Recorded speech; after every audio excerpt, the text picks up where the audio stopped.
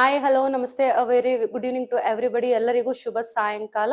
ನನ್ನ ಹೆಸರು ರೇವತಿ ಕಂದಿಬಾಳ್ ಅಂತೇಳಿ ಕ್ಲಾಸಿಕ್ ಫ್ಯಾಕಲ್ಟಿ. ಕ್ಲಾಸಿಕ್ ಅಲ್ಲಿ ಕ್ಲಾಸಸ್ ಅನ್ನ ಮಾಡ್ತೇವೆ, ಆಫ್ಲೈನ್ ಆನ್ಲೈನ್ ಎರಡು ಕ್ಲಾಸಸ್ ಅನ್ನ ಮಾಡ್ತೇವೆ. ಓಕೆ, ಸೊ ಆಲ್ಮೋಸ್ಟ್ ಆಲ್ ಎಲ್ಲರೂ ಫುಲ್ ಸೀರಿಯಸ್ ಆಗಿರಿ. ಆಲ್ರೆಡಿ ಪಿ ಸಿ ಒಂದು ಎಕ್ಸಾಮ್ ಅಂತೂ ಎಲ್ಲರೂ ಬರ್ದಿರಲ್ಲ.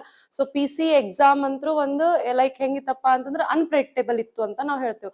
ಅಂದ್ರೆ ಎಲ್ಲರೂ ಹೇಳಾಕತ್ತಿದ್ರು, ಎಲ್ಲರೂ ಒಬ್ಬೊಬ್ರು ಒಂದೊಂಥರ ಈ ಟಾಪಿಕ್ಸ್ ಮೇಲೆ ಕ್ವಶನ್ಸ್ ಬರೋ ಚಾನ್ಸಸ್ ಭಾಳ, ಈ ಟಾಪಿಕ್ಸ್ ಮೇಲೆ ಎಲ್ಲರೂ ಯಾಕ್ರಿ ನಾನೇ ಹೇಳಿ self criticism is the best criticism ಅಂತ ಹೇಳೋಣ. ನಾವು ಒಂದಿಷ್ಟು ಟಾಪಿಕ್ಸ್ ಮೇಲೆ ಈ ಕ್ವಶನ್ಸ್ ಇಂದ ಕ್ವಶನ್ಸ್ ಬರ್ತಾವ, ಈ ಕ್ವಶನ್ಸ್ ಇಂದ ಈ ಟಾಪಿಕ್ಸ್ ಇಂದ ಕ್ವಶನ್ಸ್ ಬರೋ ಚಾನ್ಸಸ್ ಇದಾವೆ. ಬೇಸ್ಡ್ ಆನ್ ವಾಟ್ ನಾನು ನಿಮ್ಗೆ ಕ್ಲಾಸಸ್ ಒಳಗಡೆ ಹೇಳ್ತಿರ್ಬೇಕಾದ್ರೆ ಹೇಳಿದೆ, based on previous question paper analysis based ಮೇಲೆ ನಾವು ಹೇಳಿದ್ವಿ. ಟಾಪ್ 100 ಕ್ವಶನ್ಸ್ ಅನಾಲಿಸಿಸ್ ಅನ್ನ ಮಾಡಿದ್ವಿ. ಅದೇ ರೀತಿ ಸೈನ್ಸ್ ಒಳಗೆ, ಸೈನ್ಸ್ ಪರ್ಟಿಕ್ಯುಲರ್ಲಿ ಸೈನ್ಸ್ ಸಬ್ಜೆಕ್ಟ್ ಅಂದ್ರೆ ಬಯಾಲಜಿ, ಫಿಸಿಕ್ಸ್, ಕೆಮಿಸ್ಟ್ರಿ ಒಳಗಡೆಯಿಂದ ಯಾವ ತರ ಕ್ವಶನ್ಸ್ ಅನ್ನ ನಿಮಗೆ ಅರೈಸ್ ಆಗ್ತದ ಅನ್ನೋ ಒಂದು ಕಾನ್ಸೆಪ್ಟ್ ಬೇಸ್ ಮೇಲೆ ನಾವೇನ್ ಮಾಡಿದ್ವಿ, ಟಾಪಿಕ್ಸ್ ಅನ್ನ ಮಾಡ್ಕೊಂಡು ನಿಮ್ಗೆ ಕ್ಲಾಸಸ್ ಅನ್ನ ಮಾಡ್ಕೊಟ್ಟಿದ್ವಿ ಲಾಸ್ಟ್ ಮೂಮೆಂಟ್ ಅಂತ ಹೇಳಿ. ಸೊ ಪಿ ಸಿ ಎಕ್ಸಾಮ್ ಎಲ್ಲರೂ ಇವಾಗ ಬರ್ದಿರಲ್ಲ. ಸೊ ಕೆ ಇ ಡಿಪಾರ್ಟ್ಮೆಂಟ್ ದವರು ಯಾವ ತರ ಕ್ವಶನ್ಸ್ ಅನ್ನ ಕೇಳಿದಾರ ಓಕೆ ಅನ್ನೋದು ಒಂದು ನಿಮಗೆ ಐಡಿಯಾ ಸಿಕ್ಕೈತಿ. ಬಹಳ ಜನ ಅಫ್ಕೋರ್ಸ್ ನಿಮ್ದು ಎಕ್ಸಾಮ್ ಏನೇ ಆಗಿರ್ಲಿ, ಚಲೋ ಆಗಿರ್ಲಿ ಚಲೋ ಆಗದೆ ಇರ್ಲಿ, this is not the end ಅಂತ ಹೇಳ್ತೇವೆ. ಮೋಟಿವೇಶನ್ ಹೋಪ್ಸ್ ನ ಕಳ್ಕೊಬೇಡ್ರಿ. ಹ್ಯೂಜ್ ಕಾಲ್ಫಾರ್ಮ್ಸ್ ಈ ಇಯರ್ ಇದಾವು ಅಂತಂದ್ರೆ ಯು ಗಾಟ್ ಅನ್ ಐಡಿಯಾ. ಯಾಕಂದ್ರೆ ಇವಾಗೆಲ್ಲ ಎಕ್ಸಾಮ್ಸ್ ಕೆ ಇ ಡಿಪಾರ್ಟ್ಮೆಂಟ್ ದಿಂದ ಕಂಡಕ್ಟ್ ಮಾಡ್ಲಿಕ್ಕತ್ತಾರ ಅಂತಂದ್ರೆ ಯು ಗಾಟ್ ಅನ್ ಐಡಿಯಾ. ನಿಮ್ಗೆ ಒಂದು ಐಡಿಯಾ ಸಿಕ್ಕೈತಿ ಏನಂತ ಹೇಳಿ, ಯಾವ ತರ ನಾವು exam point of view prepare ಮಾಡಬೇಕು. ಒನ್ ಥಿಂಗ್, ಇಲ್ಲೆಲ್ಲಾರು ಬಂದಿರೋದೇನು, ಎಕ್ಸಾಮ್ ಕ್ಲಿಯರ್ ಮಾಡ್ಕೊಂಡು ಹೋಗ್ಲಿಕ್ಕೆ. ಓಕೆ, ಯಾರು ಔಟ್ ಆಫ್ ಔಟ್ ಸ್ಕೋರ್ ಮಾಡ್ಲಿಕ್ಕೂ ಅಲ್ಲ, ಅಂಡ್ ಯಾರು ಪಿ ಎಚ್ ಡಿ ತಗೊಂಡು ಡಾಕ್ಟರೇಟ್ ತಗೊಂಡು ಹೋಗ್ಲಿಕ್ಕೂ ಅಲ್ಲ. ನಿಮಗೆ ಎಷ್ಟು ಬೇಕು, ಕ್ವಾಲಿಫೈಯಿಂಗ್ ಮಾರ್ಕ್ಸ್ ಎಷ್ಟು ಬೇಕು ಅಷ್ಟು ನೀವು ಸ್ಕೋರ್ ಮಾಡಿದ್ರೆ you are fit for the exam, you are fitted in the list ಅಂತಂದ್ರೆ ದ್ಯಾಟ್ಸ್ ಇಟ್. ಇಲ್ಲಿ ಯಾರು ನೀವು ನಾನು ಅಷ್ಟು ಸ್ಕೋರ್ ಮಾಡೀನಿ, ಜಾಸ್ತಿ ಸ್ಕೋರ್ ಮಾಡಿದವ್ರಿಗೆ ಏನ್ ಮೆಡಲ್ ಕೊಡಕತ್ತಿಲ್ಲ, ಕಡಿಮೆ ಸ್ಕೋರ್ ಮಾಡಿದವ್ರಿಗೆ ಏನು ಸ್ಯಾಲ್ರಿ ಕಡಿಮೆ ಕೊಡಕತ್ತಿಲ್ಲ. ಸೊ ಎಲ್ಲರಿಗೂ ಒಂದೇ ತರ ಐತಂದ್ಮೇಲೆ so just focus on your exams, just focus on your qualifying paper ಅಂತ ನಾನು ನಿಮಗೆ ಹೇಳ್ತೀನಿ. ಯಾಕಪ್ಪ ಅಂತಂದ್ರೆ ಪಿ ಸಿ ಎಕ್ಸಾಮ್ ಅಂತ ಬಂದಾಗ, ಪಿ ಸಿ ಎಕ್ಸಾಮ್ಸ್ ರಿಸಲ್ಟ್ ನೋಡಿದಾಗ almost most of the students ಏನ್ ಹೇಳ್ತಾರ, ಪೇಪರ್ ಸ್ಟ್ಯಾಂಡರ್ಡ್ ಮಸ್ತ್ ಇತ್ತು, ಪೇಪರ್ ಚಲೋ ಇತ್ತು ಅಂತ ಒಂದು ಕೆಟಗರಿ ಹೇಳಿದ್ರೆ, ಇನ್ನೊಂದು ಕೆಟಗರಿ ಪೇಪರ್ ಚಲೋನೇ ಇತ್ತು ಬಟ್ ನಾನು ಸ್ವಲ್ಪ ಸಿಲ್ಲಿ ಮಿಸ್ಟೇಕ್ಸ್ ಮಾಡಿ ಬಂದಿದ್ದೀನಿ ಅಂತ ಒಂದು ಕೆಟಗರಿ ಹೇಳಿದ್ರೆ, ಇನ್ನೊಂದು ಕೆಟಗರಿ ಏನ್ ಹೇಳ್ತೈತಿ, ಪೇಪರ್ ಟಫ್ ಇತ್ತು ಅಂತ ಹೇಳ್ತದೆ. ಯಾವಾಗ ಪೇಪರ್ ಟಫ್ ಇತ್ತು, ಇಲ್ಲಿ ನೋಡ್ರಿ, ಒಂದು ಪ್ರಿಪ್ರೇಷನ್ ಆದವ್ರು ಮಾಡ್ದವ್ರು ಅದಾರ ಪೂರ್ತಿ ಪ್ರಿಪ್ರೇಷನ್, ಇನ್ನೊಬ್ರು ಒಂದ್ ಲೆವೆಲ್ ನಾಗ ಪ್ರಿಪ್ರೇಷನ್ ಮಾಡ್ಯಾರ, ಇನ್ನೊಬ್ರು ಪ್ರಿಪ್ರೇಷನ್ ಮಾಡಿಲ್ಲ. ಓಕೆ, ಸೊ ಪೇಪರ್ ಟಫ್ ಇಂತು ಅಂತ ಯಾರು ಹೇಳ್ತಾರ, ಓದ್ಲಿಕ್ ಆಗ್ಲಾರ್ದವ್ರು, ಓದ್ದೇ ಇರೋರು ಓಕೆ ಹೇಳ್ತಾರ.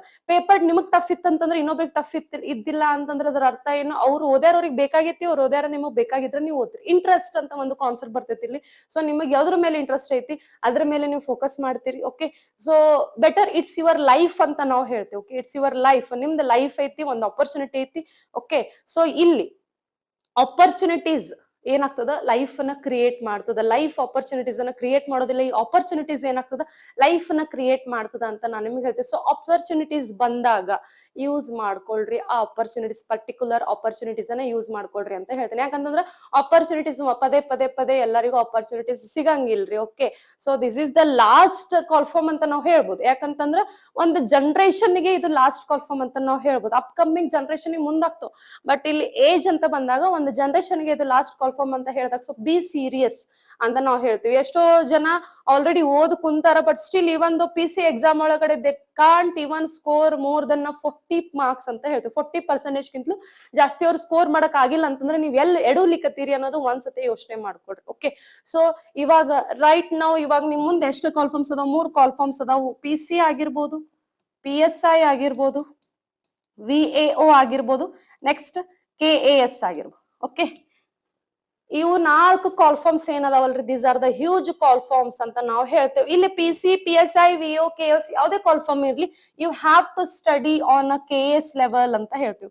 ಸೊ ಕೆ ಎಸ್ ಲೆವೆಲ್ಗೆ ಏನ್ ಮಾಡ್ಬೇಕು, ನೀವು ನಿಮ್ಮ ಪ್ರಿಪರೇಷನ್ ಅನ್ನ ಇಡಬೇಕು ಅಂತ ಹೇಳ್ತೀವಿ. ಯಾಕಂತಂದ್ರೆ ಪಿ ಸಿ ಮನ್ನಿ ಕ್ವಶನ್ ಪೇಪರ್ ನೋಡಿದ್ರಲ್ಲ, ಸೊ ಸೈನ್ಸ್ ಒಳಗಡೆ ಎಸ್ಪೆಷಲಿ ಅಪ್ಲೈಡ್ ಸೈನ್ಸ್ ಅನ್ನ ಕೇಳಿದಾನ, ಅಂಡ್ ಪಾಲಿಟಿಕ್ ಕ್ವಶನ್ಸ್ ಅನ್ನ 15 to 16 ಪಾಲಿಟಿಕ್ ಕ್ವಶನ್ಸ್ ಏನ್ ಕೇಳಿದಾರಲ್ಲ, ಅದೇನು ಡೈರೆಕ್ಟ್ ಸಬ್ಜೆಕ್ಟ್ ಕೇಳಿದಲ್ರಿ, ಅದ್ರ ಮೇಲೆ ಕರೆಂಟ್ ಅಫೇರ್ಸ್ ನಿಮ್ದು 1 year 2 year 1.5 2 years ಇಂದ ಕರೆಂಟ್ ಅಫೇರ್ಸ್ ಒಳಗಡೆ ನ್ಯೂಸ್ ಇದ್ದಂತಹ ಪೊಲಿಟಿಕಲ್ ಇಶ್ಯೂಸ್ ರಿಲೇಟೆಡ್ ಏನ್ ಮಾಡಿದಾನ, ಡೈರೆಕ್ಟ್ ಕೇಳಾರ್ದೆ ಕ್ವಶನ್ಸ್ ಇನ್ ಡೈರೆಕ್ಟ್ ಆಗಿ ಸಬ್ಜೆಕ್ಟ್ಸ್ ಮೇಲೆ ಕ್ವಶನ್ಸ್ ಅನ್ನ ಕೇಳಿದಾರಂತಂದ್ರ ಒಂದ್ ಯೋಚನೆ ಮಾಡ್ರಿ, ಕೆ ಎ ಡಿಪಾರ್ಟ್ಮೆಂಟ್ ದವರು ಫುಲ್ಲಿ ಕರೆಂಟ್ ಅಫೇರ್ಸ್ ಮೇಲೆ ಫೋಕಸ್ ಮಾಡ್ಲಿಕ್ಕತ್ತಾರ ಅಂತ ಅರ್ಥ. ಫುಲ್ಲಿ ಫೋಕಸ್ ಮಾಡ್ತಿರೋದು ಯಾವುದು ಕರೆಂಟ್ ಅಫೇರ್ಸ್ ಮೇಲೆ. ಸೊ ಕರೆಂಟ್ ಅಫೇರ್ಸ್ ಅನ್ನ 360 ಡಿಗ್ರಿ ನೀವು ಏನ್ ಮಾಡ್ಬೇಕು, ಪ್ರಿಪರೇಷನ್ ಅನ್ನ ಸ್ಟಾರ್ಟ್ ಮಾಡ್ಬೇಕು. ಸುಮ್ನ ಕರೆಂಟ್ ಅಫೇರ್ಸ್ ನ ಮಂತ್ಲಿ ವೀಕ್ಲಿ ಅಂತ ಓದಿದ್ರೆ ಇಟ್ಸ್ ಯೂಸ್ಲೆಸ್ ಅಂತ ನಾ ಹೇಳ್ತೀನಿ. ಕರೆಂಟ್ ಅಫೇರ್ಸ್ ನ topic for the first class ಇಂದ ನಾನು ನಿಮಗೆ ಹೇಳ್ಕೊಂಡ್ ಬರಾಕತ್ತೀನಿ. ಕರೆಂಟ್ ಅಫೇರ್ಸ್ ನ ಟಾಪಿಕ್ ಬೇಸ್ಡ್ ಓದ್ಕೊಂಡ್ ಬರ್ರಿ. 360 ಡಿಗ್ರಿ ಏನ್ ಮಾಡ್ರಿ, ಅದನ್ನ ಏನು ಕವರ್ ಅಪ್ ಮಾಡ್ಕೋರಿ, ರೊಟೇಟ್ ಆಗ್ರಿ. ನೀವು ರೊಟೇಟ್ ಆಗೋ ಜೊತೆ ನಿಮ್ ಬ್ರೈನ್ ಅನ್ನು ರೊಟೇಟ್ ಮಾಡ್ರಿ ಅಂತ ನಾನು ನಿಮ್ಗೆ ಹೇಳ್ತೀನಿ. ಸುಮ್ನೆ ಲೈಬ್ರರಿ ರೂಮಿಂದ ಲೈಬ್ರರಿ ಬೇಡ. ನೀವು ಏನ್ ಓದ್ಲಿಕ್ಕತ್ತೀರಿ ಅದೊಂದು ಟಾಪಿಕ್ ಅನ್ನ 360 ಡಿಗ್ರಿ ಆಗಿ ಓದ್ ಮುಗಿಸಿದ್ರೆ ಅವಾಗ ಆ ಟಾಪಿಕ್ ಏನಾಗ್ತದ್ರಿ, ಪೂರ್ತಿ ಕವರ್ ಆಗ್ತದ ಅಂತ ನಾನು ನಿಮಗೆ ಹೇಳ್ತೀನಿ. ರೈಟ್. ಸೊ ಈಗ PCPSI VO KS ಎಲ್ಲ ಕಾಲ್ಫರ್ಮ್ಸ್ ಆಗೇದ ಅಂತಂದ್ರೆ PCPSI strategy already you know. But VAO ಅಂತ ಬಂತಂದ್ರೆ there is a communication paper ಐತಿ, GK ಪೇಪರ್ ಐತಿ.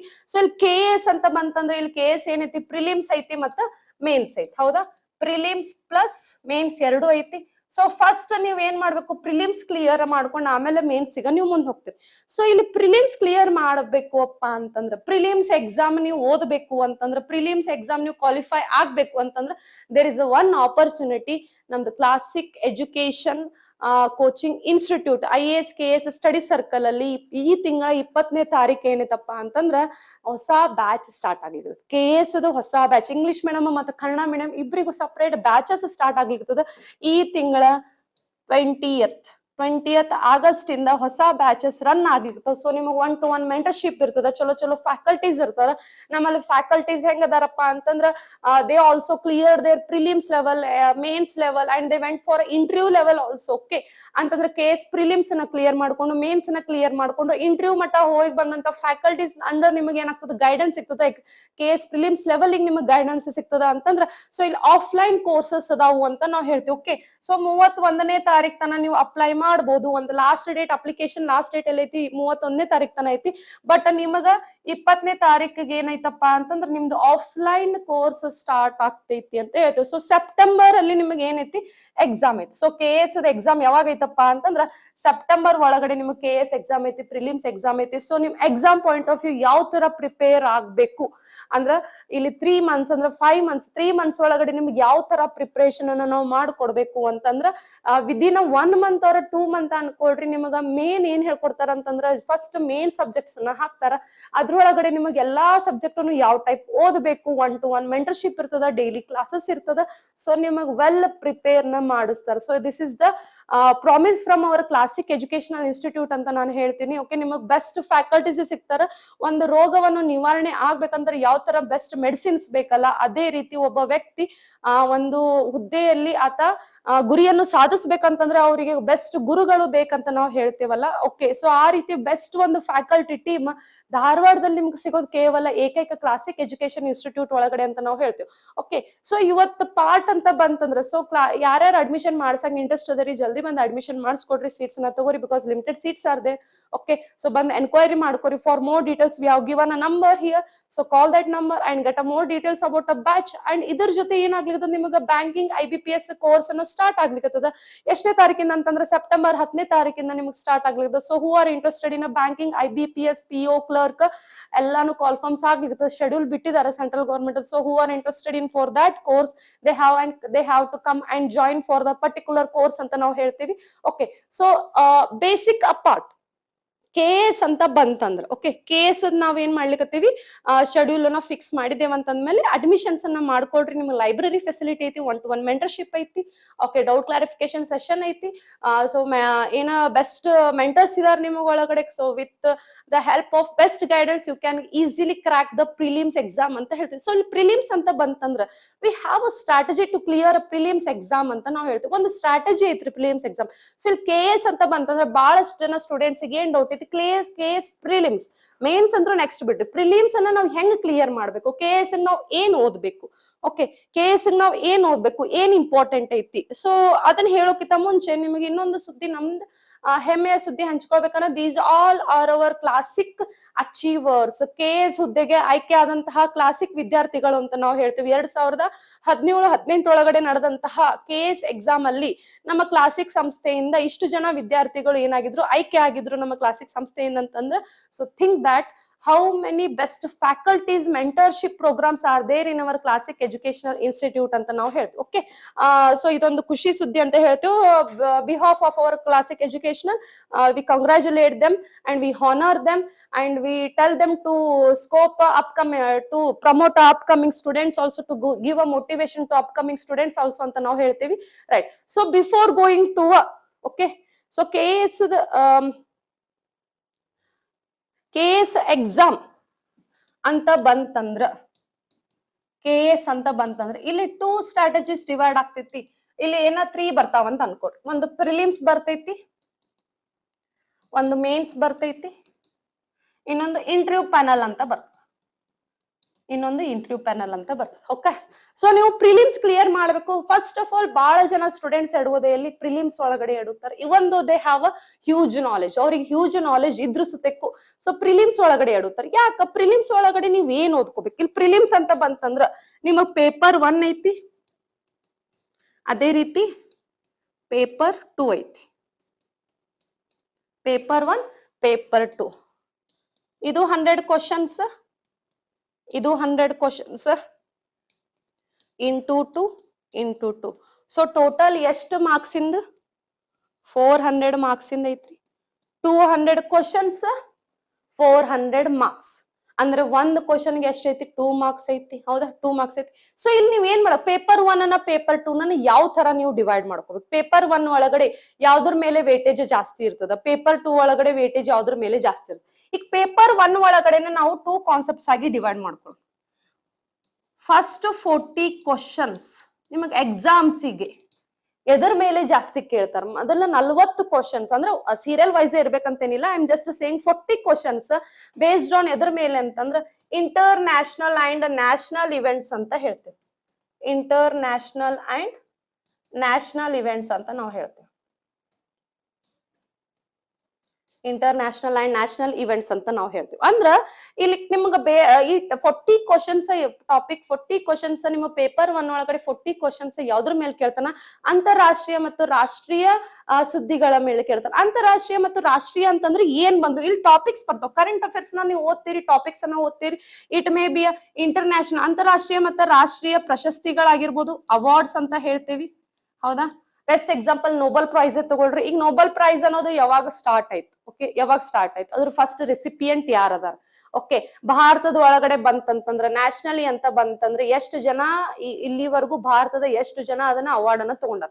ಭಾರತದ ಮೊದಲ ವ್ಯಕ್ತಿ ಯಾರು? ಮೊದಲ ವ್ಯಕ್ತಿ ಅನ್ನೋದು ಬಹಳ ಕಾನ್ಸೆಪ್ಟ್ ಎಕ್ಸಾಮಿಗೆ ಇಂಪಾರ್ಟೆಂಟ್ ಆಗ್ತದೆ. ಭಾರತದ ಮೊದಲ ವ್ಯಕ್ತಿ ನೋಬೆಲ್ ಪ್ರಶಸ್ತಿಯನ್ನು ಪಡೆದವರು ಯಾರು? ಇಲ್ಲಿವರೆಗೂ ಟೋಟಲ್ ಎಷ್ಟು ಮೆಂಬರ್ಸ್ ನೋಬೆಲ್ ಪ್ರಶಸ್ತಿಯನ್ನು ಪಡೆದಾರ? ಅದನ್ನ ಬಿಟ್ರೆ ಈಗ ನ್ಯಾಷನಲಿ ಅಂತ ಬಂದ್ರೆ, ಯಾಕಂದ್ರೆ KS ಅಂತಂದ್ರೆ ಇಲ್ಲಿ ಕರ್ನಾಟಕ ಮೇಲೂ ಫೋಕಸ್ ಮಾಡ್ತಾನಂತಂದ್ರೆ ಸ್ಟೇಟ್ ವೈಸ್ ಅಂತ ಬಂತಂದ್ರ ಕರ್ನಾಟಕದ ಮೊದಲ ವ್ಯಕ್ತಿ ಯಾರು? ಕರ್ನಾಟಕದ ಎಷ್ಟು ಜನ ನೋಬೆಲ್ ಪ್ರಶಸ್ತಿಯನ್ನು ಪಡೆದುಕೊಂಡಾರ?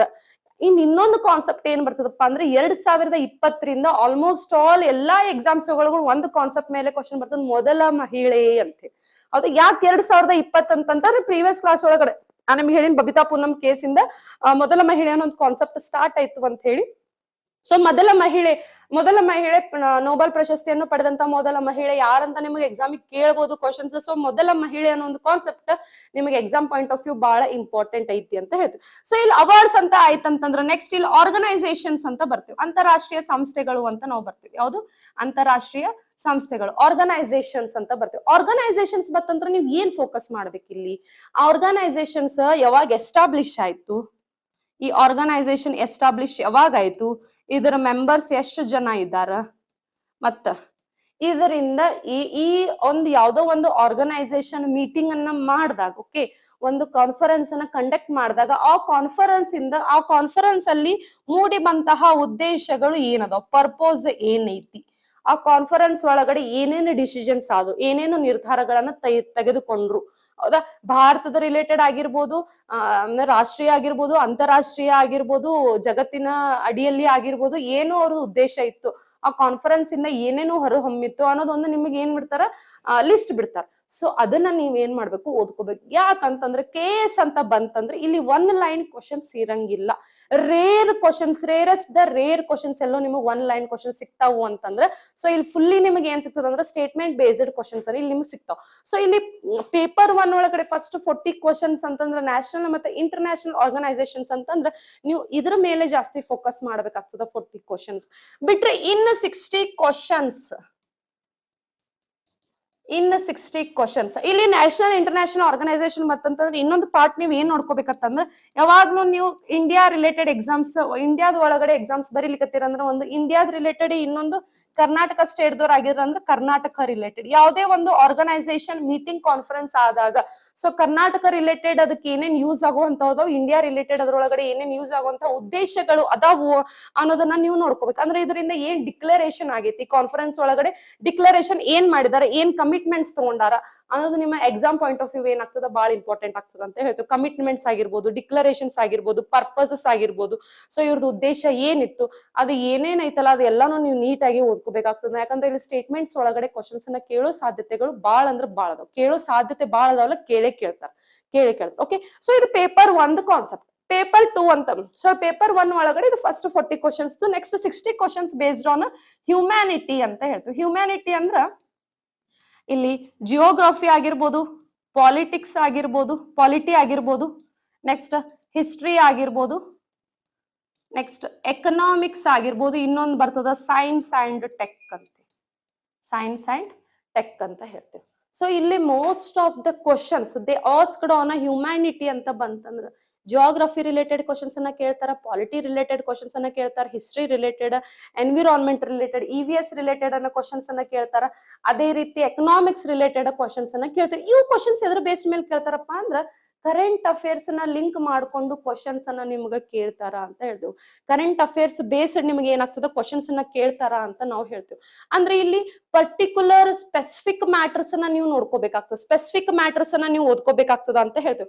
ಅಂತಂದ್ರೆ ಇಲ್ಲಿ ಮೇನ್ ಏನಪ್ಪಾ ಅಂತಂದ್ರೆ ಬೇಸ್ಡ್ ಆನ್ ದ ಕಂಡೀಷನ್ಸ್, ಯಾವ್ದೋ ಒಂದು ಕಾನ್ಸೆಪ್ಟ್ ನ್ಯೂಸ್ ಒಳಗಡೆ ಐತಂತಂದ್ರೆ ಅದನ್ನ 360 ಡಿಗ್ರಿ ರೊಟೇಟ್ ಮಾಡ್ಕೊಂಡು ನಿಮ್ಗೆ ಸಬ್ಜೆಕ್ಟ್ಸ್ ಒಳಗಡೆ ಕ್ವಶನ್ಸ್ ಅನ್ನ ಕೇಳ್ತಾರ ಅಂತ ನಾವು ಹೇಳ್ತೀವಿ. ಲಿಂಕ್ಡ್ ಟಾಪಿಕ್ಸ್ ಮೇಲೆ ನಿಮ್ಗೆ ಕ್ವಶನ್ಸ್ ಅನ್ನ ಕೇಳ್ತಾರ ಅಂತ ನಾವು ಹೇಳ್ತೀವಿ. ಅಂದ್ರೆ ಇಲ್ಲಿ ಏನಪ್ಪಾ ಅಂತಂದ್ರೆ ಈಗ ಬೆಸ್ಟ್ ಎಕ್ಸಾಂಪಲ್ ಈಗ ಏನೈತಿ ನಮಗ ನ್ಯೂಸ್ ಒಳಗಡೆ SIR ನ್ಯೂಸ್ ನಾಗ ಐತಿ, ಎಲೆಕ್ಷನ್ಸ್ ರಿಲೇಟೆಡ್ ನ್ಯೂಸ್ ನಾಗ ಐತಿ ಅಂತಂದ್ಮೇಲೆ ಅದ್ರ ಮೇಲೆ ನಿಮ್ಮ ಕ್ವಶನ್ಸ್ ಅನ್ನ ಕೇಳೋ ಚಾನ್ಸಸ್ ಇರ್ತದೆ. ಜಿಯೋಗ್ರಫಿ ರಿಲೇಟೆಡ್ ಆಗಿರ್ಬೋದು, ಪಾಲಿಟಿ ರಿಲೇಟೆಡ್ ಆಗಿರ್ಬೋದು, ಎಕನಾಮಿಕ್ಸ್ ರಿಲೇಟೆಡ್ ಆಗಿರ್ಬೋದು, ಸೊ ಅದ್ರ ಮೇಲೆ ನಿಮಗೆ ಕ್ವಶನ್ಸ್ ಅನ್ನ ಕೇಳೋ ಚಾನ್ಸಸ್ ಐತಿ ಅಂತಂದ್ಮೇಲೆ ಸೊ ಇದನ್ನ ಏನ್ ಮಾಡ್ಬೇಕಪ್ಪ ಅಂತಂದ್ರೆ ನೀವು ಈ ಟಾಪಿಕ್ಸ್ ಅನ್ನ ಹೆಂಗ್ ಓದ್ಕೋಬೇಕಪ್ಪ ಅಂತಂದ್ರ 1 ಅಥವಾ 2 ವರ್ಷದ ಕರೆಂಟ್ ಅಫೇರ್ಸ್ ಅನ್ನ ಸಬ್ಜೆಕ್ಟ್ ಲಿಂಕ್ ಮಾಡ್ಕೊಂಡು ನೀವು ಓದ್ಕೋಬೇಕಾಗ್ತದೆ. ಸೊ ಇಲ್ಲಿ ಕರೆಂಟ್ ಅಫೇರ್ಸ್ ಅಂತ ಒಂದು ಟಾಪಿಕ್ಸ್ ಬಂತಂತಂದ್ರ ಇಲ್ಲಿ ನಿಮಗೆ ಈ ಸಬ್ಜೆಕ್ಟ್ಸ್ ಅನ್ನ 1 or 2 years ಅಂದ್ರೆ 1 ರಿಂದ 2 ಮಿನಿಮಮ್ 2 years ಕರೆಂಟ್ ಅಫೇರ್ಸ್ ಆದ್ರೂ ನೀವು ಇಲ್ಲಿ ಏನ್ ಮಾಡ್ಬೇಕು, ಈ ಸಬ್ಜೆಕ್ಟ್ ಗಳಿಗೆ ಲಿಂಕ್ ಮಾಡ್ಕೊಂಡು ಓದಬೇಕು ಅಂತ ಹೇಳ್ತೀವಿ. ಸೊ ಎಸ್ಪೆಷಲಿ KS ದವರು ಮೇನ್ ಫೋಕಸ್ ಮಾಡ್ತಾರಪ್ಪ ಅಂತಂದ್ರೆ ಯಾವ ನ್ಯೂಸ್ ಸುದ್ದಿ ಒಳಗಡೆ ಜಾಸ್ತಿ ಇರ್ತೋ, ಯಾವ ಕಾಂಟ್ರೋವರ್ಸಿಯಲ್ ನ್ಯೂಸಸ್ ಯಾವ ಇರ್ತೋ, ಓಕೆ ಕಾಂಟ್ರೋವರ್ಸಿಯಲ್ ನ್ಯೂಸಸ್ ಯಾವ ಇರ್ತೋ ಅದ್ರ ಮೇಲೆ ಜಾಸ್ತಿ ಫೋಕಸ್ ಮಾಡ್ತಾನ್ರಿ. ಈಗ SIR ಅಂತ ಹೇಳಿರ್ಬೋದು, ಓಕೆ ಸ್ಪೆಷಲ್ ಇಂಟೆಲಿಜೆನ್ಸ್ ರಿಸರ್ವೆನ್ಸ್ ಅಂತ ಹೇಳ್ತೇವೆ ನಾವು, ಓಕೆ ಅದನ್ನ ಆಗಿರ್ಬೋದು. ಅದ್ರ ಮೇಲೆ ಎಲೆಕ್ಷನ್ ರಿಲೇಟೆಡ್ ಕ್ವಶನ್ಸ್ ಅನ್ನ ಕೇಳಾಗೋದ್ರೆ, ಎಲೆಕ್ಷನ್ಸ್ ನಿಯರ್ ಐತಂತಂದ್ರೆ ಎಲೆಕ್ಷನ್ ರಿಲೇಟೆಡ್ ಆಗುವಂತ ಕಾಂಟ್ರೋವರ್ಸಿಯಲ್ ನ್ಯೂಸ್ ಮೇಲೆ ಕ್ವಶನ್ಸ್ ಅನ್ನ ಕೇಳ್ತಾನ. ಅದೇ ರೀತಿ ನಿಮಗೆ ಎದ್ರ ಮೇಲೆ ಕ್ವಶನ್ಸ್ ಕೇಳ್ತಾರಪ್ಪ ಅಂತ ಈಗ ಜಂತರ್ ಮಂತರ್ ಪ್ರೊಟೆಸ್ಟ್ ಆಗಿರ್ಬೋದು, ಓಕೆ ಈಗ ಪಾರ್ಟೀಸ್ ರಿಲೇಟೆಡ್, ಕಾಕ್ರೋಚ್ ಪಾರ್ಟಿ ಯಾಕ ಅದ್ರ ಮೇನ್ ಇನ್ಸ್ಟಿಟ್ಯೂಷನ್ ಏನಿತ್ತು ಅದ್ರ ಮೇಲೆ ನಿಮ್ಗೆ ಕ್ವಶನ್ಸ್ ಡೈರೆಕ್ಟ್ ಆಗಿ ಕೇಳಂಗಿಲ್ರಿ, ಇನ್ ಡೈರೆಕ್ಟ್ ಆಗಿ ಸಬ್ಜೆಕ್ಟ್ಸ್ ಅನ್ನ ತಗೊಂಡ್ ನಿಮಗೆ ಏನ್ ಮಾಡ್ತಾನ ಕ್ವಶನ್ಸ್ ಅನ್ನ ಕೇಳ್ತಾನ. ಯಾಕೆ ಡೈರೆಕ್ಟ್ ಆಗಿ ಕೇಳಿದ್ರಲ್ಲಿ ಏನಾಗ್ತದ ಮತ್ತೆ ಕಾಂಟ್ರೋವರ್ಸಿಯಲ್ ನ್ಯೂಸ್ ಆಗ್ತಾವ ಅಂತ ಹೇಳಿ ಆತ ಏನ್ ಮಾಡ್ತಾನ ಡೈರೆಕ್ಟ್ ಬದ್ಲಿ ಇನ್ ಡೈರೆಕ್ಟ್ ಮೆಥಡ್ ಇಲ್ಲಿ ಏನ್ ಮಾಡ್ಲಿಕ್ಕೆ ಚೂಸ್ ಮಾಡ್ಲಿಕ್ಕೆ ಸ್ಟಾರ್ಟ್ ಮಾಡ್ತಾರ. ಸೊ ಈ ಪೇಪರ್ 2 ಒಳಗಡೆ ನಿಮಗೆ ಸಬ್ಜೆಕ್ಟ್ ಅನ್ನ ಏನ್ ಮಾಡ್ತಾನ ಕರೆಂಟ್ ಅಫೇರ್ಸ್ ಬೇಸ್ಡ್ ಸಬ್ಜೆಕ್ಟ್ ಅನ್ನ ನಿಮಗೆ ಎಕ್ಸಾಮ್ ಗೆ ಕ್ವಶನ್ಸ್ ಅನ್ನ ಕೇಳ್ತಾನ ಅಂತ ಹೇಳ್ತೀವಿ. So this is the paper 1 part. So paper 1 ಒಳಗಡೆ 40+60 ಅಂತ ನಾವು ಹೇಳ್ತೀವಿ. ಪೇಪರ್ 1 ಒಳಗಡೆ 40+60 ಅಂತ ನಾವು ಹೇಳ್ತೀವಿ. ಸಬ್ಜೆಕ್ಟ್ ಅಂತ ಬರ್ತೀನಿ.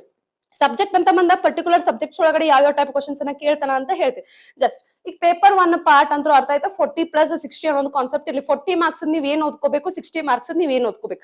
ಅಂಡ್ ಇನ್ನೊಂದ್ ಮೇನ್ ಥಿಂಗ್ ಏನಪ್ಪಾ ಅಂತಂದ್ರೆ ಇಲ್ಲಿ ಪ್ರತಿಯೊಬ್ರು ಒಂದೊಂದು ಸಬ್ಜೆಕ್ಟ್ ಒಳಗಡೆ ಏನಿರ್ತದಪ್ಪ ಅಂತಂದ್ರ ಪ್ರಬುದ್ಧತೆ ಹೊಂದಿರ್ತಾರ ಅಂತ ನಾವು ಹೇಳ್ತೀವಿ. ಒಬ್ಬೊಬ್ಬರಿಗೆ ಒಂದೊಂದು ಸಬ್ಜೆಕ್ಟ್ ಬಹಳ ಈಸಿ ಆಗಿರ್ತದ, ಜಾಸ್ತಿ ಚಲೋ ಓದಿರ್ತಾರ, ಒಬ್ಬೊಬ್ರು ಒಂದೊಂದು ಸಬ್ಜೆಕ್ಟ್ಸ್ ಅನ್ನ ಚಲೋ ಬಟ್ ದಿಸ್ ಇಸ್ ದ ಇದನ್ನ ನೀವು ಡಿಸ್ಅಡ್ವಾಂಟೇಜ್ ಆಗಿ ತಗೊಳ್ಳೋದು ಅಡ್ವಾಂಟೇಜ್ ಆಗಿ ತಗೊಂಡ್ರೆ ಪ್ರಿಲಿಮ್ಸ್ ಎಕ್ಸಾಮ್ ಈಸಿಯಾಗಿ ಕ್ರ್ಯಾಕ್ ಆಗ್ತದೆ. ಯಾಕಂದ್ರೆ ಪ್ರಿಲಿಮ್ಸ್ ನೋಡ್ರಿ ಯಾರ್ಯಾರು KS ಆಫೀಸರ್ಸ್ ಆಗ್ಯಾರಲ್ಲ, KS ಆಫೀಸರ್ಸ್ ಅವ್ರ ಪ್ರಿಲಿಮ್ಸ್ ನೋಡ್ರಿ ಒಂದು 50% ಕ್ವಾಲಿಫೈ ಮಾರ್ಕ್ಸ್ ಇಂದ ಏನಾಗಿರ್ತಾರ ಅವರು ಮೇನ್ಸ್ ಸೆಲೆಕ್ಟ್ ಆಗಿರ್ತಾರೆ. ಯಾರು ಔಟ್ ಆಫ್ 100 ತಗೊಳ್ಳೋದಿಲ್ಲ. ನಿಮ್ಗೆ ಯಾವ ಡಿಪಾರ್ಟ್ಮೆಂಟ್ ದವರು ನೀ 100 ಔಟ್ ಆಫ್ 100 ತಗೋಬೇಕಂತ ನಿಮಗೆ ಹೇಳಿಲ್ಲ. 50% 60% ನಿಮ್ದು ಮಿನಿಮಮ್ ಕ್ವಾಲಿಫೈ ಮಾರ್ಕ್ಸಿಂಗ್ ಆದ್ರೆ ಸಾಕು. ನೀವು ಪ್ರಿಲಿಮ್ಸ್ ಏನಾಗೈತಿ qualify, it is a qualifying exam ಅಂತ ಹೇಳ್ತೇವೆ ನಾವು. ಕ್ವಾಲಿಫೈ ಆದ್ರೆ ಸಾಕು, ಮೇನ್ಸ್ ಒಳಗಡೆ ನಿಮ್ದು ಸ್ಕೋರಿಂಗ್ ನ ಕನ್ಸಿಡರ್ ಮಾಡ್ತಾರ ಅಂತಂದ್ರೆ, ಪ್ರಿಲಿಮ್ಸ್ ಒಳಗಡೆ ನಿಮ್ದು 50% 60% ಸ್ಕೋರ್ ಆಗ್ಬೇಕು ಅಂತಂದ್ರೆ ನೀವ್ ಏನ್ ಮಾಡ್ಬೇಕು, ಈ ತರ ಸ್ಟ್ರಾಟಜಿನ ಯೂಸ್ ಮಾಡ್ಬೇಕಾಗ್ತದೆ. ಯಾಕಂದ್ರೆ ನೀವು ಒಂದು ಸಬ್ಜೆಕ್ಟ್ ಒಳಗಡೆ ಸ್ಟ್ರಾಂಗ್ ಅದೀರಿ ಅಂತಂದ್ರೆ ಆ ಸಬ್ಜೆಕ್ಟ್ ರಿಲೇಟೆಡ್ ಏನ್ ಮಾಡ್ರಿ, ಕರೆಂಟ್ ಅಫೇರ್ಸ್ ಅನ್ನ ಸಬ್ಜೆಕ್ಟ್ ಲಿಂಕ್ ಮಾಡ್ಕೊಂಡು ಹೋದ್ರಿ. ಹೌದಾ? ಈಗ ಎಕನಾಮಿಕ್ಸ್ 60 ಕ್ವಶನ್ಸ್ ಒಳಗಡೆ ಯಾರಿಗೂ ಗೊತ್ತಿಸತ್ತೆ ನಿಮ್ PC ಎಕ್ಸಾಮ್ ಒಳಗಡೆ ನೋಡಿರಿ ಕ್ವಶನ್ಸ್.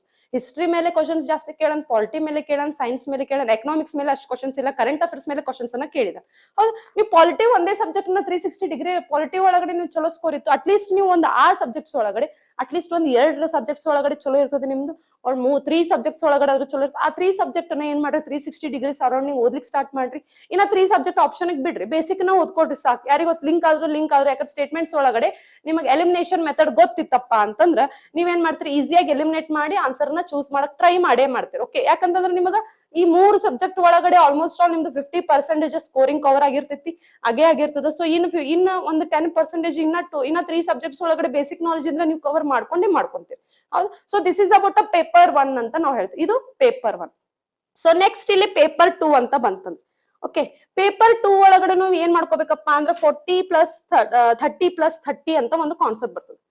ಏನು, ಪೇಪರ್ 1 ಒಳಗಡೆ 40 + 60 ಅಂತ ಕಾನ್ಸೆಪ್ಟ್ ಬರ್ತಂದ್ರ ಪೇಪರ್ 2 ಒಳಗಡೆ 40 + 30 + 30 ಅನ್ನೋ ಒಂದು ಕಾನ್ಸೆಪ್ಟ್ ಬರ್ತದೆ. ಏನಿದು 40 30 30 ಕಾನ್ಸೆಪ್ಟ್? 40 ಕ್ವಶನ್ಸ್ ಅನ್ನ, ಮೋಸ್ಟ್ ಆಫ್ ದ 40 ಕ್ವಶನ್ಸ್ ಆತ ಎದ್ರ ಮೇಲೆ ಫೋಕಸ್ ಮಾಡ್ತಾನ ಪೇಪರ್ 2 ಒಳಗಡೆ ಅಂತಂದ್ರೆ, ಪೇಪರ್ 2 ಅನ್ನೋದೊಂದು ಕಾನ್ಸೆಪ್ಟ್ ಏನ್ ಬರ್ತದಲ್ಲ, ಇದು ಜಾಸ್ತಿ ಕ್ವಶನ್ಸ್ ಅನ್ನ ಕೇಳೋದು ನಿಮ್ದು ಏನು ಸ್ಟೇಟ್ ಗವರ್ಮೆಂಟ್ ರಿಲೇಟೆಡ್ ಇಲ್ಲಿ ಕ್ವಶನ್ಸ್ ಅನ್ನ ಜಾಸ್ತಿ ಅರೈಸ್ ಆಗ್ತಾವ ಅಂತ ಹೇಳ್ತೇವೆ. ಪೇಪರ್ 2 ಒಳಗಡೆ ಜಾಸ್ತಿ ಕ್ವಶನ್ಸ್ ಅರೈಸ್ ಆಗೋದು ಎಲ್ಲಿಯಪ್ಪ ಅಂತಂದ್ರೆ ಸ್ಟೇಟ್ ಗವರ್ಮೆಂಟ್ ರಿಲೇಟೆಡ್ ಕ್ವಶನ್ಸ್ ಮೇಲೆ. ಸೊ ಸ್ಟೇಟ್ ರಿಲೇಟೆಡ್ ಗವರ್ಮೆಂಟ್ ಒಳಗಡೆ ಈ 3 ಪಾರ್ಟ್ ಒಳಗಡೆ ಯಾವ ಪಾರ್ಟ್ ಇಂದ state government related questions arise ಆಗ್ತಾವು ಅಂತಂದ್ರ, ಇಲ್ಲಿ 40 ಕ್ವಶನ್ಸ್ ಏನೈತಲ್ಲ ಸ್ಟೇಟ್ ಅಂಡ್ ಲೋಕಲ್ ಅಂತ ನಾವು ಹೇಳ್ತೀವಿ.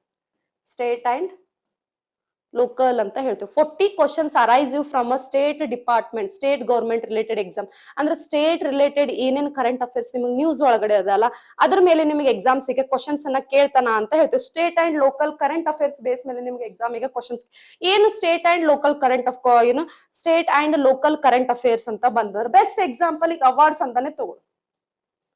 ಅವಾರ್ಡ್ಸ್ ಅಂತ ಬಂತಂದ್ರೆ ಕರ್ನಾಟಕ ರಿಲೇಟೆಡ್ ಅವಾರ್ಡ್ಸ್ ಯಾವ್ಯಾವು? ನೃಪತುಂಗ ಪ್ರಶಸ್ತಿ ಆಗಿರ್ಬೋದು, ನೃಪತುಂಗ ಪ್ರಶಸ್ತಿ ಆಗಿರ್ಬೋದು, ಅಕ್ಕ ಮಹಾದೇವಿ ಪ್ರಶಸ್ತಿ ಆಗಿರ್ಬೋದು, ಕೇಂದ್ರ ಸಾಹಿತ್ಯ ಅಕಾಡೆಮಿ ಪ್ರಶಸ್ತಿ ಆಗಿರ್ಬೋದು, ಅದೇ ರೀತಿ ಕರ್ನಾಟಕ ಯುವರತ್ನ ಪ್ರಶಸ್ತಿ ಆಗಿರ್ಬೋದು, ಬಸವ ಪುರಸ್ಕಾರ ಆಗಿರ್ಬೋದು, ಬಸವಶ್ರೀ ಪುರಸ್ಕಾರ ಆಗಿರ್ಬೋದು, ಅದೇ ರೀತಿ ಬಾಲ್ಯ ಸಾಹಿತ್ಯ ಪುರಸ್ಕಾರ ಆಗಿರ್ಬೋದು, ಅದೇ ರೀತಿ ಕರ್ನಾಟಕ ರತ್ನ ಪ್ರಶಸ್ತಿ ಆಗಿರ್ಬೋದು, ಕರ್ನಾಟಕ ಯುವರತ್ನ ಪ್ರಶಸ್ತಿ ಆಗಿರ್ಬೋದು. ಸೊ ಈ ತರ Karnataka related particularly unification of Karnataka ಆಯ್ತು, ಕರ್ನಾಟಕ ಏಕೀಕರಣದ ಮೇಲೆ ಪ್ರಶ್ನೆಗಳನ್ನ ಬರ್ಬೋದು.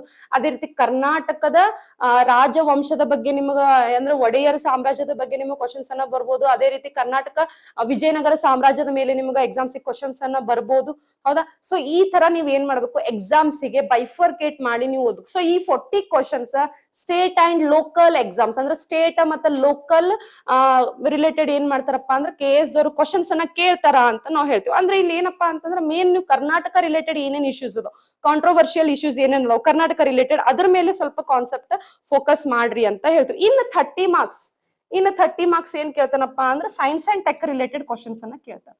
ಇನ್ನು 30 ಮಾರ್ಕ್ಸ್ ಏನ್ ಕೇಳ್ತಾರ, ಸೈನ್ಸ್ ಅಂಡ್ ಟೆಕ್ ರಿಲೇಟೆಡ್ ನಿಮ್ಗೆ ಕ್ವಶನ್ಸ್ ಅನ್ನ ಕೇಳ್ತಾರೆ. ಏನು ಸೈನ್ಸ್ ಅಂಡ್ ಟೆಕ್ ರಿಲೇಟೆಡ್ ಅಂತಂದ್ರ ಮೇನ್ ಇಲ್ಲಪ್ಪ ಅಂತಂದ್ರ ಡಿಫೆನ್ಸ್ ಮತ್ತೆ ಸ್ಪೇಸ್ ಅಂತ ಹೇಳ್ತೀವಿ. ಡಿಫೆನ್ಸ್ ಅಂಡ್ ಸ್ಪೇಸ್ ಅಂತ ನಾವು ಹೇಳ್ತೀವಿ. ಡಿಫೆನ್ಸ್ ಮತ್ತೆ ಸ್ಪೇಸ್ ರಿಲೇಟೆಡ್ ನಿಮಗೆ ಎಕ್ಸಾಮ್ ಈಗ ಕ್ವಶನ್ಸ್ ಅನ್ನ ಕೇಳ್ತಾನ ಸೈನ್ಸ್ ಅಂಡ್ ಟೆಕ್ ಒಳಗಡೆ. ಆದ್ರೆ ಪರ್ಟಿಕ್ಯುಲರ್ಲಿ ಮಿಷನ್ಸ್ ಆಗಿರ್ಬೋದು, ಓಕೆ, ಸ್ಪೇಸ್ ಮಿಷನ್ಸ್ ಆಗಿರ್ಬೋದು. ಓಕೆ, ಅದೇ ರೀತಿ ಸ್ಪೇಸ್ ಮಿಷನ್ಸ್ ಅಂತ ಬಂತಂದ್ರ ಇಲ್ಲಿ ಸ್ಪೇಸ್ ಮಿಷನ್ಸ್ ಒಳಗಡೆ ಯಾವ್ದಾದ್ರು ಒಂದು ರಾಕೆಟ್ ಲಾಂಚ್ ಮಾಡಿದಾಗ ಅಲ್ಲಿ ಯೂಸ್ ಮಾಡಿರುವಂತಹ ಇಕ್ವಿಪ್ಮೆಂಟ್ ಯಾವುದು ಅಂತ ಹೇಳ್ತಿ ನಿಮಗೆ ಎಕ್ಸಾಮಿಗೆ ಕ್ವಶನ್ ಅನ್ನ ಕೇಳ್ಬೋದು. ಓಕೆ, ನೆಕ್ಸ್ಟ್ ಈ ಸ್ಪೇಸ್ ಮಿಷನ್ ಸಕ್ಸಸ್ ಆದಾಗ, ಓಕೆ, ಲ್ಯಾಂಡಿಂಗ್ ಸಕ್ಸಸ್ ಆದಾಗ, ಆರ್ಬಿಟರಿ ಸಕ್ಸಸ್ ಆದಾಗ, ರೋವರ್ ಲ್ಯಾಂಡಿಂಗ್ ಎಲ್ಲ ಸಕ್ಸಸ್ ಆದಾಗ, ಈ ಮಿಷನ್ ಸಕ್ಸಸ್ ಆದಾಗ ಈ ಮಿಷನ್ ಇಂದ ನಮಗೆ ಏನ್ ಫೈಂಡಿಂಗ್ಸ್ ಸಿಕ್ತು, ಏನ್ ಅಬ್ಸರ್ವೇಷನ್ ಆಯ್ತು. ಓಕೆ, ಅಲ್ಲಿ ಬೆಸ್ಟ್ ಎಕ್ಸಾಂಪಲ್ ಈ ಮೂನ್ ಒಳಗಡೆ ಏನೈತಿ ಮ್ಯಾಂಗ್ನೀಸ್ ಪತ್ತೆ ಹಚ್ಚೈತಿ ಅಂತ ನಾವು ಹೇಳ್ತೇವೆ, ಮೂನ್ ಒಳಗಡೆ ಏನೈತಿ ಮ್ಯಾಂಗ್ನೀಸ್ ಐತಿ ಅಂತ ನಾವು ಹೇಳ್ತೇವಲ್ಲ. ಸೊ ಇಲ್ಲಿ ಅಂದ್ರ ಈಗ ಏನೋ ಒಂದು ಮಿಷನ್ ಕಂಪ್ಲೀಟ್ ಆಯ್ತು, ಸಕ್ಸಸ್ಫುಲ್ ಆಯ್ತು ಅಂತಂದ್ರ ಅದ್ರ ಹಿಂದಿರುವಂತಹ ಇಕ್ವಿಪ್ಮೆಂಟ್ಸ್ ಯಾವ್ದಾವ್. ಓಕೆ, ಅದು ರಾಕೆಟ್ ಲಾಂಚ್ ಆಗ್ಬೇಕಂತಂದ್ರೆ ಅಲ್ಲಿ ಏನೇನ್ ಇಕ್ವಿಪ್ಮೆಂಟ್ಸ್ ಗಳನ್ನ ಅಳವಡಿಕೆ ಮಾಡಿದಾರೆ, ರೋವರ್ ಹೆಸರೇನು, ಲ್ಯಾಂಡರ್ ಹೆಸರೇನು. ಓಕೆ, ಅಲ್ಲಿ ಯಾವ್ದೋ ಒಂದ್ ಅಂದ್ರೆ ಇಲ್ಲಿ ಏನ್ ಹೇಳ್ತೇವೆ ನಾವು, ನೀರ್ ಸಿಕ್ಕದಂತ ನಾವು ಹೇಳ್ತೇವಿ. ಅದೇ ರೀತಿ ಮೂನ್ ಒಳಗಡೆ ಏನಾಗೈತೆ ಮ್ಯಾಂಗ್ನೀಸ್ ಪತ್ತೆ ಆಗ್ಯದ ಅಂತ ನಾವು ಹೇಳ್ತೇವಿ. ಓಕೆ, ಸೊ ಈ ರೀತಿ ಏನು ಫೈಂಡಿಂಗ್ಸ್, ಏನ್ ಅಬ್ಸರ್ವೇಷನ್, ಏನ್ ರಿಸರ್ಚ್ ನಮಗ್ ಸಿಕ್ಕದಲ್ಲ, ಅದು ನಿಮಗೆ ಎಕ್ಸಾಮ್ ಪಾಯಿಂಟ್ ಆಫ್ ವ್ಯೂ ಬಹಳ ಇಂಪಾರ್ಟೆಂಟ್ ಆಗ್ತದೆ. ಡಿಫೆನ್ಸ್ ಅಂತ ಬಂತಂದ್ರ ಮಿಸೈಲ್ಸ್ ರಿಲೇಟೆಡ್ ಕ್ವಶನ್ಸ್ ಅನ್ನ ಕೇಳ್ತಾನ, DRDO related missiles testings related questions ಅನ್ನ ಕೇಳ್ತಾನ, ಆಮೇಲೆ ಎಕ್ಸರ್ಸೈಸಸ್ ರಿಲೇಟೆಡ್ ನಿಮ್ಗೆ ಕ್ವಶನ್ಸ್ ಅನ್ನ ಕೇಳ್ತಾರ ಅಂತ ನಾವು ಹೇಳ್ತೇವೆ. ಓಕೆ, ಸೊ ಈ ತರ ನೀವು ಏನ್ ಮಾಡ್ಬೇಕು, ಸ್ಟ್ರಾಟಜಿನ ಯೂಸ್ ಮಾಡ್ಬೇಕು ಅಂತ ಹೇಳ್ತೇವೆ. ಸೊ 40 ಕ್ವಶನ್ಸ್ ನಿಮ್ಗೆ state and local current affairs related questions ಅನ್ನ ಕೇಳಿದ್ರೆ, ಇನ್ನು 30 ಕ್ವಶನ್ಸ್ ನಿಮ್ಗೆ ಸೈನ್ಸ್ ಅಂಡ್ ಟೆಕ್ ಮೇಲೆ ಕ್ವಶನ್ಸ್ ಅನ್ನ ಕೇಳ್ತಾನ ಅಂತ ಹೇಳ್ತೇವೆ. ನೆಕ್ಸ್ಟ್ ಇನ್ನು 30 ಕ್ವಶನ್ಸ್ ಎದ್ರ ಮೇಲೆ ಕೇಳ್ತಾನಪ್ಪ ಅಂತಂದ್ರ ಮೆಂಟಲ್ ಅಬಿಲಿಟಿ ಅಂಡ್ ರೀಸನಿಂಗ್ ಅಂತ ಹೇಳ್ತೇವೆ. Mental ability and reasoning. C ಇಲ್ಲಿ 3 ಪಾರ್ಟ್ಸ್ ಅದಾವ್ರಿ. ಈ 3 ಪಾರ್ಟ್ಸ್ ಒಳಗಡೆ ಒಬ್ಬೊಬ್ಬರು ಒಂದೊಂದು ಪಾರ್ಟ್ ಒಳಗಡೆ ಪ್ರಭುತ್ವರು ಇದ್ದೇ ಇರ್ತಾರೆ. ಹೌದಾ, ಸ್ವಲ್ಪ ಜನ state and local related strong ಇರ್ತಾರ, ಸ್ವಲ್ಪ ಜನ science and tech related strong ಇರ್ತಾರ, ಸ್ವಲ್ಪ ಜನ mental ability and reasoning related strong ಇರ್ತಾರೆ. Mental ability and reasoning related strong ಇದ್ರಂದ್ರ ಇಲ್ಲಿ 30 ಮಾರ್ಕ್ಸ್. ಸೊ ಇವು 40 ಪ್ಲಸ್ 30 ಅಂತಂದ್ರೆ 70 ಮಾರ್ಕ್ಸ್ ಒಳಗಡೆ ಮಿನಿಮಮ್ ನೀವು ಒಂದು 30 ಮಾರ್ಕ್ಸ್ ಎರಡು ಮಿಕ್ಸ್ ಮಾಡಿದ್ರೆ 70 ಮಾರ್ಕ್ಸ್ ಒಳಗಡೆ ಮಿನಿಮಮ್ ನೀವು 30 ಮಾರ್ಕ್ಸ್ ಆದ್ರೂ ಸ್ಕೋರಿಂಗ್ ಮಾಡೇ ಮಾಡ್ತೀರಿ. 30 ಪ್ಲಸ್ 30 ಅಂದ್ರೆ ಇಲ್ಲೇ 60 ಮಾರ್ಕ್ಸ್ ಸ್ಕೋರ್ ಆಯ್ತಂತಂದ್ರೆ ಪೇಪರ್ 1 ಒಳಗಡೆ ಏನೈತಿ 40 ಮಾರ್ಕ್ಸ್ ಎದ್ರ ರಿಲೇಟೆಡ್ ಐತಿ, ಇಂಟರ್ನ್ಯಾಷನಲ್ ಅಂಡ್ ನ್ಯಾಷನಲ್ ರಿಲೇಟೆಡ್ ಐತಿ. 60 ಮಾರ್ಕ್ಸ್ ಏನೈತಿ ಹ್ಯುಮ್ಯಾನಿಟಿ ರಿಲೇಟೆಡ್ ಐತಿ ಅಂತಂದ್ರೆ ಈ ಎರಡರ ಒಳಗಡೆ ನೀವು 40 ಒಳಗಡೆ ಒಂದು 20 to 30 ತಗೊಂಡ್ರಿ, 60 ಒಳಗಡೆ ಒಂದು 30 to 40 ತಗೊಂಡ್ರು ಸಾಕು, you are qualifying the exams ಅಂತ ನಾವು ಹೇಳ್ತೇವೆ. ನೀವು ಎಕ್ಸಾಮ್ ನ ಕ್ವಾಲಿಫೈ ಆಗೇ ಆಗ್ತೀರಿ. ಹೌದಾ, ಎಕ್ಸಾಮ್ ನ ನೀಟಾಗಿ ಕ್ವಾಲಿಫೈ ಮಾಡ್ಕೊಂತೀರಿ. ನಿಮ್ದು 50 to 60% ಆದ್ರೆ ಸಾಕಲ್ರಿ ಕ್ವಾಲಿಫೈಂಗ್. ಬೇಕಾದ್ರೆ ನೀವು ಎಷ್ಟು ಜನ KS ಆಫೀಸರ್ಸ್ KS ಸಕ್ಸಸ್ ಆಗ್ಯಾರಲ್ಲ, ಪ್ರಿಲಿಮ್ಸ್ ಮೇನ್ಸ್ ಇಂಟರ್ವ್ಯೂ ಸಕ್ಸಸ್ ಮಾಡ್ಕೊಂಡಾರಲ್ಲ, ಹೋಗಿ ಕೇಳ್ರಿ, ಅವ್ರಿಗೆ ಹೋಗಿ ನೋಡ್ರಿ ಮಾರ್ಕ್ಸ್ ಅನ್ನ. 50 to 60% ಸ್ಕೋರ್ ಆಗಿರ್ತದ್ರಿ. ಕ್ವಾಲಿಫೈ ಮಾರ್ಕ್ಸ್ ನಿಯರೇ ಇರ್ತಾರ, ಅವ್ರು ಕ್ವಾಲಿಫೈ ಮಾರ್ಕ್ಸ್ ನಿಯರೇ ಇರ್ತಾರ, ರೈಟ್. ಕ್ವಾಲಿಫೈ ಮಾರ್ಕ್ಸ್ ದಾಟರ್ just near to the qualify cut off based on cut off. ಈಗಂತಂದ್ರ ಆಲ್ಮೋಸ್ಟ್ ಆಲ್ ನೋಡ್ರಪ್ಪ ಅಂತಂದ್ರೆ ಈಗ 400 ಮಾರ್ಕ್ಸಿಗೆ 400 ಮಾರ್ಕ್ಸಿಗೆ 180 ದಾಟಂಗಿಲ್ಲ. ಆಲ್ಮೋಸ್ಟ್ ಆಲ್ 180 ದಾಟಂಗಿಲ್ಲ. ಮೋರ್ ದೆನ್ 200 ಯಾರು ದಾಟಂಗೇ ಇಲ್ಲ. 180 ಆದ್ರೂ ನೀವು ಕ್ವಾಲಿಫೈ ಅಲ್ಲ, 180 ಆದ್ರೂ ನೀವು ಕ್ವಾಲಿಫೈನೇ ಅಲ್ಲ. ಓಕೆ, ಅಂತಂದ್ರೆ ನಿನ್ನ ಮಿನಿಮಮ್ ಪರ್ಸೆಂಟೇಜ್ 60 to 70% ಆದ್ರೂ you are qualified for the exams ಅಂತ ಹೇಳ್ತೇವೆ. ಮೋರ್ ದನ್ 200 ಯಾರು ದಾಟೋದಿಲ್ಲ. ಸೊ ಅಂತಂದ್ರೆ ಇಲ್ಲಿ ನೀವು ಈ ತರ ಸ್ಟ್ರಾಟಜಿನ ಯೂಸ್ ಮಾಡ್ಕೊಂಡು ಮಾಡಿದ್ರೆ ಯು ಆರ್ ಈಸಿಲಿ ಕ್ರಾಕ್ಡ್ ಯುವರ್ ಏನು KS ಪ್ರಿಲಿಮ್ಸ್ ಎಕ್ಸಾಮ್ ಅಂತ ನಾವು ಹೇಳ್ತೇವೆ. ಈಸಿಯಾಗಿ ನೀವು ಪ್ರಿಲಿಮ್ಸ್ ಎಕ್ಸಾಮ್ ನ ಕ್ರಾಕ್ ಮಾಡೇ ಮಾಡ್ತೀರಿ. ಹೌದಾ, ಈಸಿಯಾಗಿ ನೀವು ಪ್ರಿಲಿಮ್ಸ್ ಎಕ್ಸಾಮ್ ಕ್ರಾಕ್ ಮಾಡೇ ಮಾಡ್ತೀರಿ. ಪೇಪರ್ 1 ಒಳಗಡೆ 2 ಸೆಕ್ಷನ್ಸ್ ಡಿವೈಡ್ ಮಾಡ್ಕೊರಿ, 40%, 40 ಮಾರ್ಕ್ಸ್ 60 ಮಾರ್ಕ್ಸ್. ಪೇಪರ್ 2 ಒಳಗಡೆ 40 ಪ್ಲಸ್ 30 ಅಂತ ಮಾಡ್ಕೊಡ್ರಿ. 40 ಕ್ವಶನ್ಸ್ ಎದ್ರ ಬೇಸ್ ಮೇಲೆ ಕೇಳ್ತಾರೆ, ನ್ಯಾಷನಲ್ ಇಂಟರ್ನ್ಯಾಷನಲ್ ಅಂತ. ನ್ಯಾಷನಲ್ ಇಂಟರ್ನ್ಯಾಷನಲ್ ರಿಲೇಟೆಡ್ ಏನ್ ಕೇಳ್ತಾನ್ರಿ, ಇಂಪಾರ್ಟೆಂಟ್ ಟಾಪಿಕ್ಸ್ ಅನ್ನೋದು ಆಲ್ರೆಡಿ ನಿಮ್ಗೆ ಗೊತ್ತೈತಲ್ಲ. ಸೊ ಅದ್ರ ಮೇಲೆ ವರ್ಕ್ ಮಾಡಕ್ ಸ್ಟಾರ್ಟ್ ಮಾಡ್ರಿ. 60 ಅಂತಂದ್ರೆ ಹ್ಯುಮ್ಯಾನಿಟಿ ಬೇಸ್ಡ್ ಅಂತಂದ್ರೆ ಸಬ್ಜೆಕ್ಟ್ಸ್ ಕರೆಂಟ್ ಅಫೇರ್ಸ್ ಅನ್ನ ಸಬ್ಜೆಕ್ಟ್ ಲಿಂಕ್ ಮಾಡ್ಕೊಂಡು ಓದಕ್ ಸ್ಟಾರ್ಟ್ ಮಾಡ್ರಿ. ಅಲ್ಲಿ ಲಿಂಕ್ ಆಯ್ತು, ಇಲ್ಲಿನೂ ಲಿಂಕ್ ಆಯ್ತು. ಇಲ್ಲಿ ಮೇನ್ ಏನಪ್ಪಾ ಅಂತಂದ್ರೆ ನಿಮಗೆ ಎಸ್ಪೆಷಲಿ KS ಅಂತ ಬಂತಂದ್ರೆ ಎಕ್ಸಾಮ್ ಪಾಯಿಂಟ್ ಆಫ್ ವ್ಯೂ ಏನಪ್ಪಾ ಅಂತಂದ್ರೆ ಎಕನಾಮಿಕ್ ಸರ್ವೆ ಅಂತ ನಾವು ಹೇಳ್ತೀವಿ. ಕರ್ನಾಟಕ ಎಕನಾಮಿಕ್ ಸರ್ವೆ ರಿಪೋರ್ಟ್ ಅಂತ ನಾವು ಹೇಳ್ತೀವಿ. ಸರ್ವೆ ರಿಪೋರ್ಟ್ ಅಂತ ಹೇಳ್ತೀವಿ. ಹೌದಾ, ಸರ್ವೆ ರಿಪೋರ್ಟ್ ಅಂತ ಅಂತೀವಿ. ಫ್ಯಾಮಿಲಿ ರಿಪೋರ್ಟ್ ಅಂತ ಬಂದದ, ಹೆಲ್ತ್ ರಿಪೋರ್ಟೆಡ್ ಬಂದದ, ಲಿಟ್ರಸಿ ರಿಪೋರ್ಟ್ ಬಂದೈತಿ. ಹೌದಾ, ಸೆನ್ಸಸ್ ರಿಪೋರ್ಟ್ ಬಂದೈತಿ. ಈ ರಿಪೋರ್ಟ್ ಮೇಲೆ ಬೇಸ್ಡ್, ಈ ರಿಪೋರ್ಟ್ ಬೇಸ್ ಮೇಲೆ ನಿಮ್ಗೆ ಕ್ವಶನ್ಸ್ ಅನ್ನ ಕೇಳ್ತಾನೆ. ಎಕನಾಮಿಕ್ಸ್ ರಿಲೇಟೆಡ್ ಎಕನಾಮಿಕ್ಸ್ ಅಂತ ಬಂತಂದ್ರೆ, ಮೇನ್ ಎಕನಾಮಿಕ್ಸ್ ಅಂತ ಬಂತಂದ್ರೆ ಎಕನಾಮಿಕ್ ರಿಪೋರ್ಟ್ ಮೇಲೆ ನಿಮ್ಗೆ ಕ್ವಶನ್ಸ್ ಅನ್ನ ಅರೈಸ್ ಆಗ್ತದ ಅಂತ ನಾವು ಹೇಳ್ತೀವಿ. ಬಿಟ್ರೆ ಏನು GDP GNP, ಹೌದಾ, ಇದ್ರ ಮೇಲೆ ಕ್ವಶನ್ಸ್ ಅನ್ನ ನಿಮಗೆ ಅರೈಸ್ ಆಗ್ತದೆ. ಎಕನಾಮಿ ಅಂತ ಬಂತಂದ್ರೆ, ಪಾಲಿಟಿ ಅಂತ ಬಂತಂದ್ರೆ ಸುದ್ದಿ ಒಳಗಡೆ ಇರುವಂತಹ ಆರ್ಟಿಕಲ್ಸ್ ಅಂತ ಹೇಳ್ಬೋದು ನಾವು. ವಿಧಿಗಳು, ನ್ಯೂಸ್ ಒಳಗಡೆ ಯಾವ ವಿಧಿಗಳು ಇರ್ತಾವ ಬೇಕಂದ್ರೆ ಅದ್ರ ರಿಲೇಟೆಡ್ ನಾವ್ ಏನ್ ಮಾಡ್ತೀವಿ, 1 ಇಯರ್ದ ಏನ್ ಮಾಡ್ತೀವಿ, 1 ಇಯರ್ 1 ವರ್ಷದಲ್ಲಿ ಸುದ್ದಿ ಒಳಗೆ ಏನೇನ್ ಅದಾವಲ್ಲ ಆರ್ಟಿಕಲ್ಸ್, ಅದ್ರದೊಂದು ನಾವು ನಿಮ್ಗೆ ಕವರ್ ಮಾಡಿ ಕೊಡ್ತೀವಿ, ಒಂದು ವಿಡಿಯೋ ಮಾಡಿ. ಓಕೆ, ಆರ್ಟಿಕಲ್ಸ್ ಮೇಲೆ ಕ್ವಶನ್ಸ್ ಅನ್ನ ಕೇಳಬಹುದು. ಕಾನ್ಸ್ಟಿಟ್ಯೂಷನಲ್ ನಾನ್ ಕಾನ್ಸ್ಟಿಟ್ಯೂಷನಲ್ ಬಾಡೀಸ್ ಮೇಲೆ ಕ್ವಶನ್ಸ್ ಅನ್ನ ಕೇಳಬಹುದು. ಓಕೆ, ಸೊ ಮೇನ್ ನ್ಯೂಸ್ ಒಳಗಡೆ ಏನ್ ಅದಾವಲ್ಲ ಅದ್ರ ರಿಲೇಟೆಡ್ ನಿಮ್ಮ ಕ್ವಶನ್ಸ್ ಅನ್ನ ಏನ್ ಮಾಡ್ತಾನೆ, ಹಿಸ್ಟ್ರಿ ಅಂತ ಬಂತಂದ್ರೆ ಸಾಮ್ರಾಜ್ಯದ ರಿಲೇಟೆಡ್ ಇಂಪಾರ್ಟೆಂಟ್ ಏನು ಕಿಂಗ್ಡಮ್ಸ್ ಮೇಲೆ ಕ್ವಶನ್ಸ್ ಅನ್ನ ಕೇಳ್ತಾನೆ. ಕರ್ನಾಟಕ ರಿಲೇಟೆಡ್ ಕಿಂಗ್ಡಮ್ಸ್ ಏನದಲ್ಲ ಫೋಕಸ್ ಮಾಡ್ಕೊಳ್ರಿ. ಆಮೇಲೆ ಹಿಸ್ಟ್ರಿ ಅಂತ ಬಂತಂದ್ರೆ ಮೇನ್ ಏನಪ್ಪಾ ಅಂತಂದ್ರೆ ನಿಮಗೆ ಇಲ್ಲಿ ಮಾಡರ್ನ್ ಹಿಸ್ಟ್ರಿ ಆಗಿರ್ಬೋದು, ಮೆಡಿವಲ್ ಹಿಸ್ಟ್ರಿ ಆಗಿರ್ಬೋದು, ಮತ್ತೆ ಆನ್ಸಿಯಂಟ್ ಹಿಸ್ಟ್ರಿ ಆಗಿರ್ಬೋದು. ಇಲ್ಲಿ ಮೆಡಿವಲ್ ಹಿಸ್ಟ್ರಿಗಿಂತಲೂ ಮಾಡರ್ನ್ ಮತ್ತೆ ಆನ್ಸಿಯಂಟ್ ಹಿಸ್ಟ್ರಿ ಮೇಲೆ ನಿಮ್ಗೆ ಕ್ವಶನ್ಸ್ ಅನ್ನ ಜಾಸ್ತಿ ಬರ್ತಾವ್ರಿ. ಓಕೆ, ಅದ್ರ ಮೇಲೆ ಕ್ವಶನ್ಸ್ ಜಾಸ್ತಿ ಬರ್ತಾವ ನಿಮಗೆ. ಸೊ ಮೆಡಿವಲ್ ಹಿಸ್ಟ್ರಿಗಿಂತಲೂ ಆನ್ಸಿಯಂಟ್ ಹಿಸ್ಟ್ರಿ ಮತ್ತೆ ಮಾಡರ್ನ್ ಹಿಸ್ಟ್ರಿ ಮೇಲೆ ಸ್ವಲ್ಪ ಫೋಕಸ್ ಮಾಡ್ಕೊಂಡು, ಅದೇ ರೀತಿ ಕರ್ನಾಟಕದ ಏಕೀಕರಣದ ಮೇಲೆ ನೀವ್ ಏನ್ ಮಾಡ್ರಿ ಒಂದ್ ಸ್ವಲ್ಪ ನೀಟಾಗಿ ಓದ್ಕೊಳ್ರಿ ಅಂತಾನೆ ಹೇಳೋದು. ಯಾಕಂದ್ರೆ ಕರ್ನಾಟಕ ಏಕೀಕರಣ ಅನ್ನೋದು ಒಂದು ಹ್ಯೂಜ್ ಟಾಪಿಕ್ ಐತಿ. ಅದರಿಂದ ಆದಂತ ಬದಲಾವಣೆಗಳಾಗಿರ್ಬೋದು, ನಮ್ಮ ಕರ್ನಾಟಕದ ಸುಧಾರಣೆಗಳಾಗಿರ್ಬೋದು. ಓಕೆ, ಸೊ ಅದು ನಿಮಗೆ ಎಕ್ಸಾಮ್ ಪಾಯಿಂಟ್ ಆಫ್ ವ್ಯೂ ಬಹಳ ಇಂಪಾರ್ಟೆಂಟ್ ಆಗ್ತದ ಅಂತ ಹೇಳ್ತೀವಿ. ಈಗ ಸೈನ್ಸ್ ಅಂತ ಕಾನ್ಸೆಪ್ಟ್ ಬಂತಂದ್ರ, ಸೈನ್ಸ್ ಒಳಗಡೆ ಬೇಸಿಕಲಿ ನಿಮಗ ಸೈನ್ಸ್ ಒಳಗಡೆ 3 ಪಾರ್ಟ್ ಬಂತಂತಂದ್ರ ನಿಮಗ ಮೇನ್ ಇಂಪಾರ್ಟೆಂಟ್ ಯಾವ ಟಾಪಿಕ್ ಮೇಲೆ ಕ್ವಶನ್ಸ್ ಜಾಸ್ತಿ ಅರೈಸ್ ಆಗ್ತಾವು ಅಂತಂದ್ರ ಸೈನ್ಸ್ ಒಳಗಡೆ ಪರ್ಟಿಕ್ಯುಲರ್ಲಿ ಬಯೋಲಜಿ ಮೇಲೆ ಕ್ವಶನ್ಸ್ ಬಹಳ ಆಗ್ತಾವ್ರಿ. ನಿಮ್ಮ KS exams, prelims level exams ಗ ಬಯೋಲಜಿ ರಿಲೇಟೆಡ್ ಕ್ವಶನ್ಸ್ ಏನ್ ಮಾಡ್ತಾರ, ಅದು ಬಯೋಲಜಿ ರಿಲೇಟೆಡ್ ಒಳಗಡೆ ಬಯೋಲಜಿ ಒಳಗಡೆ ಏನ್ ಫೋಕಸ್ ಮಾಡ್ಬೇಕಂತಂದ್ರ ಹೆಲ್ತ್ ರಿಲೇಟೆಡ್ ನೀವು ಫೋಕಸ್ ಬಹಳ ಮಾಡ್ಬೇಕಾಗ್ತದೆ. ಬಯಾಲಜಿ ಒಳಗಡೆ, ಜೀವಶಾಸ್ತ್ರದ ಒಳಗಡೆ ಆರೋಗ್ಯದ ಮೇಲೆ, ಆರೋಗ್ಯದ ಕಾನ್ಸೆಪ್ಟ್ ಮೇಲೆ ನೀವು ಕ್ವಶನ್ಸ್ ಅಂತಂದ್ರೆ ಇಲ್ಲಿ ರೋಗಗಳಾಗಿರ್ಬೋದು, ವ್ಯಾಕ್ಸಿನ್ಗಳಾಗಿರ್ಬೋದು, ಹೌದಾ, ಡಿಸೀಸ್ ಅಂತ ಹೇಳ್ಬೋದು, ಡಿಸೀಸ್ ಆಗಿರ್ಬೋದು, ವ್ಯಾಕ್ಸಿನ್ಸ್ ಆಗಿರ್ಬೋದು. ನೆಕ್ಸ್ಟ್ ಇಲ್ಲಿ ರೀಪ್ರೊಡಕ್ಟಿವ್ ಹೆಲ್ತ್ ಅಂತ ಬರ್ತೀವಿ. ರೀಪ್ರೊಡಕ್ಟಿವ್ ಹೆಲ್ತ್ ರಿಲೇಟೆಡ್ ನಿಮ್ಮ ಕ್ವಶನ್ಸ್ ಅನ್ನ ಕೇಳ್ತಾನೆ. ರೀಪ್ರೊಡಕ್ಟಿವ್ ಹೆಲ್ತ್ ಅಂತಂದ್ರೆ ಇಲ್ಲಿ ಏನು ಸರೋಗೆಸಿ ಅಂತ ಕೇಳ್ತಾನ ಕ್ವಶನ್, ಸರೋಗೆಸಿ ಆಗಿರ್ಬೋದು. ಮತ್ತೆ ಡಿಸೀಸ್ ಅಂತ ಬಂತಂದ್ರೆ ಸರ್ವಿಕಲ್ ಕ್ಯಾನ್ಸರ್ ಮೇಲೆ ಕ್ವಶನ್ಸ್ ಅನ್ನ ಕೇಳ್ತಾನ, ಕ್ಯಾನ್ಸರ್ ರಿಲೇಟೆಡ್ ಕ್ವಶನ್ಸ್ ಅನ್ನ ಕೇಳ್ತಾನ. ಅದೇ ರೀತಿ ಬಯೋಲಜಿ ಅಂತ ಬಂತಂದ್ರೆ ಕಾನ್ಸೆಪ್ಟ್, ಸೊ ನಿಮಗ ಬಯೋಲಜಿ ಒಳಗಡೆ ಏನಾಗ್ತದೆ exam point of view questions ಬಹಳ ಅರೈಸ್ ಆಗ್ತವೆ. ಸೈನ್ಸ್ ಅಂಡ್ ಟೆಕ್ ಒಳಗಡೆ ಪರ್ಟಿಕ್ಯುಲರ್ಲಿ ಬೇಸಿಕ್ ಸೈನ್ಸ್ ಅಂತ ಬಂತಂದ್ರ, ಬೇಸಿಕ್ ಸೈನ್ಸ್ ಅಂತ ಬಂತಂದ್ರೆ ಇಲ್ಲಿ ಸೈನ್ಸ್ ಅಂಡ್ ಟೆಕ್ ಒಳಗಡೆ ಅಂದ್ರೆ ಇಲ್ಲಿ ಸೈನ್ಸ್ ಮತ್ತೆ ಟೆಕ್ನಾಲಜಿ ಕಂಪೇರ್ ಮಾಡಿದ್ರ ಇಲ್ಲಿ ಬಯೋಟೆಕ್ನಾಲಜಿ ಒಂದು ಕಾನ್ಸೆಪ್ಟ್ ಬರ್ತದ ಅಂತಂದ್ರೆ ನಿಮಗೆ biotechnology related especially crops related ಅಂತಂದ್ರೆ GM ಕ್ರಾಪ್ಸ್ ಅಂತ ಹೇಳ್ತೇವೆ ನಾವು, ಜೆನೆಟಿಕಲಿ ಮಾಡಿಫೈಡ್ ಕ್ರಾಪ್ಸ್ ಅಂತ ಹೇಳ್ತೀವಿ. ಜೆನೆಟಿಕಲಿ ಮಾಡಿಫೈಡ್ ಕ್ರಾಪ್ಸ್ ಮೇಲೆ ಕ್ವಶನ್ಸ್ ಅನ್ನ ಕೇಳೋ ಚಾನ್ಸಸ್ ಬಹಳ ಇರ್ತೈತಿ. ಅದೇ ರೀತಿ ಇಲ್ಲಿ ಸೈನ್ಸ್ ಅಂಡ್ ಟೆಕ್ ಅಂತ ಬಂತಂದ್ರೆ ಇಲ್ಲಿ ನಿಮಗೆ ಬಯೋಟೆಕ್ನಾಲಜಿ ಆಗಿರ್ಬೋದು, ಸ್ಪೇಸ್ ಟೆಕ್ನಾಲಜಿ ಆಗಿರ್ಬೋದು, ಹೌದಾ. ನೆಕ್ಸ್ಟ್ ನ್ಯೂಕ್ಲಿಯರ್ ಟೆಕ್ನಾಲಜಿ ಅಂತ ಹೇಳ್ತೀವಿ. ಈ nuclear technology related current affairs ಒಳಗಡೆ ಹ್ಯೂಜ್ ಅದಾವ್ರಿ news. Nuclear technology related current affairs ಬಹಳ ಅದಾವ ಅಂತಂದ್ರೆ ನ್ಯೂಕ್ಲಿಯರ್ ಟೆಕ್ನಾಲಜಿನ ನಿಮ್ಗೆ ಸಬ್ಜೆಕ್ಟ್ ಆಗಿ ಲಿಂಕ್ ಮಾಡ್ಕೊಂಡು ಕೇಳೋ ಚಾನ್ಸಸ್ ಬಹಳ ಇರ್ತದೆ. ಈಗ ಯಾವ್ದೋ ಒಂದು ಕರೆಂಟ್ ಅಫೇರ್ಸ್ ಬರ್ತಂದ್ರೆ ಅದನ್ನ ಏನ್ ಮಾಡ್ರಿ ಸಬ್ಜೆಕ್ಟ್ ಅನ್ನ ಲಿಂಕ್ ಮಾಡ್ಕೊಂಡು basic with subject with advanced level ಏನ್ ಮಾಡ್ಬೇಕು ನೀವು exam point of view prepare ಮಾಡ್ಬೇಕು ಅಂತ ನಾವು ಹೇಳ್ತೇವೆ. ಓಕೆ, ಸೊ ಈ ತರ ನೀವ್ ಏನ್ ಮಾಡ್ಬೇಕು ಸ್ಟ್ರಾಟಜಿನ ಯೂಸ್ ಮಾಡ್ಕೊಂಡು ಎಕ್ಸಾಮಿಗೆ ಪರ್ಟಿಕ್ಯುಲರ್ ಆಗಿ ನೀವು ಪ್ರಿಪೇರ್ ಆಗ್ಬೇಕು. ಬಜೆಟ್ ಮಂಡನೆ ಒಳಗಡೆ ಯಾವ್ಯಾವ ಸ್ಕೀಮ್ಸ್ ಗ ಎಷ್ಟೆಷ್ಟು ಫಂಡ್ಸ್ ಅನ್ನ ಅಲಾಟ್ ಮಾಡಿದಾರ, ಯಾವ್ಯಾವ ಸ್ಕೀಮ್ಸ್ ಅನ್ನ ರದ್ದುಗೊಳಿಸ್ಯಾರ, ಹೊಸ ಯಾವ ಸ್ಕೀಮ್ಸ್ ಅನ್ನ ಇಂಪ್ಲಿಮೆಂಟ್ ಮಾಡ್ಯಾರ, ಯಾವ್ಯಾವ ಸ್ಟೇಟ್ಸ್ ಯಾವ್ಯಾವ ಸ್ಕೀಮ್ ಅನ್ನ ಇಂಪ್ಲಿಮೆಂಟ್ ಮಾಡ್ಕೊಂಡೈತಿ ಪೂರ್ತಿ ಪ್ರಮಾಣದೊಳಗೆ. ಫಸ್ಟ್ ಸ್ಟೇಟ್ ಇಂಪ್ಲಿಮೆಂಟ್ ಮಾಡ್ಕೊಂಡಿದ್ ಬೇರೆ, ಸಕ್ಸಸ್ಫುಲಿ ಯಾವ ಸ್ಟೇಟ್ ಪೂರ್ತಿ ಇಂಪ್ಲಿಮೆಂಟ್ ಮಾಡ್ಕೊಂಡದ ಅನ್ನೋದು ಬೇರೆ ಕಾನ್ಸೆಪ್ಟ್. ಫಸ್ಟ್ ಸ್ಟೇಟ್ ಇಂಪ್ಲಿಮೆಂಟ್ ಮಾಡ್ಕೊಂಡಿರೋದು ಬಟ್ ಅದು ಸಕ್ಸಸ್ಫುಲ್ ಆಗಿರಂಗಿಲ್ಲ. ಸಕ್ಸಸ್ಫುಲಿ ಇಂಪ್ಲಿಮೆಂಟ್ ಆಗಿರುವಂತ ಸ್ಟೇಟ್ ಅಂತ ಬೇರೆ ಬರ್ತದೆ ನಿಮಗೆ exam point of view question. So exam ಒಳಗಡೆ ಏನಿಲ್ರಿ, 4 ಆಪ್ಷನ್ ಅದಾವ, 4 ಆಪ್ಷನ್ ಕೊಟ್ಟಾನ.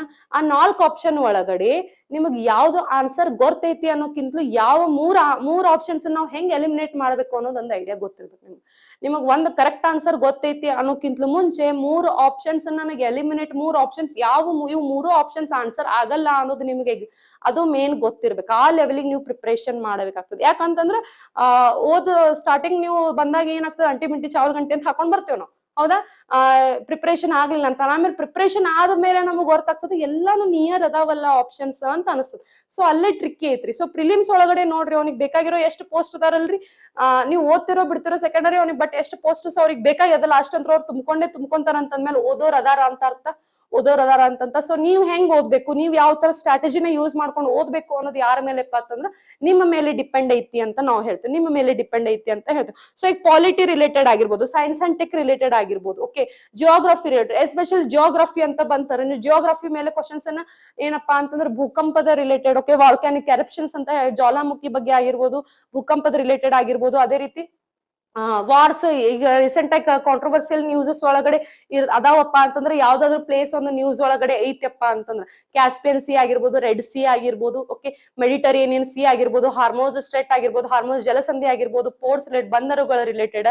ಓಕೆ, ಸೊ ಈ ತರ ನೀವು ಎಕ್ಸಾಮ್ ಪಾಯಿಂಟ್ ಆಫ್ ವ್ಯೂ ಏನ್ ಮಾಡ್ಬೇಕು, ಜಿಯೋಗ್ರಫಿಕಲ್ ಲೊಕೇಶನ್ಸ್ ಎಲ್ ನೀನ್ ಆಗಿರ್ಬೋದು, ಲಾ ನೀನ್ ಆಗಿರ್ಬೋದು, ಈ ತರ ಏನ್ ಮಾಡ್ಬೇಕು ನೀವು exam point of view focus ಮಾಡ್ಬೇಕಾಗ್ತದ ಅಂತ ನಾನು ನಿಮ್ಗೆ ಹೇಳ್ತೀನಿ. ಸೊ ಈ ತರ ನೀವು ಏನ್ ಮಾಡ್ಬೇಕು ಎಕ್ಸಾಮ್ ಈಗ ಸ್ಟ್ರಾಟಜಿನ ಯೂಸ್ ಮಾಡ್ಕೊಂಡು, ಸುಮ್ನೆ ಇಲ್ಲಿ ಯಾರು PhD ಮಾಡಕ್ ಬಂದಿಲ್ಲ ಎಲ್ಲಾನು ಸುಮ್ ಕೂತ್ ಓದ್ತೀನಿ ಅಂತಂದ್ರೆ ಆಗಂಗಿಲ್ರಿ. You have a short term smart work ಮಾಡ್ಬೇಕು. ಅದು ಬೇಕಾದ್ರೆ ನೋಡ್ರಿ, ನೀವು ಆಲ್ರೆಡಿ PCPSI ಜಾಬ್ ಮಾಡ್ತಿರ್ತಾರ, KS job PCPSI SDFD work ಮಾಡ್ತಿರ್ತಾರ, ಒಂದ್ ತಿಂಗಳ ಲೀವ್ ತಗೊಂತಾರ, ಬರ್ತಾರ, ಪಟ್ ಪಟ್ ಓದ್ತಾರ, ಜಾಬ್ ಮಾಡ್ಕೊಂಡು ಹೋಗ್ತಾರೆ. ಯಾಕೆ ಅವ್ರಿಗೆ ಗೊತ್ತೈತಿ ಸ್ಟ್ರಾಟಜಿ ಯಾವ ತರ ಕ್ವಶನ್ಸ್ ಅನ್ನ ಕೇಳ್ತಾರ ಆಲ್ರೆಡಿ, ಬಿಕಾಸ್ ಅವ್ರೆಲ್ಲರೂ ಆಲ್ರೆಡಿ ಓದ್ ಬಿಟ್ಟಾರ್ರಿ.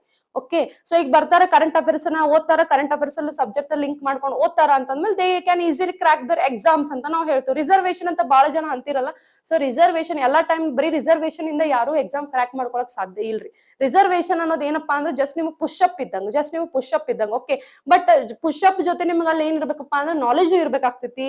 ಆ ಲೆವೆಲ್ ನೀವು ಪ್ರಿಪರೇಷನ್ ಮಾಡಿರ್ಬೇಕಾಗ್ತದೆ. ಸೊ ಅವಾಗ ನಿಮ್ದು ಏನಾಗ್ತದೆ, ಎಕ್ಸಾಮ್ ಕ್ಲಿಯರ್ ಆಗ್ತದೆ, ಕ್ರಾಕ್ ಆಗ್ತದ ಅಂತ ನಾವು ಹೇಳ್ತೀವಿ. ಸೊ ಓಕೆ, ಸೊ ಈ ತರ ನೀವು KS ಪ್ರಿಲಿಮ್ಸ್ ಎಕ್ಸಾಮಿಗೆ ಏನ್ ಮಾಡ್ಕೋಬೇಕು, ಪ್ರಿಪರೇಷನ್ ಮಾಡ್ಕೋಬೇಕು ಅಂತ ನಾವು ಹೇಳ್ತೀವಿ. ಸೊ KS ಅಂತ ಬಂತಂದ್ರ ಮೇನ್ ಕಾನ್ಸೆಪ್ಟ್ ಏನಪ್ಪಾ ಅಂತಂದ್ರೆ ಇಲ್ಲಿ ಎಲ್ಲಾನು ನಿಮ್ದು ಏನೇನ್ ಕರೆಂಟ್ ಅಫೇರ್ಸ್ ಬರ್ಲಿಕ್ಕತ್ತದಲ್ಲ ಎಲ್ಲಾನು ಎದರ್ ಮೂಲಪ್ಪ ಅಂತಂದ್ರೆ STG ಮೂಲ ಅಂತ ನಾವು ಹೇಳ್ತೀವಿ. STG ಗೋಲ್ಸ್ ಅಂತ ನಾವು ನಿಮಗೆ ಹೇಳ್ತೀವಿ. ನಿಮ್ಮ PC ಒಳಗಡೆ ಫಾರ್ ದ ಫಸ್ಟ್ ಕ್ಲಾಸ್ ಇಂದ ನಾನು ನಿಮಗೆ ಹೇಳಾಕತ್ತಿದ್ದೆ, ಏನೇ ಕರೆಂಟ್ ಅಫೇರ್ಸ್ ಬಂದ್ರು STG ಇಂದಾನೆ ಬರ್ತದೆ. ಸೊ STG ಅನ್ನೋ ಒಂದು ಕಾನ್ಸೆಪ್ಟ್ ನಿಮ್ ಎಕ್ಸಾಮ್ ಪಾಯಿಂಟ್ ಆಫ್ ವ್ಯೂ ಬಹಳ ಇಂಪಾರ್ಟೆಂಟ್ ಆಗ್ತದ ಅಂತ ನಾನು ನಿಮಗೆ ಹೇಳಿದೆ. ಸೊ STG ಅಂತಂದ್ರ ಇಲ್ಲಿ ನೋಡ್ರಿ, STG ಅಂತಂದ್ರ ಟೋಟಲ್ 17 ಏನದಾವ್ ಗುರಿಗಳದಾವ್, ಗೋಲ್ಸ್ ಅದಾವು.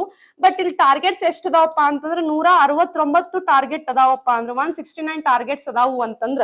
ಸೊ ಈ 169 ಟಾರ್ಗೆಟ್ಸ್ ಏನೈತಪ್ಪ ಅಂತಂದ್ರೆ ಇವಿಷ್ಟು ಗೋಲ್ಸ್ ಅದಾವು ಅಂತ ನಾವು ಹೇಳ್ತೀವಿ. 17 ಗೋಲ್ಸ್ ಅದಾವು ಅಂತ ನಾವು ಹೇಳ್ತೀವಿ. ಸೊ ಒಂದೊಂದು ಗೋಲ್ ರಿಲೇಟೆಡ್ ಏನೈತಿ ಎಲ್ಲಾ ರೀತಿಯಾದ 360 ಡಿಗ್ರಿ ಏನೈತಪ್ಪ ಅಂದ್ರೆ ಕರೆಂಟ್ ಅಫೇರ್ಸ್ ಅದಾವು ಅಂತ ಹೇಳ್ತೀವಿ.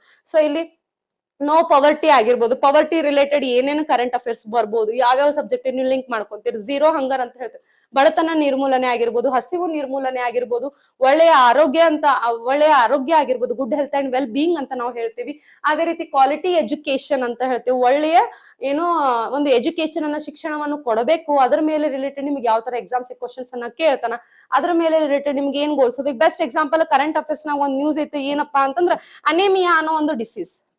ಅನೇಮಿಯಾ ಅನ್ನೋ ಒಂದು ಡಿಸೀಸ್ ಏನತ್ತಪ್ಪ ಅಂದ್ರೆ ಟಾರ್ಗೆಟ್ ಏನತ್ತಪ್ಪ ಅಂದ್ರೆ 2047 ಅನ್ನೋಷ್ಟ್ರೊಳಗಡೆ ನಮ್ಮ ಭಾರತದಿಂದ ತೊಲಗಿಸ್ಬೇಕು ಈ ಅನೇಮಿಯಾ ಡಿಸೀಸಸ್ ಅಂತ ನಾವು ಹೇಳ್ತೇವೆ. ಸೊ ಈಗ ಅನೇಮಿಯಾ ಡಿಸೀಸ್ ತೊಲಗಿಸ್ಬೇಕಂತಂದ್ರೆ ರಿಲೇಟೆಡ್ ಏನೇನ್ ಪ್ರೋಗ್ರಾಮ್ಸ್ ಮಾಡ್ಲಿಕ್ಕತ್ತದ, ಏನೇನ್ ಅವೇರ್ನೆಸ್ ಅನ್ನ ಕ್ರಿಯೇಟ್ ಮಾಡ್ಲಿಕ್ಕತ್ತದ, ಯಾವ ತರ ಜನರಲ್ಲಿ ಏನಪ್ಪಾ ಅಂತಂದ್ರೆ ಇಮ್ಯುನಿಟಿ ಪವರ್ ನ ಬೂಸ್ಟ್ ಮಾಡ್ಲಿಕ್ಕೆ ಯಾವ ತರ ಅವ್ರಿಗೆ ಫುಡ್ಸ್ ಅನ್ನ ಪ್ರೊವೈಡ್ ಮಾಡ್ಬೇಕು, ಯಾವ ತರ ಅವ್ರ ಏನು ಆರೋಗ್ಯ ಶೈಲಿಯನ್ನ ಅವ್ರು ಬದಲಾಯಿಸ್ಕೋಬೇಕು ಅನ್ನೋದು ಏನಾಗ್ತದೆ, ಇದು ಸರ್ಕಾರದ ಏನಾಗ್ತದಪ್ಪ ಅಂದ್ರೆ ರೆಸ್ಪಾನ್ಸಿಬಿಲಿಟಿ ಆಗ್ತದ ಅಂತಂದ್ಮೇಲೆ.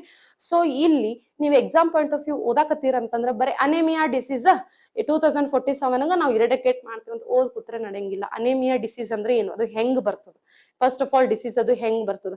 ಸೊ ಟೋಟಲ್ ವರ್ಲ್ಡ್ ವೈಡ್ ಎಷ್ಟು ಕಂಟ್ರಿ ಒಳಗಡೆ ಈ ಡಿಸೀಸ್ ಐತಿ, ಯಾವ ಕಂಟ್ರಿ ಇದನ್ನ ನಿರ್ಮೂಲನೆ ಮಾಡೈತಿ, ನಮ್ಮ ಭಾರತದ ಒಳಗಡೆ ಎಷ್ಟು ಪ್ರತಿಶತ ಈ ರೋಗ ಐತಿ, ಕರ್ನಾಟಕದ ಒಳಗಡೆ ಎಷ್ಟು ಪ್ರತಿಶತ ಈ ರೋಗ ಐತಿ, ಇದನ್ನ ನಿರ್ಮೂಲನೆ ಮಾಡ್ಲಿಕ್ಕೆ ನಾವು ಏನೇನು ಸ್ಕೀಮ್ಸ್ ಏನೇನು ಯೋಜನೆಗಳನ್ನ ತರಾಕತ್ತೇವೆ, ಸೆಂಟ್ರಲ್ ಯೋಜನೆಗಳು ಏನದಾವ್, ಸ್ಟೇಟ್ ಯೋಜನೆಗಳು ಏನದಾವ್. ಓಕೆ, ಸೊ ಇದ್ರ ರಿಲೇಟೆಡ್ ನೀವು ಏನ್ ಮಾಡಬೇಕು, ಎಕ್ಸಾಮ್ ಪಾಯಿಂಟ್ ಆಫ್ ವ್ಯೂ ಓದ್ಕೋಬೇಕಾಗ್ತದೆ. ಗೌರ್ಮೆಂಟ್ ಸ್ಕೀಮ್ಸ್ ಅಂತ ಬಂತಂದ್ರ, ಗೌರ್ಮೆಂಟ್ ಸ್ಕೀಮ್ಸ್ ಅಂತ ಬಂದ್ರ ಯಾವ ಸಚಿವಾಲಯದಲ್ಲಿ ಅದನ್ನ ತರ್ಲಿಕ್ಕತ್ತಾರ ಅನ್ನೋದು ನಿಮಗೆ ಎಕ್ಸಾಮ್ ಪಾಯಿಂಟ್ ಆಫ್ ವ್ಯೂ ಬಹಳ ಇಂಪಾರ್ಟೆಂಟ್ ಆಗ್ತದ ಅಂತ ನಾವು ಹೇಳ್ತೇವೆ.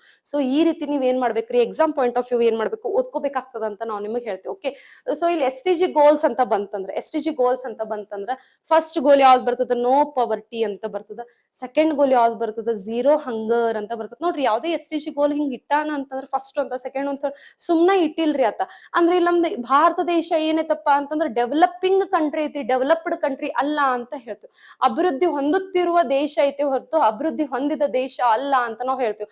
ಅಂದ್ರೆ ಇಲ್ಲಿ ನಮ್ಮ ಭಾರತದ ಒಳಗಡೆ ಏನ್ ಹೇಳ್ತೀವಪ್ಪ ಅಂದ್ರ ಸಾರ್ವಭೌಮ ಅಂತ ಬಂತಂದ್ರ. ಓಕೆ, ಇಲ್ಲಿ ಏನೈತಪ್ಪ ಅಂತಂದ್ರ ಪೀಪಲ್ಸ್ ಆರ್ ನಾಟ್ ಸವರಿನ್ ಅಂತ ಹೇಳ್ತೀವಿ. India is a ಸವರಿನ್ country but peoples are not ಸವರಿನ್ ಅಂತ ಹೇಳ್ತೀವಿ. ಭಾರತ ಒಂದು ಸಾರ್ವಭೌಮ ದೇಶ ಬಟ್ ಭಾರತದ ಜನರು ನಾಗರಿಕರು ಸಾರ್ವಭೌಮರಲ್ಲ ಅಂತ ಹೇಳ್ತೀವಿ. ಸಾರ್ವಭೌಮ ಅಂತಂದ್ರೆ ಏನ್ರಿ, ಹಂಗಿತ್ತು ಮೇನ್ ಇಲ್ಲಿ ಸಾರ್ವಭೌಮ ಅಂದ್ರೆ ಏನಂತ ಗೊತ್ತಿರ್ಲಿಲ್ಲ ಅಂತಂದ್ರೆ ನಾವು ಇಂಡಿಯಾ ಸಾರ್ವಭೌಮ ಐತೋ ನಾವು ಸಾರ್ವಭೌಮ ಅದೇವು ಇಲ್ಲ ಅನ್ನೋದು ಕಾನ್ಸೆಪ್ಟ್ ಹೆಂಗ್ ಗೊತ್ತಾಗ್ತದೆ ನಿಮ್ಗೆ.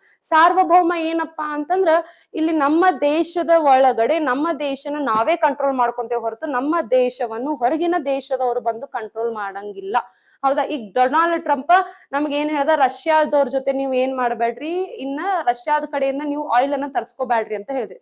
ನಾವ್ ಏನ್ ಮಾಡಿದ್ವಿ, ತರ್ಸ್ಕೊಳಕತ್ತೇವಿ, ಬಿಟ್ಟೇವಿ ತರ್ಸ್ಕೊಳ್ಳೋದು. ಡೊನಾಲ್ಡ್ ಟ್ರಂಪ್ ಹೇಳೇನಂತ ನಾವ್ ಬಿಟ್ಟೆ ಇಲ್ಲ, ನೀವು ನಮಗ್ ಸಲಹೆಗಳನ್ನ ಕೊಡ್ರಿ. ಹೌದಾ, ನಿಮಗ್ ಏನೈತಿ ಅಧಿಕಾರ, ನಮ್ಗ್ ಸಲಹೆ ಕೊಡೋದು ಅಧಿಕಾರ ಐತಿ, ಬಟ್ ನಿರ್ಧಾರ ತಗೊಳ್ಳೋಂತ ಅಧಿಕಾರ ನಮಗ್ ಅಷ್ಟೇ ಐತಿ. ನಮಗ ಅಷ್ಟೇ ಐತಿ. ಹೌದಾ? ಯಾಕಂತಂದ್ರ ಇಲ್ಲಿ ನಮ್ ಜನರಿಗೆಲ್ಲರಿಗೂ ಏನೈತಿ, ಆರ್ಟಿಕಲ್ 21 ಐತಿ. ಏನ್ ಆರ್ಟಿಕಲ್ 21?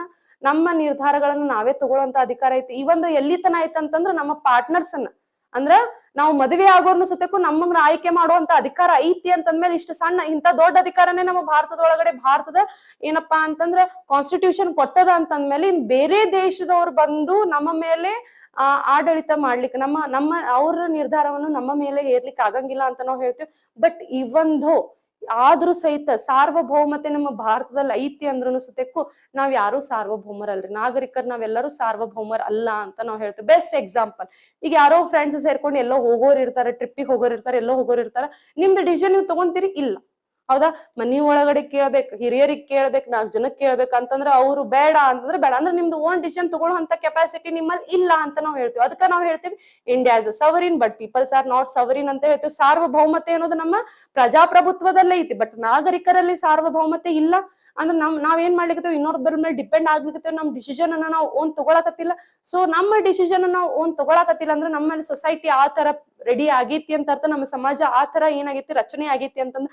ಸೊ ನಮ್ಮ ಸಮಾಜದಲ್ಲಿ ಪ್ರತಿಯೊಂದು ನಾವು ಕೋರ್ ಇಂದ ಚೇಂಜ್ ಮಾಡ್ಬೇಕಂತಂದ್ರೆ ಒಬ್ಬ ಮನುಷ್ಯನಿಗೆ ಬೇಕಾಗಿರುವಂತಹ ಮೂಲ ಸೌಕರ್ಯಗಳನ್ನು ಕೊಡುವುದರ ಜೊತೆಗೆ ಅವನ ಮಾನಸಿಕ ವ್ಯಕ್ತಿತ್ವ ಬದಲಾವಣೆ, ಬೆಳವಣಿಗೆ ನಾವು ಮಾಡ್ಬೇಕು ಅಂತ ಹೇಳಿ ಈ SDG ಗೋಲ್ಸ್ ಅನ್ನು, ಅಂದ್ರೆ ಒಬ್ಬ ವ್ಯಕ್ತಿ ಡೆವಲಪ್ ಆದ್ರ ಅವ್ನ ಮನಿ ಡೆವಲಪ್ ಆಗ್ತದೆ, ಅವ್ನ ಮನಿ ಡೆವಲಪ್ ಆದ್ರೆ ಅವ್ನ ಸುತ್ತಮುತ್ತ ನೇಬರ್ಸ್ ಡೆವಲಪ್ ಆಗ್ತಾರ, ಅವ್ನ ನೇಬರ್ ಡೆವಲಪ್ ಆಯ್ತಂದ್ರೆ ಕಾಲನಿ ಡೆವಲಪ್ ಆಗ್ತದ, ಕಾಲನಿ ಡೆವಲಪ್ ಆದ್ರೆ ರಾಜ್ಯ ಡೆವಲಪ್ಮೆಂಟ್ ಆಗ್ತದೆ, ರಾಜ್ಯ ಡೆವಲಪ್ಮೆಂಟ್ ಆದ್ರೇನೆ ಭಾರತ ಡೆವಲಪ್ಮೆಂಟ್ ಆಗ್ತದ ಅನ್ನೋ ಒಂದು ಕಾರಣದಿಂದ ಒಬ್ಬ ವ್ಯಕ್ತಿನ ದೃಷ್ಟಿಯಲ್ಲಿ ಇಟ್ಕೊಂಡು ಆ ವ್ಯಕ್ತಿಗೆ ಏನೇನೋ ಮೂಲ ಸೌಕರ್ಯಗಳನ್ನು ಕೊಡಬೇಕು ಅನ್ನೋದ್ರಿಂದ ಏನ್ ಮಾಡಿದ್ರಪ್ಪ ಅಂತಂದ್ರೆ SDG ಗೋಲ್ಸ್ ಅನ್ನ ತಂದ್ರು ಅಂತ ನಾವು ಹೇಳ್ತೀವಿ. SDG ಗೋಲ್ಸ್ ಬರೀ ಭಾರತ ಡೆವಲಪ್ಮೆಂಟ್ ಅಲ್ರಿ, ನಮ್ಮ ಡೆವಲಪ್ಮೆಂಟ್ ಆದ್ರೆ ನಾವು ಇಂಡಿಯಾ ಡೆವಲಪ್ಮೆಂಟ್ ಆಗ್ತದ ಅಂತ ಕನ್ಸಿಡರ್ ಮಾಡ್ತೀವಿ. ಒಬ್ಬ ಪ್ರಜೆ ಏನಾಗ್ತದೆ, ಅಭಿವೃದ್ಧಿ ಹೊಂದಿದ್ರೆ ಭಾರತ ಅಭಿವೃದ್ಧಿ ಹೊಂದಿರ್ತದೆ. ಈಗ ಒಂದು ಪ್ರಜೆಗೆ, ಒಬ್ಬ ವ್ಯಕ್ತಿಗೆ ಬೇಸಿಕ್ ನೀಡ್ ಏನೈತಪ್ಪ ಅಂತಂದ್ರೆ ಅವನ್ ಬಡತನ ಐತಿ.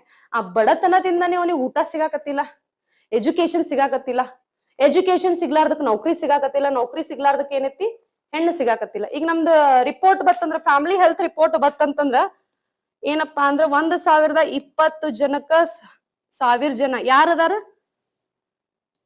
ಫ್ಯಾಮಿಲಿ ಹೆಲ್ತ್ ರಿಪೋರ್ಟ್ ಬಿಟ್ಟಾರಲ್ಲ, ಫೀಮೇಲ್ಸ್ ಮೇಲ್ಸ್. ಹೌದಾ?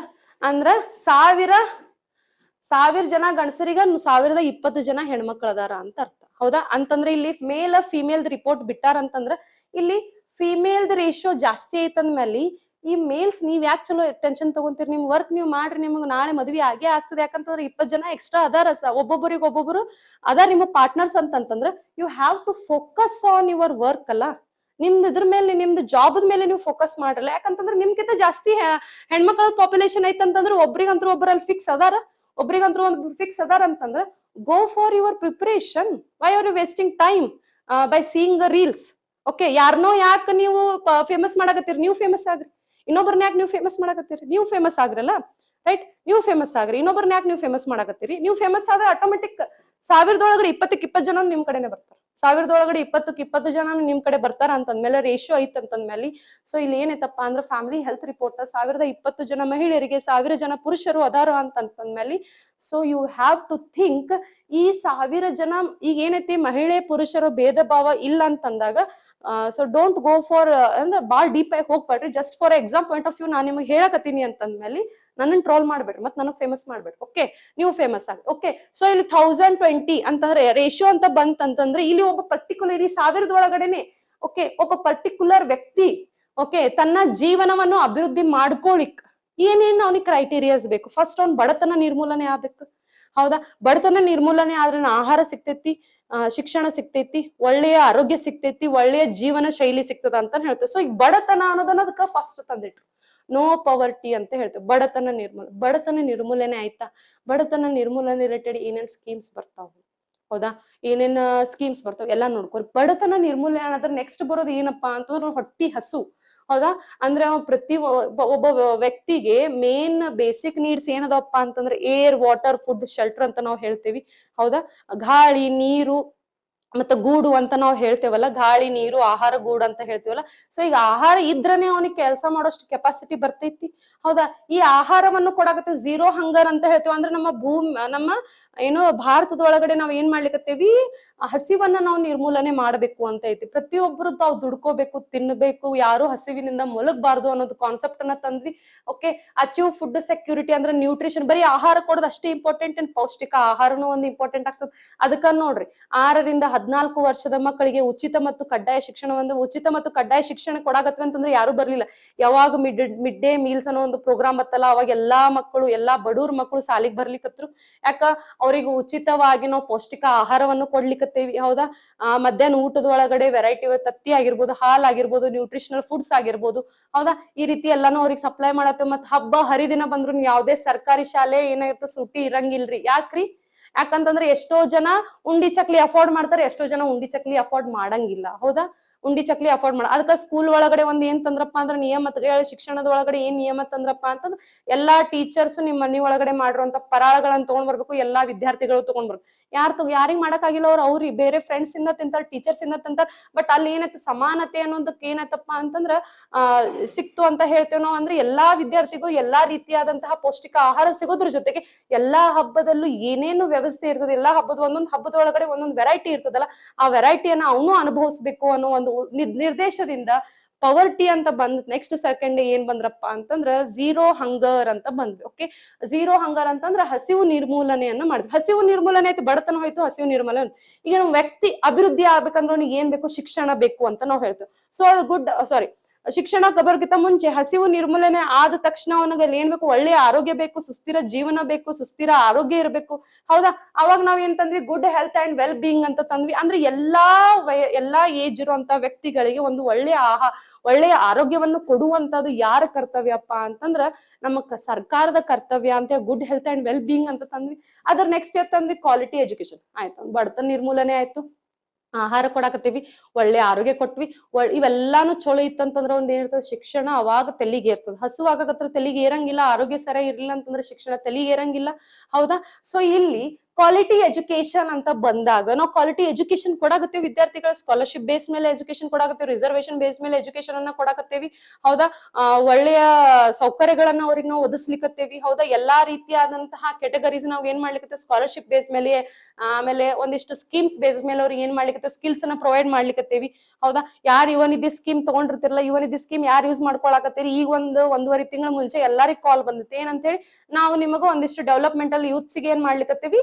ಡೆವಲಪ್ಮೆಂಟಲ್ ಸ್ಕಿಲ್ಸ್ ಅನ್ನ ಪ್ರೊವೈಡ್ ಮಾಡ್ಲಿಕ್ಕೆ 3 months ಕೋರ್ಸ್ ಇರ್ತದೆ. ನಿಮ್ ಡಿಸ್ಟ್ರಿಕ್ಟ್ ಒಳಗಡೆ ನಾವು ಕೋರ್ಸ್ ಕಂಡಕ್ಟ್ ಮಾಡ್ತೀವಿ. ಡಿಜಿಟಲ್ ಲಿಟ್ರಸಿ ರಿಲೇಟೆಡ್ ಆಗಿರ್ಬೋದು, ರೋಬೋಟಿಕ್ಸ್ ಆಗಿರ್ಬೋದು, ಬೇಸಿಕ್ ಕಂಪ್ಯೂಟರ್ ರಿಲೇಟೆಡ್ ಆಗಿರ್ಬೋದು, ಅಡ್ವಾನ್ಸ್ ಕಂಪ್ಯೂಟರ್ ರಿಲೇಟೆಡ್ ಆಗಿರ್ಬೋದು, ಟೆಕ್ನಾಲಜಿ ರಿಲೇಟೆಡ್ ಆಗಿರ್ಬೋದು, IT ರಿಲೇಟೆಡ್ ಆಗಿರ್ಬೋದು, ಇಷ್ಟು ಆಪ್ಷನ್ಸ್ ಇದು. ಈ ಆಪ್ಷನ್ಸ್ ಒಳಗೆ ನಿಮ್ ಇಂಟ್ರೆಸ್ಟ್ ಬೇಸ್ ಮೇಲೆ ನೀವು ಸ್ಕಿಲ್ಸ್ ಅನ್ನ ಚೂಸ್ ಮಾಡ್ಕೋಬಹುದು. ಪರ್ಟಿಕ್ಯುಲರ್ ಇವಿಷ್ಟೇ ಅಲ್ಲದೆ ಅಂತಂದ್ರೆ ನಾರ್ಮಲಿ ಹೌಸ್ ಹೋಲ್ಡ್ ಸ್ಕಿಲ್ಸ್ ಇದ್ದು, ಏನು ಫ್ಯಾಷನ್ ಡಿಸೈನಿಂಗ್ ಕೋರ್ಸಸ್ ಆಗಿರ್ಬೋದು, ಬ್ಯೂಟಿಷಿಯನ್ ಕೋರ್ಸಸ್ ಆಗಿರ್ಬೋದು, ಈ ತರ ಕೋರ್ಸಸ್ ಇದ್ದು. ಅಂದ್ರೆ ಈ ಕೋರ್ಸಸ್ ಅನ್ನ ನೀವು ಇದನ್ನ ಏನ್ ಮಾಡ್ತಾರೆ? ನಿಮಗೆ ಉಚಿತವಾಗಿ ಕೋರ್ಸ್ ಅನ್ನ ಕೊಡಾಕತ್ತಾರ ಅವ್ರು, ನಿಮ್ ಸ್ಕಿಲ್ ಡೆವಲಪ್ಮೆಂಟ್ ಅದ್ರ ಬೇಸ್ ಮೇಲೆ ನೀವು ನಿಮ್ದೇ ಓನ್ ಅನ್ನ ಏನಾದ್ರೂ ನೀವು ಸ್ಟಾರ್ಟ್ಅಪ್ ಅನ್ನ ಮಾಡ್ಬೋದು. ಅಥವಾ ನೀವು ಬೆಂಗಳೂರಿಗೆ ಹೋಗಿ ಯಾವ್ದಾದ್ರು IT ಕಂಪ್ನೀಸ್ ಒಳಗಡೆ, ಹಾರ್ಡ್ವೇರ್ ಕಂಪ್ನಿ, ಸಾಫ್ಟ್ವೇರ್ ಕಂಪ್ನಿ ಒಳಗಡೆ ಜಾಬ್ ಅನ್ನ ತಗೋಬಹುದು, ಅಥವಾ ನಿಮ್ದೇ ಓನ್ ಬಿಸ್ನೆಸ್ ಸೆಟಪ್ ಅನ್ನ ಮಾಡ್ಬೋದು. ಯಾಕಂದ್ರೆ ನಮ್ಮಲ್ಲಿ ಅನ್ಎಂಪ್ಲಾಯ್ಮೆಂಟ್ ಜಾಸ್ತಿ ಐತಿ ಅಂತ ನಾವು ಹೇಳ್ತೇವೆ. ಅಂತಂದ್ರೆ ಅನ್ಎಂಪ್ಲಾಯ್ಮೆಂಟ್ ಅದನ್ನ ಇರಾಡಿಕೇಟ್ ಮಾಡ್ಬೇಕಂದ್ರೆ ಏನೋ ಒಂದು ನಮ್ಮಲ್ಲಿ ಅನ್ಎಂಪ್ಲಾಯ್ಮೆಂಟ್ ಎದಕ್ಕೈತಿ? ನಮ್ಮಲ್ಲಿ ಕೌಶಲ್ಯಗಳ ಕೊರತೆ ಐತಿ, ಸ್ಕಿಲ್ಸ್ ಡೆವಲಪ್ಮೆಂಟ್ ಸ್ಕಿಲ್ಸ್ ಇಲ್ಲ ನಮ್ಮಲ್ಲಿ ಜಾಸ್ತಿ ಅಂತ ನಾವು ಹೇಳ್ತೀವಿ. ಸೊ ಸ್ಕಿಲ್ಸ್ ಕೊರತೆ ಇರೋದ್ರಿಂದ ನಮ್ಮ ಜಾಬ್ ಸಿಗಾಕತ್ತಿಲ್ಲ ಅಂತ ನಾವು ಹೇಳ್ತೀವಿ. ಪ್ರೈವೇಟ್ ಫೀಲ್ಡ್ ಒಳಗಡೆ ಆಗಿರ್ಲಿ, ಗೌರ್ಮೆಂಟ್ ಫೀಲ್ಡ್ ಒಳಗಡೆ ಆಗಿರ್ಲಿ. ಸೊ ಕ್ವಾಲಿಟಿ ಎಜುಕೇಶನ್ ಅನ್ನ ಕೊಡಾಕತ್ತೀವಿ. ಕ್ವಾಲಿಟಿ ಎಜುಕೇಶನ್ ಆದ ತಕ್ಷಣ ಇಲ್ಲಿ ಏನ್ ಮಾಡ್ತೇವೆ? ಜೆಂಡರ್ ಇಕ್ವಾಲಿಟಿ ಎಜುಕೇಶನ್ ಕೊಡಾಕತ್ತೀವಿ. ಎಲ್ಲರಿಗೆ ಎಜುಕೇಶನ್ ಕೊಡಾಕತ್ತಿದ್ವಿ ನಾವು? ಇಲ್ಲ, ಪುರುಷರಿಗೆ ಮಾತ್ರ ಎಜುಕೇಶನ್ ಅನ್ನೋದು ಏನಿತ್ತು ಕಾನ್ಸೆಪ್ಟ್ ಬಾಳ ಇತ್ತು. ಮನೆ ಒಳಗಡೆ ಏನು ಮಿಡಲ್ ಕ್ಲಾಸ್ ಫ್ಯಾಮಿಲಿ ಇಬ್ರದು ಎಜುಕೇಶನ್ಗೋಸ್ಕರ ಹಣ ಖರ್ಚು ಆಗ್ತಾವ, ಹಣ ದುಡಿಯೋದು ಆಗತ್ತಿರ್ಲಿಲ್ಲ, ಹಣ ಫೈನಾನ್ಷಿಯಲ್ ಕಂಡೀಷನ್ ವೀಕ್ ಇತ್ತಪ್ಪ ಅಂತಂದ್ರೆ ಅವಾಗ ನಾವು ಫಸ್ಟ್ ಪ್ರಿಫರೆನ್ಸ್ ಯಾರಿಗೆ ಕೊಡಾಕತ್ತಿದ್ವಿ? ಪುರುಷರಿಗೆ ಕೊಡಾಕತ್ತಿದ್ವಿ. ನಾಳೆ ಇವ್ರೇನ್ ಬಿಡು ಬ್ಯಾರೆ ಮನೆಗೆ ಹೋಗೋರದಾರ ಅನ್ನೋ ಒಂದು ಕಾನ್ಸೆಪ್ಟ್ ಎಲ್ಲಾರ ತಲೆಯಾಗ ಇತ್ತು. ಯಾಕಂದ್ರೆ ಸರ್ವೇ ಸಾಮಾನ್ಯ ನಮ್ ಸಮಾಜ ಇದೇ ರೀತಿ ನಡ್ಯಾಕತ್ತೈತಿ ಇಷ್ಟು ವರ್ಷ. ಬಟ್ ಇವಾಗ ಏನಾಗ್ಯದ? ಚೇಂಜ್ ಆಗ್ಯದ. ಮಹಿಳೆನೇ ಇರ್ಲಿ, ಪುರುಷನೇ ಇರ್ಲಿ, ಇಬ್ರಿಗೂ ಎಜುಕೇಶನ್ ಅನ್ನೋದು ಇಂಪಾರ್ಟೆಂಟ್ ಆಗ್ತದ ಅಂತ ನಾವು ಹೇಳ್ತೇವೆ. ಜೆಂಡರ್ ಇಕ್ವಾಲಿಟಿ ಅಂತ ನಾವು ಹೇಳ್ತೀವಿ. ಹೌದಾ? ಸೊ ಇಲ್ಲಿ ಏನಾಯ್ತು? ಜೆಂಡರ್ ಇಕ್ವಾಲಿಟಿ ಅಂತ ಬಂತಂದ್ರೆ ಒಬ್ಬ ವ್ಯಕ್ತಿ ಅಂತ ಬಂತಂದ್ರೆ ಇಲ್ಲಿ ಕೇವಲ ಪುರುಷ ಅಥವಾ ಮಹಿಳೆ ಬರಲ್ಲ, ತ್ರಿಲಿಂಗಿ ಅಂತಾನು ಬರ್ತಾರ. ಹೌದಾ? ಟ್ರಾನ್ಸ್ಜೆಂಡರ್ ಅಂತಾನು ಬರ್ತಾರ. ಸೊ ಈ ಟ್ರಾನ್ಸ್ಜೆಂಡರ್ಸ್ಗೂ ನಾವ್ ಎಲ್ಲೈತಿ ಎಲ್ಲಾ ಕಡೆನೂ ಅವ್ರಿಗೆ ಗೌರವನ ಸಲ್ಲಿಸ್ಲಿಕತ್ತೀವಿ. ಏನೈತ ಅವ್ರಿಗೆ ಆದಂತಹ ಸಪ್ರೇಟ್ ರೈಲ್ವೇಸ್ ಒಳಗಡೆ ಸಪ್ರೇಟ್ ಟಾಯ್ಲೆಟ್ ಆಯ್ತು, ಅವ್ರಿಗೆ ಆದಂತಹ ಸಪ್ರೇಟ್ ಸ್ಥಾನಮಾನ ಎಲ್ಲಾ ಕಡೆನೂ ಅವ್ರಿಗೆ ರಿಸರ್ವೇಶನ್ಸ್ ಇಡಾಕತ್ತೀವಿ. ಬೆಸ್ಟ್ ಈಗ ಯಥಾ ರಾಜ ತಥಾ ಪ್ರಜಾ ಅನ್ನೋ ಒಂದು ಕಾನ್ಸೆಪ್ಟ್ ಗೌರ್ಮೆಂಟೇ ಅವ್ರನ್ನ ರೆಸ್ಪೆಕ್ಟ್ ಕೊಡ್ಲಿಲ್ಲ ಅಂತಂದ್ರೆ ನಾಗರಿಕರು ಅವ್ರನ್ನ ಹೆಂಗ್ ರೆಸ್ಪೆಕ್ಟ್ ಕೊಡ್ತಾರ ಅಂತ ಹೇಳಿ ಕೇಂದ್ರ ಸಾಹಿತ್ಯ ಅಕಾಡೆಮಿ ಪ್ರಶಸ್ತಿಯ ಅಧ್ಯಕ್ಷರಾಗಿ ನಾವು ಯಾರನ್ನ ಮಂಗಮ್ಮ ಜೋಗತಿ ಅವ್ರನ್ನ ಆಯ್ಕೆ ಮಾಡಿದ್ವಿ. ಹೌದಾ? ಸೊ ಅವ್ರಿಗೆ ಅಲ್ಲೊಂದು ರೆಸ್ಪೆಕ್ಟ್ ಭಾವನೆ ಕೊಡಾಕತ್ತೇವಪ್ಪ ಅಂತಂದ್ರೆ ಓಕೆ, ಇವ್ರನ್ನ ನಾವು ಬೇರೆ ದೃಷ್ಟಿಯಿಂದ ನೋಡ್ಬಾರ್ದು, ಇವರು ಒಬ್ರು ಮನುಷ್ಯರೇ. ಹೌದಾ? ಇವರು ಒಬ್ರು ಹ್ಯೂಮನ್ ಬೀಯಿಂಗ್, ಹ್ಯುಮ್ಯಾನಿಟಿ ಅಂತಲ್ಲ, ಅದು just it's a biological defect ಅಂತ ನಾವು ಹೇಳ್ತೀವಿ ಅಂತಂದ ಮೇಲೆ ಸೊ ಅವ್ರನ್ನ ಯಾಕೆ ನಾವು ಕಡೆಗೆಡಿಸ್ಬೇಕು, ಅವರು ನಮ್ಮಲ್ಲಿ ಒಬ್ರು ಅನ್ನೋ ಒಂದು ಕಾನ್ಸೆಪ್ಟ್ ಎಲ್ಲಾರ ತಲೆ ಒಳಗಡೆ ಬರ್ಲಿ ಅಂತ ಹೇಳಿ ಮಂಜಮ್ಮ ಜೋಗತಿ ಅವ್ರು ಏನಾಗಿದ್ರು ಕೇಂದ್ರ ಸಾಹಿತ್ಯ ಅಕಾಡೆಮಿ ಪ್ರಶಸ್ತಿಯ ಮೊಟ್ಟ ಮೊದಲ ಏನಾಗಿದ್ರಪ್ಪ ಅಂದ್ರೆ ತ್ರಿಲಿಂಗಿ ಅಧ್ಯಕ್ಷರಾಗಿದ್ರು. ಹೌದಾ? ಸೊ ಅಂದ್ರೆ ಅವರಲ್ಲಿ ಎಷ್ಟೋ ಜನ ಟ್ಯಾಲೆಂಟೆಡ್ ಪೀಪಲ್ಸ್ ಅದಾರಲ್ಲ, so why we are discriminating them?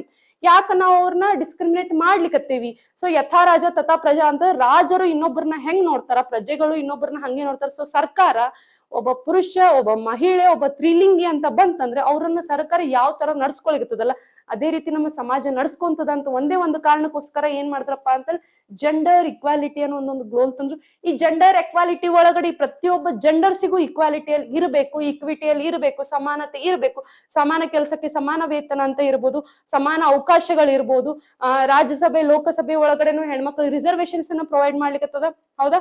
So ಅದಕ್ಕೋಸ್ಕರ ನಮ್ಗೆ exam point of view gender equality ಅಂದ್ರೆ ಬಹಳ ಇಂಪಾರ್ಟೆಂಟ್ ಆಗ್ತದೆ. ಆಯ್ತು, ಈಗೆಲ್ಲಾ ಕೊಟ್ರು, ನೆಕ್ಸ್ಟ್ ಏನು? ಕ್ಲೀನ್ ವಾಟರ್ ಅಂಡ್ ಸ್ಯಾನಿಟೈಸೇಷನ್ ಅಂತ ಹೇಳ್ತು.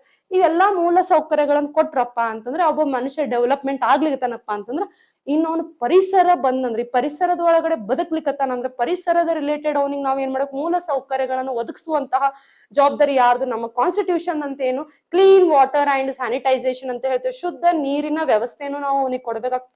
ಶುದ್ಧ ನೀರಿನ ವ್ಯವಸ್ಥೆ ಬರೀ ಸರ್ಕಾರಕ್ಕಷ್ಟೇ ಹೊಣೆ, ನಮ್ಮೆಲ್ಲರೂ ಹೊಣೆ ಐತಿ. ನಾವು ನೀರನ್ನ ನಾವು ಶುದ್ಧವಾಗಿ ಇಟ್ಕೋಬೇಕು, ಕಲ್ಮಶ ಮಾಡದೇ ಇರೋಂಗ ನಾವು ಪರಿಸರವನ್ನ ಹಾಳಾಗದೆ ಇರೋಂಗ್ ನಾವು ನೋಡ್ಕೋಬೇಕು. ಅದಾದ್ಮೇಲೆ ಏನ್ ಬರ್ತದೆ? ಅಫೋರ್ಡೆಬಲ್ ಅಂಡ್ ಕ್ಲೀನ್ ಎನರ್ಜಿ ಅಂತ ಹೇಳ್ತೇವೆ, ಕೈಗಟ್ಟುಕುವ ಶುದ್ಧ ಇಂಧನ ಅಂತ ಹೇಳ್ತೇವೆ. ಈಗ ಶುದ್ಧ ಇಂಧನ ಅಂತ ಬಂತಂದ್ರ ಶುದ್ಧ ಇಂಧನ ಐತಿ, ಬಟ್ ಎಲ್ಲರಿಗೂ ಸಿಗ್ಲಿಕ್ಕತ್ತದ ಶುದ್ಧ ಇಂಧನ, ಕ್ಲೀನ್ ಎನರ್ಜಿ ಅನ್ನೋದು ಎಲ್ಲರಿಗೂ ಅಫೋರ್ಡಬಲ್ ಅದ. ರಿಚ್ ಇದ್ದವ್ರು ತಗೋತಾರ, ರಿಚ್ ಇರ್ಲಾರ್ದವ್ರು ತಗೊಳಲ್ಲ. ಬೆಸ್ಟ್ ಎಕ್ಸಾಂಪಲ್ ಕೋವಿಡ್ ಟೈಮ್ ಒಳಗಡೆ ಆಕ್ಸಿಜನ್ ಸಿಲಿಂಡರ್ ಎಲ್ಲರಿಗೂ ಲಭ್ಯ ಆಗ್ತದ್ರಿ? ಇಲ್ಲ. ಎಷ್ಟೋ ಜನ ಆಕ್ಸಿಜನ್ ಸಿಲಿಂಡರ್ ಇರ್ಲಾರ್ದೆ ಸತ್ರಲ್ಲ, ಶುದ್ಧ ಇಂಧನ ಇರ್ಲಾರ್ದೆ ಸತ್ರಲ್ಲ ಎಷ್ಟೋ ಜನ.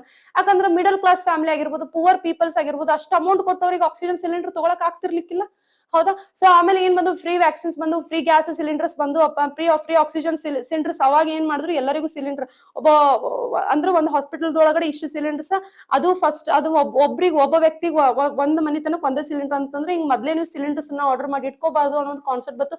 ಅಂದ್ರೆ ರಿಚ್ ಪೀಪಲ್ಸ್ ಇದ್ದವ್ರು ಏನ್ ಮಾಡ್ಲಿಕ್ಕತ್ರ ಅವರೇ ಆಕ್ಸಿಜನ್ ಸಿಲಿಂಡರ್ ನ ಜಾಸ್ತಿ ಬೈ ಮಾಡ್ಲಿಕ್ಕತ್ರ. ಬಟ್ ಪುವರ್ ಪೀಪಲ್ಸ್ ಈಗ ಆಕ್ಸಿಜನ್ ಸಿಲಿಂಡರ್ ಸಿಗಾಕತ್ತಿಲ್ಲ. ಬಟ್ ಇಲ್ಲಿ ನಾಗರಿಕರು ಅಂತಂದ್ರೆ ಸರ್ಕಾರ ದೃಷ್ಟಿಯಲ್ಲಿ ನಾಗರಿಕರು ಎಲ್ಲರೂ ಒಂದೇ, ಎಲ್ಲರೂ ಸಮಾನರೇ ಅಂತಂದಾಗ ಸೊ ಇಲ್ಲಿ ಕೈಗಟ್ಟುಕುವ ಶುದ್ಧ ಇಂಧನ ಪ್ರತಿಯೊಬ್ಬ ವ್ಯಕ್ತಿಗೂ ಏನು ಅಫೋರ್ಡಬಲ್, ಕೈಗಟ್ಟುಕುವ ಬೆಲೆಯಲ್ಲಿ, ಓಕೆ, ಒಂದು ನಿರ್ದಿಷ್ಟ ಬೆಲೆಯಲ್ಲಿ ಎಂತ ಬಡೂನು ಸುತ್ತಕ್ಕೂ ಆದ್ರೂ ಆ ಇಂಧನವನ್ನು ಖರೀದಿ ಮಾಡ್ಕೋಬಹುದು ಅನ್ನೋ ಒಂದು ಉದ್ದೇಶದಿಂದ ಅಫೋರ್ಡಬಲ್ ಅಂಡ್ ಕ್ಲೀನ್ ಎನರ್ಜಿ ಅನ್ನೋ ಒಂದು ಕಾನ್ಸೆಪ್ಟ್ ಅನ್ನ ತಂದ್ರು. ಹೌದಾ? ನೆಕ್ಸ್ಟ್ ಏನಪ್ಪಾ ಅಂದ್ರೆ decent work and economic growth ಅಂತ ನಾವು ಹೇಳ್ತೇವೆ. ಒಂದು ಒಳ್ಳೆಯ ಕೆಲಸ, ಒಂದು ಒಳ್ಳೆಯ ಕೆಲಸ ಆಗೋದ್ರಿಂದ ಏನಾಗ್ತದೆ? ಎಕನಾಮಿಕ್ ಕಂಡೀಷನ್ ಗ್ರೋತ್ ಆಗ್ತದ ಅಂತ ನಾವು ಹೇಳ್ತೀವಿ. ಆರ್ಥಿಕ ಪರಿಸ್ಥಿತಿ ಬೆಳವಣಿಗೆ ಆಗ್ತದ ಅಂತ ನಾವು ಹೇಳ್ತೀವಿ. ಒಬ್ಬ ವ್ಯಕ್ತಿ ಉದ್ಯೋಗ ಮಾಡೋದ್ರಿಂದ ಆರ್ಥಿಕ ಪರಿಸ್ಥಿತಿ ಏನಾಗ್ತದ? ಅವ್ನ ಮನೆಯ ಆರ್ಥಿಕ ಪರಿಸ್ಥಿತಿ ಏನಾಗ್ತದ? ಗ್ರೋತ್ ಆಗ್ತದ ಅಂತ ನಾವು ಹೇಳ್ತೀವಿ. ಓಕೆ, ಸೊ ಅದಕ್ಕೋಸ್ಕರ ಏನು decent work and economic growth ಅನ್ನೋ ಒಂದು ಕಾನ್ಸೆಪ್ಟ್ ಅಂತಂದ್ರೆ ಆ ವ್ಯಕ್ತಿ ವರ್ಕ್ ಮಾಡ್ಲಿಕ್ಕಂತಂದ್ರ ಅವ್ನು ತನ್ನ ಫ್ಯಾಮಿಲಿನ ಪೋಷಣೆ ಮಾಡ್ತಾನ ಅಂತ ಅರ್ಥ. ತನ್ನ ಫ್ಯಾಮಿಲಿ ಅವನ ಮೇಲೆ ಅವಲಂಬ ಆಗ್ತೈತಿ. ಅವ್ರನ್ನ ತನ್ನ ಮಕ್ಕಳಿಗೆ ಮೊಮ್ಮಕ್ಕಳಿಗೆ ಚಲೋ ಎಜುಕೇಶನ್ಸ್ ಅನ್ನ ಕೊಡಿಸ್ತಾನ. ಸೊ ಅವ್ರ ಮುಂದಿನ ಪೀಳಿಗೆ ಏನಾಗ್ತದೆ? ಸೊಸೈಟಿ ಒಳಗಡೆ ಚಲೋ ಡೆವಲಪ್ಮೆಂಟ್ ಆಗ್ತದ ಅಂತಂದ್ರೆ ನೆಕ್ಸ್ಟ್ ಈ ಒಬ್ಬ ವ್ಯಕ್ತಿ ವರ್ಕ್ ಮಾಡ್ಬೇಕಂತಂದ್ರ ಅವನ ಎಜುಕೇಶನ್ ತಕ್ಕಂಗ ಅವನಿಗೆ ನೌಕರಿ ಸಿಗಾಕತ್ತಿಲ್ಲ. ಹೌದಾ? ನಾವ್ ಇಲ್ಲಿ ಏನೈತಿ? ಶೈಕ್ಷಣಿಕ ನಿರುದ್ಯೋಗ ಅಂತ ನಾವ್ ಹೇಳ್ತೇವೆ. ನಾವು ಕಲ್ತಿರೋದು ಒಂದು, ಮಾಡೋದೇ ಒಂದು. ಹೌದಾ? ಇಂಜಿನಿಯರಿಂಗ್ ಕಲಿತಾರ, ಬಂದ್ ಇಲ್ಲಿ ಟೀಚಿಂಗ್ ಜಾಬ್ ಮಾಡ್ತಾರ, ಟೀಚಿಂಗ್ ಕಲಿತಾರ, ಹೋಗಿ ಎಲ್ಲೋ ಕಂಪ್ನಿ ಒಳಗಡೆ ಜಾಬ್ಸ್ ಮಾಡ್ತಾರ. ಹೌದಾ? ಲೈಕ್ ನಾ ಬೆಸ್ಟ್ ಎಕ್ಸಾಂಪಲ್ಸ್ ಹೇಳಕತ್ತೀನಿ. Don't take it is a criticise ಆಗಿ ತಗೋಬಾಡ್ರಿ, ಅದನ್ನ ಜಸ್ಟ್ ನಿಮಗೆ ಎಕ್ಸಾಂಪಲ್ ಹೇಳಿಕತ್ತೀನಿ. ನಾವು ಕಲ್ತಿರೋದೇ ಒಂದಿರ್ತದ, ನಾವ್ ಇಲ್ಲಿ ಬಂದ್ ಮಾಡಕತ್ತಿರೋ ಜಾಬೇ ಬೇರೆ ಇರ್ತೈತಿ. ಹೌದಾ? ಸೊ ಪ್ರತಿಯೊಬ್ಬರಿಗೂ ಅವ್ರು ಕಲ್ತಂತಹ ಎಜುಕೇಶನ್ ತಕ್ಕಂಗ ಅವ್ರ ಜಾಬ್ ಬೇಕಂತಂದ್ರ ನಮ್ಮಲ್ಲಿ ಏನ್ ಇರ್ಬೇಕಪ್ಪ ಅಂತಂದ್ರ ಇಂಡಸ್ಟ್ರಿ ಇನೋವೇಷನ್ ಅಂಡ್ ಇನ್ಫ್ರಾಸ್ಟ್ರಕ್ಚರ್ ಇರಬೇಕು, ಇಂಡಸ್ಟ್ರಿಗಳಿರ್ಬೇಕು, ಹೊಸ ನಾವೀನ್ಯತೆಗಳಿರ್ಬೇಕು, ಇನ್ಫ್ರಾಸ್ಟ್ರಕ್ಚರ್ ಇರಬೇಕು. ಹೌದಾ? ಯಾಕ ನಮ್ಮ ಭಾರತದ ದೇಶದ ಒಳಗಡೆ ಎಷ್ಟೋ ಜನರು ಬೇರೆ ದೇಶಕ್ಕೆ ಹೋಗಿ ನೌಕರಿ, ಈಗ ನಾವೇ ನೋಡ್ತೇವೆ ನಮ್ಮ ಮನೆ ಒಳಗಡೆ ನಮ್ ದೊಡ್ಡಪ್ಪನ ಮಕ್ಕಳು, ಕಾಕನ್ ಮಕ್ಕಳು, ಇವ್ರು ಬೇರೆ ದೇಶಕ್ಕೆ ಹೋಗಿ ನೌಕರಿ ಮಾಡ್ತಿರ್ತಾರೆ. ಯಾಕ? ವೈ? ಬಿಕಾಸ್ ನಮ್ಮಲ್ಲಿ ಆತರ ಇನ್ಫ್ರಾಸ್ಟ್ರಕ್ಚರ್ ಇಲ್ದೇ ಇರ್ಬೋದೇನು. ಹೌದಾ? ಆ ತರ ಇನ್ಫ್ರಾಸ್ಟ್ರಕ್ಚರ್, ಆ ತರ ಇನೋವೇಷನ್ ಇಲ್ದೇ ಇರ್ಬೋದೇನೋ, ಆ ತರ ಮೂಲ ಸೌಕರ್ಯಗಳು ನಮ್ಮ ಭಾರತದಲ್ಲಿ ಇಲ್ದೇ ಇರೋದಕ್ಕಲ್ಲ ಅಲ್ಲಿ ಹೋಗಿ ಮಾಡ್ಲಿಕತ್ತಾರ. ಎಷ್ಟೋ ಗ್ರೇಟ್ ಸೈಂಟಿಸ್ಟ್ ಎಲ್ಲರೂ ಎಲ್ ವರ್ಕ್ ಮಾಡ್ಲಿಕತ್ತಾರ, ಬೇರೆ ಬೇರೆ ಕಂಟ್ರಿ ಎಲ್ಲ ಅದಾರ. ಹೌದಾ? ಅಲ್ಲಿಂದ ಡೆವಲಪ್ಮೆಂಟ್ ಮಾಡ್ಲಿಕ್ಕೆ ಅವ್ರು ತಪ್ಪಲ್ಲ. ಬಟ್ ನಮ್ಮಲ್ಲಿ ಲ್ಯಾಕ್ ಆಫ್ ಇನ್ಸ್ಟಿಟ್ಯೂಷನ್ಸ್ ಅದಾವು ಅಂತಂದ್ಮೇಲೆ ವಿ ಹ್ಯಾವ್ ಟು ಡೆವಲಪ್. ನಮ್ಮಲ್ಲಿರೋ ಚಲೋ ಚಲೋ ಟ್ಯಾಲೆಂಟ್ಸ್, ಚಲೋ ಚಲೋ ಏನಪ್ಪಾ ಅಂತಂದ್ರೆ ಸೈಂಟಿಸ್ಟ್ಸ್ ಅನ್ನ ಉಳಿಸ್ಕೋಬೇಕಂತಂದ್ರೆ ನಮ್ಮಲ್ಲಿ ವಿವಿಧವಾದಂತ ಹೊಸ ರೀತಿಯಾದಂತ ರಿಸರ್ಚ್ ಡೆವಲಪ್ಮೆಂಟ್ಸ್, ರಿಸರ್ಚ್ ಸೆಂಟರ್ಸ್ ಅನ್ನ, ಓಕೆ, ಸಂಶೋಧನಾ ಕೇಂದ್ರಗಳನ್ನ ನಾವು ಅಳವಡಿಸಬೇಕಾಗ್ತದೆ. ಇಂಡಸ್ಟ್ರೀಸ್ ಗಳನ್ನ ಏನು ಕೈಗಾರಿಕೆಗಳನ್ನ ನಾವು ಅಳವಡಿಸ್ಬೇಕಾಗ್ತದ ಅಂತ ನಾವು ಹೇಳ್ತೇವಿ. ಅದು ಆಯ್ತಂದ್ರೆ ನೆಕ್ಸ್ಟ್ ರೆಡ್ಯೂಸ್ಡ್ ಇನ್ಇಕ್ವಾಲಿಟೀಸ್ ಅಂತ ಹೇಳ್ತೀವಿ. ಇನ್ಇಕ್ವಾಲಿಟೀಸ್ ಅಂತ ಹೇಳ್ತೀವಿ ಅಂದ್ರೆ ಇಲ್ಲಿ ಡಿಸ್ಕ್ರಿಮಿನೇಷನ್ ಮಾಡೋದನ್ನ ಬಿಡಬೇಕು ಅಂತ ಹೇಳ್ತೀವಿ. ಡಿಸ್ಕ್ರಿಮಿನೇಷನ್ ಕಡಿಮೆ ಮಾಡಬೇಕು. ಭಾರತದ ಒಳಗಡೆ ಪ್ರತಿಯೊಂದು ದೇಶದ ಒಳಗಡೆ ಡಿಸ್ಕ್ರಿಮಿನೇಷನ್ ಕಡಿಮೆ ಆಗ್ಬೇಕು ಅಂತ ಹೇಳ್ತೀವಿ. ಅಂತಂದ್ರೆ ಇಲ್ಲಿ ರಾಜನ ಮಗ ರಾಜನೇ ಆಗ್ಬೇಕು ಬೇಡ. ರಾಜನ ಮಗ ರಾಜ ಆಗ್ಲಿಕ್ಕೆ ಯೋಗ್ಯತೆ ಇದ್ರೆ ರಾಜನ ಮಗ ರಾಜ ಆಗ್ಲಿಲ್ಲ ಅಂತಂದ್ರ ಪಬ್ಲಿಕ್ ನಿನ್ನ ರಾಜ ಆಗಿ ಆಯ್ಕೆ ಮಾಡ್ಯಾರ ಅಂತಂದ್ರೆ ನೆಕ್ಸ್ಟ್ ರಾಜನ್ ಯಾರ ಆಗ್ಬೇಕು ಅನ್ನೋದು ಪಬ್ಲಿಕ್ ಆಯ್ಕೆ ಮಾಡ್ಲಿಲ್ಲ. ನೀ ಯಾಕೆ ಇನ್ಇಕ್ವಾಲಿಟಿ ಮಾಡಕತ್ತಿ? ನಿನ್ ಮಗ ಯೋಗ್ಯನ್ ಇಲ್ದೇ ಇದ್ರೆ ಯಾಕತ್ತ ರಾಜ ಆಗ್ಬೇಕು? ಹೌದಾ? ಇನ್ಹೆರಿಟೆನ್ಸ್ ಅಂತ ಹೇಳ್ತೀವಿ, ಪವರ್ ಅಂತ ನಾವು ಹೇಳ್ತೀವಿ. ಹೌದಲ್ಲ? ಸೊ ಇಲ್ಲಿ ಏನಪ್ಪಾ ಅಂತಂದ್ರೆ ಇನ್ಇಕ್ವಾಲಿಟೀಸ್ ಅನ್ನ ನಾವು ರೆಡ್ಯೂಸ್ ಮಾಡ್ಬೇಕು, ತಾರತಮ್ಯನ ನಾವು ಹೋಗ್ಲಾಡ್ಸ್ಬೇಕು. ಎಲ್ಲಾ ಒಂದು ವ್ಯವಸ್ಥೆಯಲ್ಲಿ ನಾವು ತಾರತಮ್ಯವನ್ನು ಹೋಗ್ಲಾಡ್ಸೋದು. ಒಂದೇ ಒಂದು ವ್ಯವಸ್ಥೆ ಅಲ್ರಿ, ಎಲ್ಲಾ ವ್ಯವಸ್ಥೆಗಳು ಏನದಾವ್ ಇಂಟರ್ಲಿಂಕ್ ಅದಾವ್. ಎಲ್ಲಾ ವ್ಯವಸ್ಥೆ ಒಳಗಡೆ ತಾರತಮ್ಯ ಹೋಗ್ಲಾಡ್ಸ್ಬೇಕು ಅಂತ ನಾವು ಹೇಳ್ತೀವಿ. ನೆಕ್ಸ್ಟ್ ಸಸ್ಟೈನೇಬಲ್ ಕಮ್ಯುನಿಟೀಸ್ ಅಂತ ನಾವು ಹೇಳ್ತೀವಿ. ಸಮುದಾಯಗಳು ಸುಸ್ಥಿರ ಸಮುದಾಯಗಳನ್ನು ಹುಟ್ಕೋಬೇಕು ಅಂತ ಹೇಳ್ತೀವಿ. ಯಾವ್ದೋ ಒಂದ್ ಸಮುದಾಯ ಬಂತು, ಏನೋ ಒಂದು ಗಲಭೆ ಮಾಯ್ತು ಹೋಯ್ತು, ಎಲ್ಲಾ ಸೊಸೈಟಿಗೆ ಡಿಸ್ಟರ್ಬ್ ಆಯ್ತು ಅಂದ್ರೆ ನಡೆಯಂಗಿಲ್ಲ. ಒಂದು ಸುಸ್ಥಿರವಾದ ಒಂದು ಒಳ್ಳೆಯ ಸಮುದಾಯ ನಮ್ಮ ಸಮಾಜದಲ್ಲಿ ಅಭಿವೃದ್ಧಿ ಹೊಂದಬೇಕು ಅಂತ ನಾವು ಹೇಳ್ತೀವಿ. ಅದೇ ರೀತಿ ರೆಸ್ಪಾನ್ಸಿಬಲ್ ಕನ್ಸಂಪ್ಷನ್ ಅಂಡ್ ಪ್ರೊಡಕ್ಷನ್ ಅಂತ ನಾವು ಹೇಳ್ತೀವಿ. ಏನೋ ಒಂದು ಉತ್ಪಾದನೆ ಮಾಡ್ಲಿಕ್ಕತ್ತೇವ ಅಂದ್ರೆ ಅದನ್ನ ನಾವು ಜವಾಬ್ದಾರಿಯುತ ಉತ್ಪಾದನೆ ಮಾಡ್ಬೇಕು, ಜವಾಬ್ದಾರಿಯುತ ಅದನ್ನ ಏನ್ ಮಾಡ್ಬೇಕು, ನಾವು ಖರ್ಚು ಮಾಡ್ಬೇಕು ಅಂತ ನಾವು ಹೇಳ್ತೀವಿ. ಬೆಸ್ಟ್ ಎಕ್ಸಾಂಪಲ್ ಈಗ ನಾವೇ ರೀ, ನಮಗ ಅವಶ್ಯಕತೆಗೂ ಮೀರಿ ನಾವು ಬಟ್ಟೆಗಳನ್ನ ಖರೀದಿ ಮಾಡ್ತೇವಿ. ಹೌದಾ? ಮನಿ ಒಳಗಡೆ ಅವಶ್ಯಕತೆ ಮೀರಿ ನಾವ್ ಏನ್ ಮಾಡ್ಲಿಕ್ಕತ್ತೇವ್, ಬಟ್ಟೆಗಳನ್ನ ಖರೀದಿ ಮಾಡ್ಲಿಕ್ಕತ್ತೇವಿ ಅಂದ್ರೆ ರೆಸ್ಪಾನ್ಸಿಬಲ್ ಪ್ರೊಡಕ್ಷನ್. ಅಂದ್ರೆ ಇಲ್ಲಿ ಪ್ರೊಡಕ್ಷನ್ ನಮಗ್ ಅವಶ್ಯಕತೆ ಇಲ್ಲ, ನಾವು ಖರೀದಿ ಮಾಡಕತ್ತೇವಿ ಅಪ್ಪ ಅಂತಂದ್ರೆ ಇನ್ನೊಬ್ರಿಗೆ ಯಾರಿಗೂ ಅದು ಕೊರತೆ ಆಗ್ತದ. ಬಟ್ಟೆಯ ಕೊರತೆ ಇನ್ನೊಬ್ರಿಗೆ ಯಾರಿಗಾದ್ರೂ ಆಗೇ ಆಗ್ತದ. ಹೌದಾ? ನಾವ್ ಅದನ್ನ ಹಂಗೆ ಇಡ್ತೇವಿ, ಯೂಸ್ ಮಾಡಂಗಿಲ್ಲ, ಸರಿಯಾಗಿ ಕನ್ಸಂಪ್ಷನ್ ಸರಿಯಾಗಿ ಮಾಡಂಗಿಲ್ಲ. ಹೌದಾ? ಸೊ ಇಲ್ಲಿ ರೆಸ್ಪಾನ್ಸಿಬಲ್ ಯಾವುದೇ ಒಂದು ಪ್ರೊಡಕ್ಷನ್ ಆಗ್ತಿರ್ಬೇಕಾದ್ರೆ ಅದನ್ನ ಅದು ಜಾಸ್ತಿ ಪ್ರೊಡಕ್ಷನ್ ಆದ್ರೂ ಪ್ರಾಬ್ಲಮ್, ಕಡಿಮೆ ಪ್ರೊಡಕ್ಷನ್ ಆದ್ರೂ ಉತ್ಪಾದನೆ ಅಂತಂದ್ರೆ ಅದು ಜಾಸ್ತಿ ಆದ್ರೂ ಪ್ರಾಬ್ಲಮ್, ಕಡಿಮೆ ಆದ್ರೂ ಪ್ರಾಬ್ಲಮ್ ಅಂತಂದ್ರೆ ಇಲ್ಲಿ ಜವಾಬ್ದಾರಿಯುತವಾಗಿ ನಾವ್ ಏನ್ ಮಾಡ್ಬೇಕು, ಉತ್ಪಾದನೆ ಮಾಡ್ಬೇಕು. ಅದೇ ರೀತಿ ಜವಾಬ್ದಾರಿಯುತವಾಗಿ ನಾವು ಅದನ್ನ ಏನ್ ಮಾಡ್ಬೇಕು, ನಿರ್ವಹಿಸಬೇಕು ಅಂತ ಒಂದು ಕಾನ್ಸೆಪ್ಟ್ ಅಂತಂದ್ರೆ responsible consumption, production and consumption ಅಂತಂದ್ರೆ ಬರೀ ಬಟ್ಟೆ ವಿಷಯದಾಗ ಅಷ್ಟೇ ಅಲ್ರಿ, ಎಲ್ಲಾ ರಿಸೋರ್ಸಸ್ ವಿಷಯದ ಒಳಗಡೆ ಅಂತ ಹೇಳ್ತೀವಿ. ಎಲ್ಲಾ ರಿಸೋರ್ಸಸ್, ನೀರ್ ನೋಡ್ರಿ, ನಾವ್ ಹೆಂಗ್ ಬೇಕಾದಂಗ್ ನೀರ್ ಖರ್ಚು ಮಾಡ್ತಿರ್ಬೇಕು. ಇವಾಗ ಅಂತರ್ಜಲ ಕಡಿಮೆ ಆಗೈತೆ, ಅಂತರ್ಜಲ ಪೂರ್ತಿ ವಾಶ್ ಔಟ್ ಆಗೈತಿ. ಇಂಡಿಯಾ ಒಳಗಡೆ ಇವತ್ತು ಅಂಡರ್ ಗ್ರೌಂಡ್ ವಾಟರ್ ಇಲ್ಲ ಅಂತ ನಾವು ಹೇಳ್ತೀವಿ. ಅಂಡರ್ ಗ್ರೌಂಡ್ ವಾಟರ್ ಇಲ್ಲ ಅಂತ ಹೇಳ್ತೀವಿ. ಅಂಡರ್ ಗ್ರೌಂಡ್ ವಾಟರ್ ಇಲ್ಲ ಅಂತಂದ್ರೆ ಮಳಿ ಆಗೋದು ಪ್ರಾಬ್ಲಮ್ ಆಗ್ತೈತಿ. ಮಳಿನೂ ಸರಿಯಾಗಿ ಆಗಕತ್ತಿಲ್ಲ. ಈ ವರ್ಷ ಮಳಿ ಎಲ್ಲ ಐತ್ರಿ, ಮಳಿ ಎಲ್ಲಿ ಜಾಸ್ತಿ ಆಗೈತ್ರಿ, ಎಷ್ಟೋ ಜನ ರೈತರಿಗೆ ಸತೆ ಪ್ರಾಬ್ಲಮ್ ಆಗೈತೆ ಅಂತಂದ್ರೆ ಇಲ್ಲಿ ನಾವ್ ಏನ್ ಮಾಡ್ಲಿಕ್ಕೆ, ನೀರನ್ನ ಅವಹೇಳನ ಮಾಡಿದ್ವಿ. ಅದ ಕರ್ಮ ರಿಟರ್ನ್ಸ್ ಅಂತ ನಾವು ಹೇಳ್ತೀವಿ. ಒಂದ್ ಟೈಮ್ ನಾವು ನೀರ್ನ ಒಳವಳೆ ಮಾಡಿದ್ವಿ, ಈಗ ಹೋಗೋದು ನಮಗ ಅವಹೇಳನ ಮಾಡ್ಲಿಕ್ಕತ್ತದ ಅಂತ ನಾವು ಹೇಳ್ತೀವಿ. ರೈಟ್? ಇದೊಂದೇ ವಿಷಯದಾಗಲ್ಲ, ಎಲ್ಲಾ ವಿಷಯದಾಗ ಆಗಿರ್ಬೋದು. ಈಗ ನೋಡ್ರಿ, ಶ್ರೀಲಂಕಾ ಒಳಗಡೆ ಫುಡ್ ಎಮರ್ಜೆನ್ಸಿ ಬಂದದ್ ನಮ್ಮ ಭಾರತದವ್ರು ಮಾಡಿದ್ರು. ಶ್ರೀಲಂಕಾ ಒಳಗಡೆ ಫುಡ್ ಎಮರ್ಜೆನ್ಸಿ ಬಂದದಂತಂದ್ರೆ ನಮ್ಮ ಭಾರತದವರು ಶ್ರೀಲಂಕಾಗ ಆಹಾರವನ್ನು ಒದಗಿಸಿದ್ರಲ್ಲ, ಅದು ಯಾವ ಆಪರೇಷನ್ ಮುಖಾಂತರ ಹೋಗಿ ನೋಡ್ಕೊಂಡು, ಆಪರೇಷನ್ಸ್ ಅಂತ ಹೇಳ್ತೀವಿ. ಡಿಫೆನ್ಸ್ ಒಳಗಡೆ, ಓಕೆ, ಆಪರೇಷನ್ಸ್ ಮಲಬಾ ಇದು ಎಕ್ಸರ್ಸೈಸಸ್ ಅಂತ ಬಂತಂದ್ರೆ, ಯುದ್ಧಾಭ್ಯಾಸಗಳು ಅಂತ ಬಂದ್ರೆ ನಿಮ್ ಎಕ್ಸಾಮ್ ಪಾಯಿಂಟ್ ಆಫ್ ವ್ಯೂ ಬಹಳ ಇಂಪಾರ್ಟೆಂಟ್ ಆಗ್ತದೆ. ನೆಕ್ಸ್ಟ್ ಬರೋದು ಯಾವ್ದಪ್ಪ ಅಂದ್ರೆ ಕ್ಲೈಮೇಟ್ ಆಕ್ಷನ್. ಈ ನೆಕ್ಸ್ಟ್ 13 ಇಂದ 16, 17 ಮಟ್ಟ ಏನದಾವಲ್ಲ, ಈ ಗೋಲ್ಸ್ ಬಹಳ ಇಂಪಾರ್ಟೆಂಟ್ ಅದಾವ. ಕ್ಲೈಮೇಟ್ ಆಕ್ಷನ್ ಅಂತ ಹೇಳ್ತೇವೆ ನಾವು. ಹೌದಾ? ಹವಾಮಾನದ ರಿಲೇಟೆಡ್ ಅಂತಂದ್ರ ಇಲ್ಲಿ carbon emission, okay, carbon emission ಅನ್ನು ನಾವು ಮಿಟಿಗೇಟ್ ಮಾಡ್ಬೇಕಂತಂದ್ರ, ಅಂದ್ರೆ ಕಾರ್ಬನ್ ಎಮಿಷನ್ ಕಡಿಮೆ ಮಾಡ್ಬೇಕಂದ್ರೆ ನಾವು ಯಾವ ರೀತಿಯಾದಂತಹ ಆಕ್ಷನ್ಸ್ ಅನ್ನ ತಗೊಂತೇವಿ, ಕ್ಲೈಮೇಟ್ ಆಕ್ಷನ್ಸ್ ಯಾವ ರೀತಿ ತಗೊಂತೇವಿ, ಕ್ಲೈಮೇಟ್ ಆಕ್ಷನ್ಸ್ ರಿಲೇಟೆಡ್ ಯಾವ್ಯಾವ ಆರ್ಗನೈಸೇಷನ್ಸ್ ಅದಾವ, UNFCC ಆಗಿರ್ಬೋದು, UNFCD ಆಗಿರ್ಬೋದು, ಯಾವ್ಯಾವ ಆರ್ಗನೈಸೇಷನ್ಸ್ ಅದಾವ, ಈ ಆರ್ಗನೈಸೇಷನ್ಸ್ ಅನ್ನ ಅದ್ರೊಳಗಡೆ ಆರ್ಗನೈಸೇಷನ್ಸ್ ಒಳಗಡೆ ಏನ್ ಡಿಸ್ಕಷನ್ ನಡಿಲಿಕ್ಕತ್ತದ, ಏನ್ ಕಾನ್ಫರೆನ್ಸ್ ನಡಿಲಿಕ್ಕತ್ತದ, ಏನ್ ಮೀಟಿಂಗ್ ನಡಿಲಿಕ್ಕತ್ತದ, ಅದರಿಂದ ಏನು ಉದ್ದೇಶ ಹೊರಹೊಮ್ಮೈತಿ ಅನ್ನೋದು ನಿಮ್ಮ ಎಕ್ಸಾಮ್ ಪಾಯಿಂಟ್ ಆಫ್ ವ್ಯೂ ಬಹಳ ಇಂಪಾರ್ಟೆಂಟ್ ಆಗ್ತದೆ. Next life below water. ಈಗ ಜೀವಿ ಅಂತ ಬಂತಂತಂದ್ರೆ, ಜೀವ ಅಂತ ಬಂತಂದ್ರೆ ಇಲ್ಲಿ ಟೆರೆಸ್ಟ್ರಿಯಲ್, ಆಕ್ವೆಟಿಕ್ ಅಂತ ಹೇಳ್ತೀವಿ. ಹೌದಾ? ಅಂದ್ರ ಭೂಮಿಯ ನೀರಿನ ಒಳಗಡೆ ಇರುವಂತಹ ಜೀವಿಗಳು ಮತ್ತು ಭೂಮಿಯ ಮೇಲೆ ಇರುವಂತಹ ಜೀವಿಗಳು. Life below water, life on land ಅಂತ ಹೇಳ್ತೀವಿ. ಅದನ್ನ ಪ್ರೊಟೆಕ್ಟ್ ಮಾಡೋ ಜವಾಬ್ದಾರಿ ಯಾರದ್ರಿ? ಸರ್ಕಾರದ ಅಷ್ಟೇ ಅಲ್ಲ, ನಮ್ಮ ನಾಗರಿಕರದು. ಅಂತಂದ್ರ ನಾವು ಸಮುದ್ರವನ್ನು ಸ್ವಚ್ಛವಾಗಿ ಇಟ್ಕೋಬೇಕು. ಸಮುದ್ರ ಒಳಗಡೆ ಸಮುದ್ರವನ್ನು ಗಲೀಜವಾಗಿ ಇಟ್ಕೊಂಡ್ರೆ, ಸಮುದ್ರವನ್ನು ಟೂರಿಸಂ ಪ್ಲೇಸ್ ಹೋದಾಗ ಎಲ್ಲ ಬೇಕಾದಲ್ಲಿ ಪ್ಲಾಸ್ಟಿಕ್ ಏನ್ ಬೇಕಾದಾಗ ಒಕ್ಕಾಟ್ ಬರ್ತೇವೆ ಅಂತಂದ್ರ ಸಮುದ್ರದ ಒಳಗಿರುವಂತಹ ಜೀವಿಗಳಿಗೆ ತೊಂದರೆ ಆಗಕತ್ತದ ಅಂತಂದ್ರೆ ಇಲ್ಲಿ ಫುಡ್ ಚೈನ್ ಏನಾಗ್ತದ ಬ್ರೇಕ್ ಆಗ್ತದ. ಫುಡ್ ಚೈನ್ ಬ್ರೇಕ್ ಆದಾಗ ಒಬ್ರಿಂದ ಒಬ್ರಿಗೆ ಎಲ್ಲರಿಗೂ ಎಫೆಕ್ಟ್ ಹಾಕೊಂತೆ ಹೋಗ್ತದೆ. ಇಲ್ಲಿ ಎಲ್ಲಾನು ಇಂಟರ್ಲಿಂಕ್ಡ್ ಐತ್ರಿ. ಪರಿಸರ ಅಂತಂದ್ರೆ ಇಂಟರ್ಲಿಂಕ್ಡ್ ಐತ್ರಿ. ಹೌದಾ? ಏನಪ್ಪಾ ಅಂತಂದ್ರೆ ಬೆಸ್ಟ್ ಎಕ್ಸಾಂಪಲ್ ಅಂತಂದ್ರ ಧಾರವಾಡದ ಏನೈತಪ್ಪ ಅಂತಂದ್ರ ದಾಂಡೇಲಿ ಒಳಗಡೆ ಏನಾಯ್ತು, ಕರ್ನಾಟಕದ ಮೊಟ್ಟ ಮೊದಲೇ ಮೊಸಳೆ ಪಾರ್ಕ್ ಅಂತ ನಾವು ಹೇಳ್ತೇವೆ. ಕ್ರೊಕೊಡೈಲ್ ಪಾರ್ಕ್ ಇಲ್ಲಿ ದಾಂಡೇಲಿ ಒಳಗಡೆ ಐತಿ. ಹೌದಾ? ಸೊ ಇಲ್ಲಿ ಟೂರಿಸಂ ಜಾಸ್ತಿ ಆಗ್ತಿರ್ಬೇಕಂದ್ರ ಅಲ್ಲಿ ಏನ್ ಮಾಡಿದ್ರಪ್ಪ ಅಂತಂದ್ರೆ ರೇಟ್ ಜಾಸ್ತಿ ಆಯ್ತು. ಅಂದ್ರೆ ಅಲ್ಲಿ ಲೈಕ್ ಅಫೋರ್ಡೆಬಲ್ ರೇಟ್ ಇರ್ಲಿಲ್ಲ. ಯಾಕೆ ನನಗೆ ಮೊಸಳೆ ಇಷ್ಟ ಇಲ್ಲ, ನಂಗೆ ಮೊಸಳೆ ಪಾರ್ಟಿಗೆ ನಾವು ರೊಕ್ಕ ಕೊಡಂಗಿಲ್ಲ ಅಂತ ನೀ ಕೊಡ್ಲೇಬೇಕು, ನೀ ಬರ್ಬೇಕು, ಇಲ್ಲ ನೀವ್ ಬಂದು ಡ್ಯಾಮೇಜ್ ಮಾಡಿ ಹೋಗ್ತಿ. ಹೌದಾ? ನಾವು ಹೋಗಿ ಏನ್ ಮಾಡ್ಲಿಕ್ಕೆ ಪರಿಸರ ನಾಶ ಮಾಡಾಕತ್ತೇವ್. ಪರಿಸರ ಒಳಗಡೆ ಇರುವಂತ ಜೀವಿ ಜಂತುಗಳೆಲ್ಲ ನಮ್ಮ ಏನು ಭೂಮಿಗೆ ಬರಾಕತ್ತಾವ, ನಮ್ಮ ಏರಿಯಾಸಿಗೆ ಬರಾಕತ್ತಾವ. ಹೌದ್ರಿ? ನಾವು ಹೋಗಿ ಫಾರೆಸ್ಟ್ ಒಳಗಡೆ ಏನಾಯ್ತು, ಜೀವ ಜಂತುಗಳಿಗೆ ತೊಂದರೆ ಮಾಡ್ಲಿಕ್ಕತ್ತಿದ್ವಿ, ಗಿಡವನ್ನು ಕಡಿಲಿಕ್ಕತ್ತಿದ್ವಿ, ಅರಣ್ಯ ನಾಶವನ್ನು ಮಾಡ್ಲಿಕ್ಕತ್ತಿದ್ವಿ. ಅಲ್ಲಿರುವಂತ ಏನು ಆನೆ ಆಗಿರ್ಬೋದು, ಸಿಂಹ, ಹುಲಿಗಳಾಗಿರ್ಬೋದು, ಧಾರವಾಡದೊಳಗಡೆ ಬಂದಿದ್ ನಾವೆಲ್ಲ ಲಾಸ್ಟ್ 2 years ಒಳಗಡೆ ನಾವು ನ್ಯೂಸ್ ನ ಕೇಳಿ ಮತ್ತೆ ಅವ್ರಿಗೆ ತೊಂದರೆ ಮಾಡ್ಲಿಲ್ಲ ಅಂತಂದ್ರೆ ಅವ್ರ ಅನ್ನಕತ್ತಾರ, ನೀವೇನ್ ಬರಕ್ ಹೋಗ್ಬಿಟ್ರಿ, ನಾವೇ ನಿಮ್ ಕಡೆ ಬರಿತೀವಿ ತಡ್ರಿ ಅಂತ ಅವ್ರು ಅನ್ನಕತ್ತಾರ. ಯಾರು? ಹುಲಿ ಸಿಂಹಗಳು. ನೀವು ಬಂದು ನಮಗೆ ತೊಂದರೆ ಕೊಡ್ತೀರಿ, ನಾವೇ ನಿಮ್ ಕಡೆ ಬರ್ತೇವಿ. ಆನೆಗಳನ್ನ ನೀವು ಕಾಡಿಗೆ ಬರಕ್ ಹೋಗ್ಬಿಟ್ರಿ, ನಾವೇ ನಿಮ್ ಕಡೆ ಬರಾಕತ್ತೀವಿ ಅಂತ ಅಂತಾರೆ. So life below water, life on land ಎರಡು ನಿಮ್ ಎಕ್ಸಾಮ್ ಪಾಯಿಂಟ್ ಆಫ್ ವ್ಯೂ ಬಹಳ ಇಂಪಾರ್ಟೆಂಟ್. ಅಂದ್ರೆ ಪ್ರೊಟೆಕ್ಟ್ ಮಾಡ್ಬೇಕು ನಾವು. ಅಂತಂದ್ರೆ ಲೈಫ್ ಲ್ಯಾಂಡ್, ಭೂಮಿ ಮೇಲೆ ಇರುವಂತ ಜೀವಿ ಜಂತುವನ್ನ, ಪರಿಸರವನ್ನು ನಾವು ರಕ್ಷಣೆ ಮಾಡ್ಬೇಕು, ರೀಯೂಸ್ ಮಾಡ್ಬೇಕು, ರೀಸ್ಟೋರ್ ಅನ್ನ ಮಾಡ್ಬೇಕು. ಬರೀ ನಾಶ ಮಾಡೋದು ಅಷ್ಟೇ ಅಲ್ಲದೆ ಅದನ್ನ ಡೆವಲಪ್ಮೆಂಟ್ ನಾಶ ಮಾಡ್ಲೇಬಾರ್ದು. ಫಸ್ಟ್ ಆಫ್ ಆಲ್ ನಾಶ ಮಾಡಿದ್ರು ಸತ್ಯಕ್ಕೂ ಅದನ್ನ ಸರಿಯಾಗಿ ನಾವು ಡೆವಲಪ್ಮೆಂಟ್ ಮಾಡ್ಬೇಕು ಅನ್ನೋದು ಮೇನ್ ಇಂಪಾರ್ಟೆಂಟ್ ಕಾನ್ಸೆಪ್ಟ್. ಸೊ ಇದರ ಅಂಡರ್ ಏನೇನ್ ಆರ್ಟಿಕಲ್ಸ್ ಬರ್ತದೆ, ಏನೇನ್ ಸ್ಕೀಮ್ಸ್ ಬರ್ತದೆ, ಜಿಯೋಗ್ರಫಿ ರಿಲೇಟೆಡ್ ಏನೇನ್ ಪಾರ್ಟ್ ಬರ್ತದೆ, ಎಕನಾಮಿಕ್ ರಿಲೇಟೆಡ್ ಏನೇನ್ ಪಾರ್ಟ್ ಬರ್ತದೆ, 360 ಡಿಗ್ರಿ ನೀವು ಏನ್ ಮಾಡ್ಬೇಕು, ರೊಟೇಟ್ ಮಾಡ್ಕೊಳ್ಳೇಬೇಕಾಗ್ತದೆ. ಲಾಸ್ಟ್ ಯಾವ್ದು ಬರ್ತದಪ್ಪ ಅಂದ್ರೆ 16th 17th ಏನಪ್ಪಾ ಅಂದ್ರೆ peace, justice and strong institutions ಅಂತ ಹೇಳ್ತೀವಿ.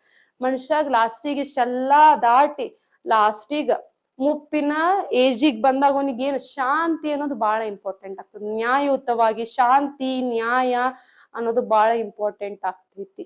ಶಾಂತತೆ, ಮನುಷ್ಯ ಒಂದು ಮೆಚುರೇಷನ್ ಸ್ಟೇಜಿಗೆ ಬಂದಪ್ಪ ಅಂತಂದ್ರೆ ಬೇರೆ ಯಾವ್ದಕ್ಕೂ ಹೊಡೆದಾಡಂಗಿಲ್ಲ. ಒಂದು ಪೀಸ್, ಶಾಂತವಾಗಿರ್ಬೇಕು ಜೀವನ, ನ್ಯಾಯಯುತವಾಗಿ ಜೀವನ ಇರೋ, ಎಲ್ಲರಿಗೂ ನ್ಯಾಯ ಸಿಗ್ಬೇಕು. ಅದೇ ರೀತಿ ಒಳ್ಳೆಯ ಸಂಸ್ಥೆಗಳು ನಮ್ಮಲ್ಲಿ ಅಭಿವೃದ್ಧಿ ಆಗ್ಬೇಕು, ನ್ಯಾಯ ಕೊಡುವಂತ ಸಂಸ್ಥೆಗಳಾಗಿರ್ಬೋದು. ಯಾವುದೇ ಒಂದು ಸಂಸ್ಥೆ ಅಂತಂದ್ರೆ ಅದು ಒಳ್ಳೆಯ ಸಂಸ್ಥೆಯಾಗಿ ಅಭಿವೃದ್ಧಿ ಹೊಂದಬೇಕು. ಎಲ್ಲ ನಾಗರಿಕರಿಗೆ ಅದೇನ್ ಮಾಡ್ಬೇಕು, ಒಳ್ಳೆಯದಾಗಿರ್ಬೇಕು ಅಂತ ಹೇಳಿ ಈ ಗೋಲ್ ಅನ್ನು ನಾವು ತಂದ್ವಿ. ಹೌದಾ? ಅಂತಂದ್ರೆ ಸೊಸೈಟಿ ಒಳಗಡೆ, ಒಂದು ಸಮಾಜದ ಒಳಗಡೆ ಏನೋ ಒಂದು ಸಂಸ್ಥೆ ಆಗ್ಯದ ಅಂತಂದ್ರೆ ಆ ಸಂಸ್ಥೆ ಪರ್ಟಿಕ್ಯುಲರ್ ಅವ್ರ ಕುಲಕ್ಕಟ್ಟೆ ಸಂಬಂಧಪಟ್ಟಿಲ್ಲ, ಅವ್ರ ಕೆಟಗರಿಗೆ ಅಷ್ಟೇ ಸಂಬಂಧಪಟ್ಟಿಲ್ಲ, ಅವ್ರ ಜಾತಿ, ಲಿಂಗ, ಭೇದ ಭಾವ ಏನೂ ಮಾಡ್ದೇನು ಎಲ್ಲರಿಗೂ ಸಮಾನವಾದ ಅವಕಾಶಗಳನ್ನ ಕೊಡ್ಬೇಕು ಅಂತ ಹೇಳ್ತದೆ. ಲಾಸ್ಟ್ ಏನಪ್ಪಾ ಅಂದ್ರ ಪಾರ್ಟ್ನರ್ಶಿಪ್ ಫಾರ್ ದಿ ಗೋಲ್ಸ್ ಅಂತ ನಾವು ಹೇಳ್ತೇವೆ. ಈ ಒಂದು ಗೋಲ್, ಈ 17 ಗುರಿಗಳದಾವಲ್ಲ, ಈ 17 ಗುರಿಗಳು ಒಬ್ಬರಿಂದನೇ ಮಾಡಕ್ ಆಗಂಗಿಲ್ರಿ.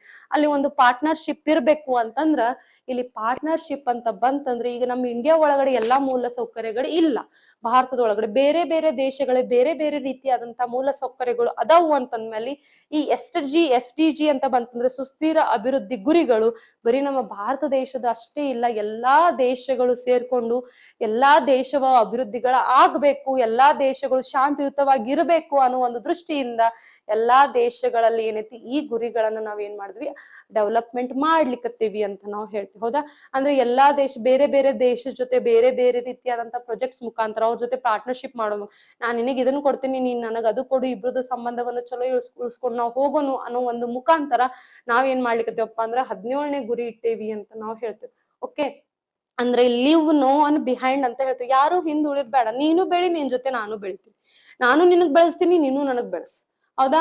ಸ್ವಾರ್ಥಿಗಳು ಆಗೋದು ಬೇಡ. ಯಾಕಂದ್ರೆ ಇಲ್ಲಿ ಮೂಲ ಸೌಕರ್ಯದಾಗ ಸ್ವಾರ್ಥಿ ಆದ್ರ ನಾಳೆ ಯಾರಿಗೂ ಸಿಗಂಗಿಲ್ಲ ಅಂತ ಅಂದಾಗ, ಸೊ ಮೂಲ ಸೌಕರ್ಯಗಳ ನಿನ್ನಲ್ಲಿರೋದು ನನಗ್ ಕೊಡು, ನನ್ನಲ್ಲಿರೋದು ನಾನು ನಿನಗ್ ಕೊಡ್ತೀನಿ, ನೀನು ಬೆಳಿ, ನಾನು ಬೆಳಿತೀನಿ, ಇಬ್ರು ಸೇರ್ ಬೆಳೆನು ಅನ್ನೋ ಒಂದು ಉದ್ದೇಶದಿಂದ ಭಾರತದ ಜಗತ್ತಿನಾದ್ಯಂತ ನಾವ್ ಏನ್ ಮಾಡ್ತೀವಿ, ಸುಸ್ಥಿರ ಅಭಿವೃದ್ಧಿ ಗುರಿಗಳಂತಂದು ಈ ಸುಸ್ಥಿರ ಅಭಿವೃದ್ಧಿ ಗುರಿಗಳಲ್ಲಿ ಟೋಟಲ್ ಎಷ್ಟು ಟಾರ್ಗೆಟ್ಸ್ ಅದಾವ ಅಂತಂದ್ರೆ 169 ಟಾರ್ಗೆಟ್ಸ್ ಅದಾವ, 17 ಗುರಿಗಳು.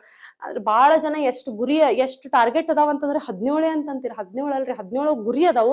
ಆ ಗುರಿ ಒಳಗಡೆ ನಾವ್ ಏನೇನ್ ಟಾರ್ಗೆಟ್ ನ ಅಚೀವ್ ಮಾಡ್ತೇವಲ್ಲ, ಆ ಟಾರ್ಗೆಟ್ ಎಷ್ಟ್ ಅದಾವಪ್ಪ ಅಂತಂದ್ರ 169 ಟಾರ್ಗೆಟ್ಸ್ ಅದಾವು ಅಂತ ನಾವ್ ಹೇಳ್ತೇವೆ. 169 ಟಾರ್ಗೆಟ್ಸ್ ಅದಾವು ಅಂತ ಹೇಳ್ತೇವೆ. ಸೊ ನೋಡ್ರಿ, ಇದನ್ನ ಯಾರು ಅಡಾಪ್ಟ್ ಮಾಡ್ಯಾರ, SDG ಅನ್ನೋದು ಇಲ್ಲಿ ಕೊಟ್ಟಾರ ನೋಡ್ರಿ. ಆಯ್ತಾ. UN ಮೆಂಬರ್ ಸ್ಟೇಟ್ಸ್ ಅಂತ ಹೇಳ್ತೀವಿ. 2015 ಇದನ್ನ ತಂದಿದ್ವಿ. ಓಕೆ, ಮಿಲೇನಿಯಸ್ ಅಂತ ನಾವು ಹೇಳ್ತೀವಿ. ಅವಾಗ 15 ಗುರಿಗಳಿದ್ದು, ಇವಾಗ 17 ಗುರಿಗಳದಾವು ಅಂತ ಹೇಳ್ತೀವಿ ನಾವು. ಹೌದಾ. ಸೊ ಇದನ್ನ ಏನೈತಪ್ಪ ಅಂದ್ರೆ ಮೇನ್ ಅಪ್ಪ ಅಂತ ನಮ್ಮ ಭೂಮಿ ಅನ್ನೋ ಒಂದು ಗ್ರಹ ಏನೈತಲ್ಲ ಇದ್ರದ ಅಭಿವೃದ್ಧಿಗಾಗಿ ಅಂದ್ರೆ 2030 ಅನ್ನೋಷ್ಟ್ರೊಳಗಡೆ ಇದನ್ನ ನಾವು ಒಂದು ಪೂರ್ತಿ ಪ್ರಮಾಣದಲ್ಲಾದ್ರೂ ಡೆವಲಪ್ಮೆಂಟ್ ಆಗಕ್ ಆಗಲ್ಲ, ಅಟ್ಲೀಸ್ಟ್ ಒಂದು 60-70% ಆದ್ರೂ ನಾವು ಡೆವಲಪ್ಮೆಂಟ್ ಮಾಡ್ಬೇಕು ಅನ್ನೋ ಇವ್ರದ್ದು ಮೇನ್ ಗುರಿ ಐತಪ್ಪ ಅಂದ್ರೆ ಪೀಸ್ ಪ್ರಾಸ್ಪರಿಟಿ ಹೊಂದಬೇಕು 2030 ಅನ್ನೋಷ್ಟ್ರೊಳಗಡೆ. ಸೊ ಈ ಎಲ್ಲಾ ಕರೆಂಟ್ ಅಫೇರ್ಸ್ ಈ ಎಲ್ಲಾ SDG goals related current affairs ನ ಲಿವ್ನಿಂಗ್ ಮಾಡ್ಕೊಂಡು ಒಂದ್ 4 ರಿಂದ 5 ಕರೆಂಟ್ ಅಫೇರ್ಸ್ ಶಾರ್ಟ್ ಆಗಿ ಕೊಟ್ಟಿ ನೋಡ್ರಿ. ಕ್ಲೈಮೇಟ್ ಕ್ರೈಸಿಸ್ ಅಂತ ಹೇಳ್ತಿ ಅಂತಂದ್ರೆ ಇಲ್ಲಿ ಏನೈತಪ್ಪ ಅಂತಂದ್ರೆ 2024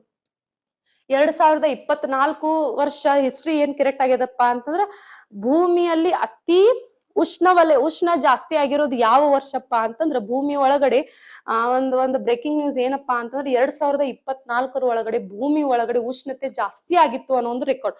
ಹಾಟೆಸ್ಟ್ ಅರ್ತ್ ಅಂತ ನಾವು ಹೇಳ್ತೀವಿ. Hottest year on the record ಯಾವ್ದಪ್ಪ ಅಂದ್ರೆ 2024 ಅಂತ ಹೇಳ್ತೀವಿ. ಅಂದ್ರೆ ನಮ್ಮಲ್ಲಿ ಗ್ಲೋಬಲ್ ವಾರ್ಮಿಂಗ್ ಜಾಸ್ತಿ ಆಗ್ಲಿಕ್ಕತ್ತದ ಅಂತ ನಾವು ಹೇಳ್ತೀವಿ. ಕ್ಲೈಮೇಟ್, ಸೊ ಅದಕ್ಕೆ ನಾವು ಕಾರ್ಬನ್ ಎಮಿಷನ್ ಅನ್ನ ಕಡಿಮೆ ಮಾಡಬೇಕು ಅಂತ ಹೇಳ್ತೀವಿ. ಸೊ ಕ್ಲೈಮೇಟ್ ಆಕ್ಷನ್ ಒಳಗಡೆ ಏನೈತಿ, ಕಾರ್ಬನ್ ಎಮಿಷನ್ ಅನ್ನು combat climatic charges and it impacts ಅಂತ ನಾವು ಹೇಳ್ತೀವಿ. ಕ್ಲೈಮೆಟಿಕ್ ರಿಲೇಟೆಡ್ ಏನೇನು ಚಾಲೆಂಜಸ್ ಬರ್ಲಿಕ್ಕತ್ತಾವ, ಓಕೆ, ಅಂದ್ರೆ ವಾತಾವರಣ ರಿಲೇಟೆಡ್ ಏನೇನು ಚಾಲೆಂಜಸ್ ಬರ್ಲಿಕ್ಕತ್ತಾವ, ಏನೇನು ಇಂಪ್ಯಾಕ್ಟ್ಸ್ ಬರ್ತದ ಅದನ್ನ ನಾವೆಲ್ಲ ಓವರ್ಕಮ್ ಮಾಡ್ಕೊಂಡ್ ಬರ್ಬೇಕಾಗ್ತಪ್ಪ ಅಂದ್ರ ಏನು ಇಲ್ಲಿ ಏನು CFCs ಅಂತ ಹೇಳ್ತೀವಿ. ಹೌದಾ, ಅವು ಕಡಿಮೆ ಮಾಡ್ಬೇಕು ಅಂತ ನಾವು ಹೇಳ್ತೀವಿ. ಎಮಿಷನ್ ಅನ್ನ ಕಡಿಮೆ ಮಾಡ್ಬೇಕು ಅಂತ ನಾವು ಹೇಳ್ತೀವಿ. ನೆಕ್ಸ್ಟ್ ಕಾನ್ಫ್ಲಿಕ್ಟ್ ಅಂಡ್ ಪೀಸ್ ಗೋಲ್ 16 ಒಳಗಡೆ. ಹೌದಾ, ಅಂದ್ರೆ ವೆಸ್ಟ್ ಏಷ್ಯಾ ಅಂದ್ರೆ ಇಲ್ಲಿ ಏನಾಯ್ತು, ಉಕ್ರೇನ್ ಮತ್ತೆ ಆಫ್ರಿಕಾದ ನಡ್ಬರ್ಕ್ ವಾರ ಇತ್ತು. ಸೊ ಅದನ್ನು ಅಂದ್ರೆ ಕ್ಲೈಮೇಟ್ ಅಂಡ್ ಪೀಸ್ ಗೋಲಿಗೆ ಧಕ್ಕೆ ಆಯ್ತು. ಫುಡ್ ಅಂಡ್ ನ್ಯೂಟ್ರಿಷನ್ ಅಂತ ಹೇಳ್ತೀವಿ. ಗೋಲ್ 1 ಮತ್ತು 2 ಅಂತ ನಾವು ಹೇಳ್ತೀವಿ. ಸೊ ಅದ್ರ ರಿಲೇಟೆಡ್ ಮಾಲ್ ನ್ಯೂಟ್ರಿಷನ್ ಪ್ರಾಕ್ಟೀಸ್ ಜಾಸ್ತಿ ಆಗ್ಲಿರ್ತದ. ಒಳ್ಳೆ ಆಹಾರ ಸಿಗಾಕತ್ತಿಲ್ಲ, ಆಹಾರ ಒಳಗ ಡುಪ್ಲಿಕೇಟ್ ಐಟಮ್ಸ್ ಬಾಳ ಬರ್ಲಿಕ್ಕತ್ತಾವ. ಸೊ ಅದನ್ನ ನಾವು ಇರಾಡಿಕೇಟ್ ಮಾಡ್ಬೇಕು ಅಂತ ನಾವು ಹೇಳ್ತೀವಿ. ನೆಕ್ಸ್ಟ್ ಇನ್ಇಕ್ವಾಲಿಟಿ ಅಂತ ಹೇಳ್ತೀವಿ ನಾವು. ಸೊ ನಮ್ಮ ಭಾರತದ ಒಳಗಡೆ ಹೆಲ್ತ್ ರಿಲೇಟೆಡ್ ಎಜುಕೇಶನ್ ಇರುತ್ತೆ. Next digital service related equality ಅಂತಂದ್ರೆ ಅಸಮಾನತೆ ಜಾಸ್ತಿ ಆಗೈತೆ, ಅದನ್ನ ಕಡಿಮೆ ಮಾಡ್ಬೇಕು ಅಂತ ನಾವು ಹೇಳ್ತೇವೆ. ಕ್ಲೀನ್ ಎನರ್ಜಿ ಟ್ರಾನ್ಸ್ಮಿಷನ್ ಅಂತ ಹೇಳ್ತೀವಿ. ಅಂದ್ರೆ ಇಲ್ಲಿ ರಿನ್ಯೂವೇಬಲ್ ಎನರ್ಜಿ ರಿಸೋರ್ಸಸ್ ಅನ್ನ ನಾವು ಸರಿಯಾಗಿ ಬಳಕೆ ಮಾಡಬೇಕು ಅಂತ ನಾವು ಹೇಳ್ತೀವಿ. 500 ಮೆಗಾವ್ಯಾಟ್ ಕ್ಲೀನ್ ಎನರ್ಜಿನ ನಾವು ಪ್ರೊಡ್ಯೂಸ್ ಮಾಡಬೇಕು ಅನ್ನೋ ಒಂದು ಟಾರ್ಗೆಟ್ ಐತಿ 2030 ಒಳಗಡೆ ಅಂತ ಹೇಳಿದ್ವಿ. ಸೊ ಇಲ್ಲಿವರೆಗೂ 275 ಗಿಗಾವ್ಯಾಟ್ ಎನರ್ಜಿಯನ್ನ ನಾವು ಪ್ರೊಡ್ಯೂಸ್ ಮಾಡೇವಿ. ಸೊ ಇನ್ನ ಉಳ್ಕಿದ್ 2030 ನಾವು ಪ್ರೊಡ್ಯೂಸ್ ಮಾಡ್ಬೇಕು ಅನ್ನೋದೈತಿ. ನೆಕ್ಸ್ಟ್ ವಾಟರ್ ಸ್ಟ್ರೆಸ್ ಅಂತ ಹೇಳಿದ್ನಲ್ಲ, ಗೋಲ್ 6 ಅಂದ್ರೆ ನಮ್ಮ ಅಂತರ್ಜಲ ನೀರಿನ ಏನೈತಪ್ಪ ಅಂದ್ರೆ ಕೊರತೆ ಜಾಸ್ತಿ ಆಗ್ಲಿಕ್ಕತ್ತದ, ಸ್ಟ್ರೆಸ್ ಜಾಸ್ತಿ ಆಗ್ಲಿಕ್ಕತ್ತದ ಅಂತಂದ್ರೆ ಅಂಡರ್ಗ್ರೌಂಡ್ ವಾಟರ್ ಇಲ್ಲ, ಸರಿಯಾಗಿ ಮಳಿ ಆಗ್ಲಿಕ್ಕತ್ತಿಲ್ಲ. ಹೌದಾ, ಐಸ್ ಕರಗ್ಲಿಕ್ಕತ್ತದ ಅಂತ ಹೇಳ್ತೀವಿ ಗ್ಲೋಬಲ್ ವಾರ್ಮಿಂಗ್ ಇಂದ. ಸೊ ವಾಟರ್ ಅಂದ್ರೆ ಕುಡಿಯುವಂತಹ ನೀರು, ಶುದ್ಧವಾದ ನೀರು ನಮ್ದು ಕೊರತೆ ಬಹಳ ಆಗ್ಲಿಕ್ಕತ್ತದ ಅಂತ ನಾವು ಹೇಳ್ತೀವಿ. ಅದೇ ರೀತಿ ಟೆಕ್ನಾಲಜಿಕಲ್ ಅಂಡ್ ಡಿಜಿಟಲ್ ಡಿವೈಡ್ ಅಂತ ನಾವು ಹೇಳ್ತೀವಿ. ಟೆಕ್ನಾಲಜಿ ಅಂತ ಬಂತಂದ್ರೆ ಈಗ ನಾವು ಟೆಕ್ನಾಲಜಿನ ಒಳ್ಳೆ ರೀತಿಯಿಂದ ಉಪಯೋಗಿಸ್ಕಿಂತ ಕೆಟ್ಟ ರೀತಿಯಿಂದ ಉಪಯೋಗ ಜಾಸ್ತಿ ಮಾಡಾಕತ್ತೇವಲ್ಲ. ಹೌದಾ, ಖಾಲಿ ಇರ್ತಾರ, ಯಾರೋ ಒಬ್ರು ಏನೋ ರೀಲ್ಸ್ ಮಾಡ್ತಿರೋದು, ಅವೆಲ್ಲ ಇದಕ್ ಬೇಕ್ರಿ, ನಿಮ್ದು ಜೀವನಕ್ಕೋಸ್ಕರ ನೀವು ಯೂಸ್ ಮಾಡ್ಕೋರಲ್ಲ ಟೆಕ್ನಾಲಜಿನ. ಹೌದಾ, ChatGPT ಅಂತ ಬಂತಂದ್ರೆ ChatGPT ಒಳಗಡೆ ನಾವ್ ಏನ್ ಮಾಡ್ಲಿಕ್ಕೆ, ChatGPT ಅನ್ನೋದು ಎದ್ರ ಸಂಬಂಧ ಬರ್ತದು, ಒಂದು ಎಜುಕೇಶನ್ ಇನ್ಸ್ಟಿಟ್ಯೂಷನ್ ಸಂಬಂಧ ಅಂತ ಬಂದಾಗ ಎಜುಕೇಶನ್ ರಿಲೇಟೆಡ್ ನಮ್ಗೆ ChatGPT ಹೆಂಗ್ ಬೇಕು ಅಲ್ಲ, ಫೋಟೋ ಹಾಕೋದು, ಆ ಫೋಟೋನ ಈ ತರ ಇದ್ದದ್ ಈ ತರ ಚೇಂಜ್ ಮಾಡುವಂತ ಅನ್ನೋದು. ನೆಕ್ಸ್ಟ್ ಅದು ಉಲ್ಟಾ ನಮ್ಗ ರಿಸ್ಕ್ ಅಲ್ರಿ. ನಿಮ್ದು ಪೂರ್ತಿ ಬಾಡಿಯಲ್ಲಿ ಏನಾಗ್ಲಿಕ್ಕೆ ಸ್ಕ್ಯಾನ್ ಆಗ್ಲಿಕ್ಕತ್ತದ ಅಂತಂದ್ರೆ ನಾಳೆ ಅದರಿಂದ ರಿಸ್ಕ್ ಆಗೋ ಚಾನ್ಸಸ್ ಇರ್ತಾವ.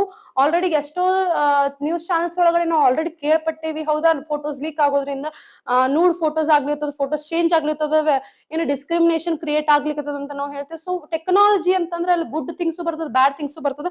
ಸೊ ಟೆಕ್ನಾಲಜಿ ಅಂತ ಬಂದಾಗ ಟೆಕ್ನಾಲಜಿ ನೀವು ಯಾವ ತರ ಯೂಸ್ ಮಾಡ್ಕೊಂತೀರ ಅನ್ನೋದು ನಿಮ್ ಎಕ್ಸಾಮ್ ಪಾಯಿಂಟ್ ಆಫ್ ವ್ಯೂ ಬಹಳ ಇಂಪಾರ್ಟೆಂಟ್. AI ಅಂತ ಹೇಳ್ತೀವಿ, ಆರ್ಟಿಫಿಷಿಯಲ್ ಇಂಟೆಲಿಜೆನ್ಸ್ ಅಂತ ಹೇಳ್ತೀವಿ. ಆರ್ಟಿಫಿಷಿಯಲ್ ಇಂಟೆಲಿಜೆನ್ಸ್ ನಮ್ಮ ಕಂಟ್ರೋಲ್ದಾಗ ಇರ್ಬೇಕು ಹೊರತು ನಾವು ಏನು ಟೆಕ್ನಾಲಜಿ ಕಂಟ್ರೋಲಿಗೆ ಹೋಗ್ಬಾರ್ದು. ನಮ್ಮ ಕಂಟ್ರೋಲ್ದಾಗ ಅದು ಇರ್ಬೇಕೆ ಹೊರತು ನಾವು ಅದ್ರ ಕಂಟ್ರೋಲ್ದಾಗ ಹೋಗ್ಬಾರ್ದು ಅಂತ ನಾವು ಹೇಳ್ತೀವಿ. ಸೊ SDG ಗೋಲ್ಸ್ ಮೇಲೆ ನಿಮ್ದು ಇಡೀ ಎಕ್ಸಾಮ್ ಸಿಲೆಬಸ್ ನಿಂತದ ಅಂತ ನಾವು ಹೇಳ್ತೀವಿ. SDG ಗೋಲ್ಸ್ ಯಾರು ನೀಟಾಗಿ ಬೈಫರ್ಕೇಟ್ ಮಾಡ್ತೀರಿ ಅವ್ರು ಎಲ್ಲಾ ಎಕ್ಸಾಮ್ಸ್ ಅನ್ನು ನೀಟಾಗಿ ಕ್ಲಿಯರ್ ಮಾಡ್ಕೊಂತೀರಿ ಅಂತ ನಾವು ಹೇಳ್ತೀವಿ. ಸೊ SDG ಗೋಲ್ಸ್ ಬೇಸ್ ಮೇಲೆ ಎಲ್ಲಾ ಸಬ್ಜೆಕ್ಟ್ ಅನ್ನ ಲಿಂಕ್ ಮಾಡ್ಕೊಂಡು ಪ್ರತಿಯೊಂದು SDG ಗೋಲ್ಸ್ ಅನ್ನ ಎಷ್ಟು ಆಗ್ತದೆ ಅಷ್ಟು ಡಿವೈಡ್ ಮಾಡಿ ಓದಕ್ ಸ್ಟಾರ್ಟ್ ಮಾಡ್ರಿ.